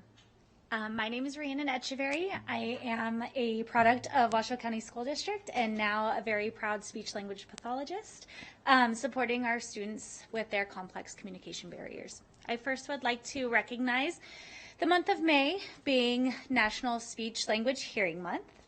And I would also like to further talk about innovation and educator autonomy. Educators are some of the most creative people and problem solvers you will ever meet. Every day we adapt, design, and innovate with often very few resources and even less time. Whether it's reimagining a lesson to meet students' needs or building out an entire system of support from scratch, educators bring imagination and ingenuity to everything they do. And yet, far too often, innovation is stifled. Prescriptive mandates, ever-changing directives, and a culture of compliance can make even the most passionate educator feel boxed in. The Washoe Education Association works to protect educator autonomy, not because we want chaos, but because we trust our professionals to do what's best for students. We believe the best solutions come from those who work the closest. And we've supported site-based initiatives, defended educators' rights to make instructional decisions, and pushed back on top-down policies that ignore the reality of classrooms. Innovation thrives where trust exists and disappears when micromanagement takes over. If we want to retain and grow great educators, we need to treat them as professionals. That means collaboration, not control. We're not here to say no to change. We're here to help lead it with the people who know this works best. That is why we need real collaboration and support from district leadership. My name is Rhiannon Echeverry, and I am the union. Thank you very much, Rhiannon. Amber Callahan. Welcome, Amber. Thanks for being with us. Good evening, President Smith, Superintendent Ernst, Trustee Woodley. It's always nice to see you at Billinghurst, and the rest of you. I am here to talk tonight with you about the trust and transparency. We feel trust is something that is built slowly, intentionally, and through consistent action.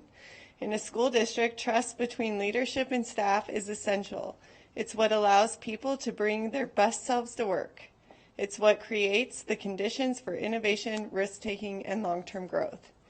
And yet, in our district, trust has been fragile. Years of top-down decisions, inconsistent messaging, and the lack of transparency created a climate of fear and confusion. Many staff stopped speaking up, not because they didn't care, but because they felt it didn't matter. The WA has worked to rebuild that trust through listening, through action, and through holding the system accountable. We've been honest when things needed to improve. We've been collaborative when there was opportunity, and we've been clear that our goal is not conflict, it's progress. But rebuilding trust is a shared responsibility. It cannot fall solely on staff.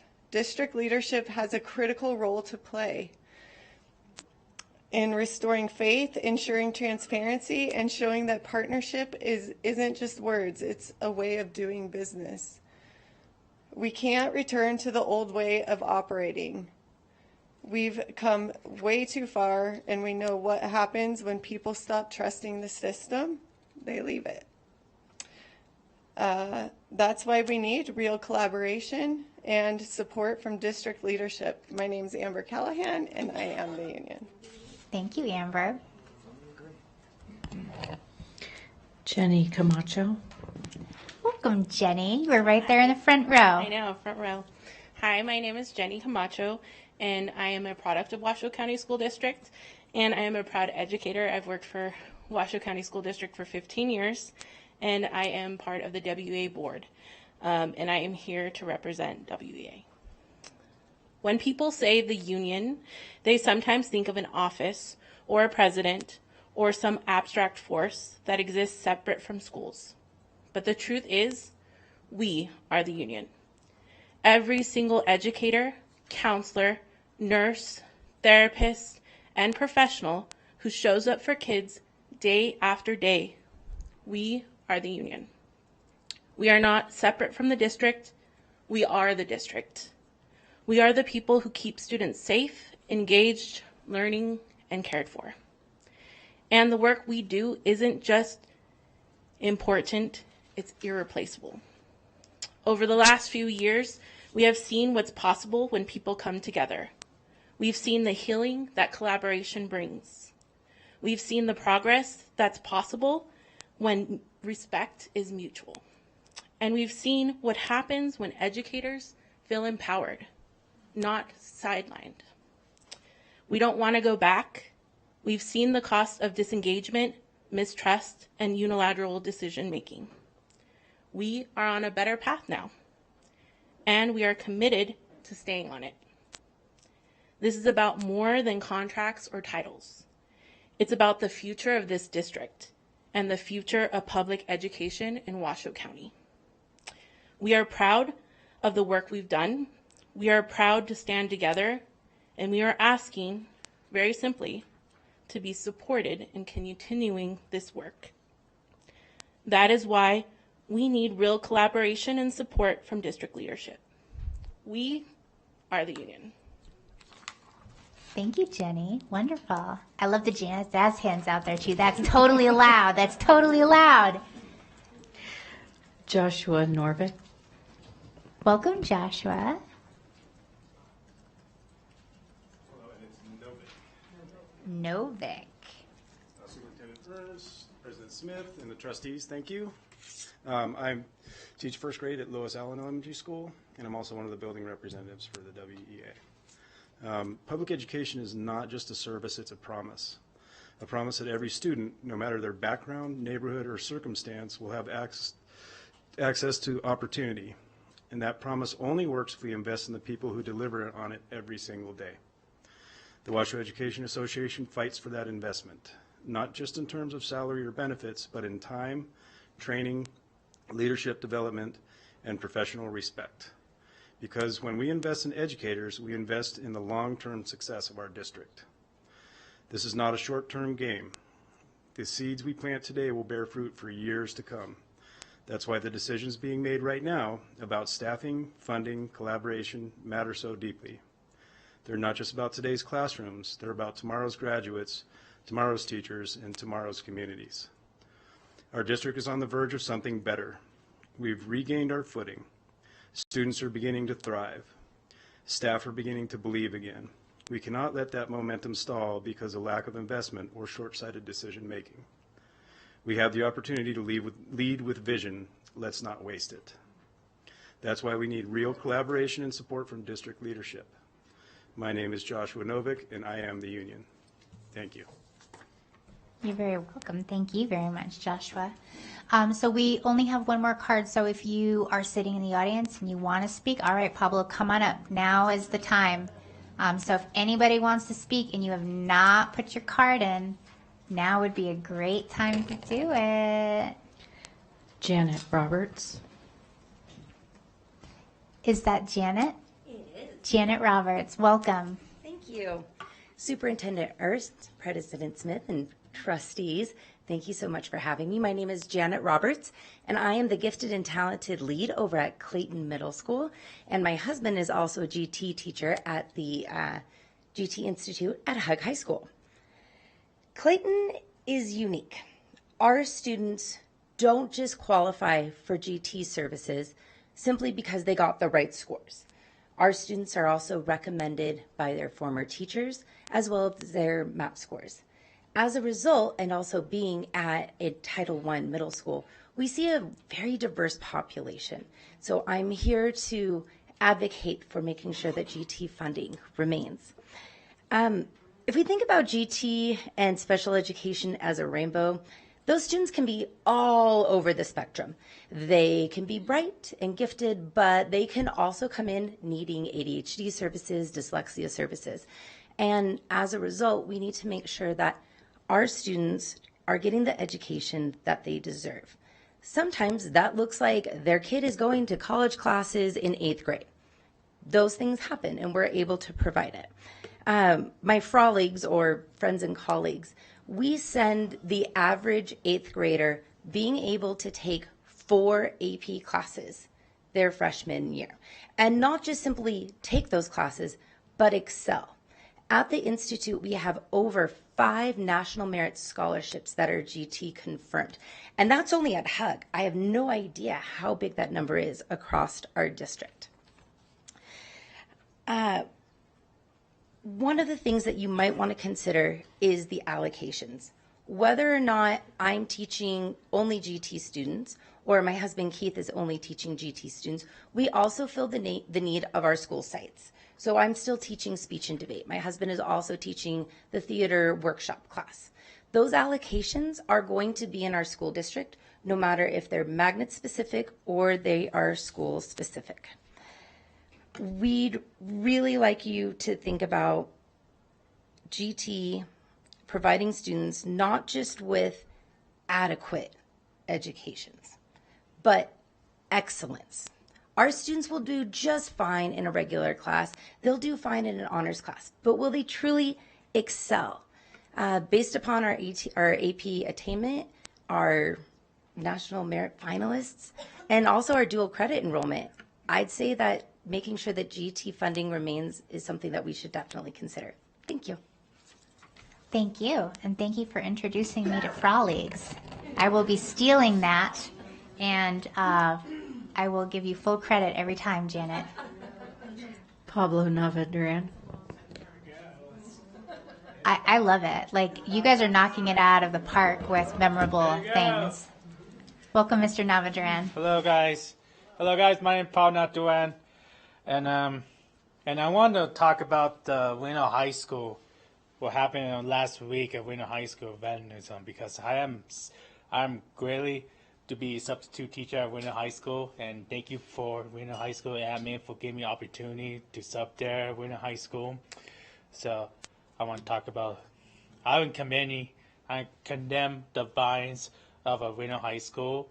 That is the 18 students, including a few of them, are teaching them. I do know their name, but I cannot tell you, so I keep my mouth shut. Thank you. So some of the audience think it's senior prank, but I don't think it's not a senior prank at all. Vandalism with hateful and anti-Semitic slur is unacceptable, and causing damage in a classroom to a teacher who been worked so hard, and that TV the district will pay. It costs money, and who go pay for the cost?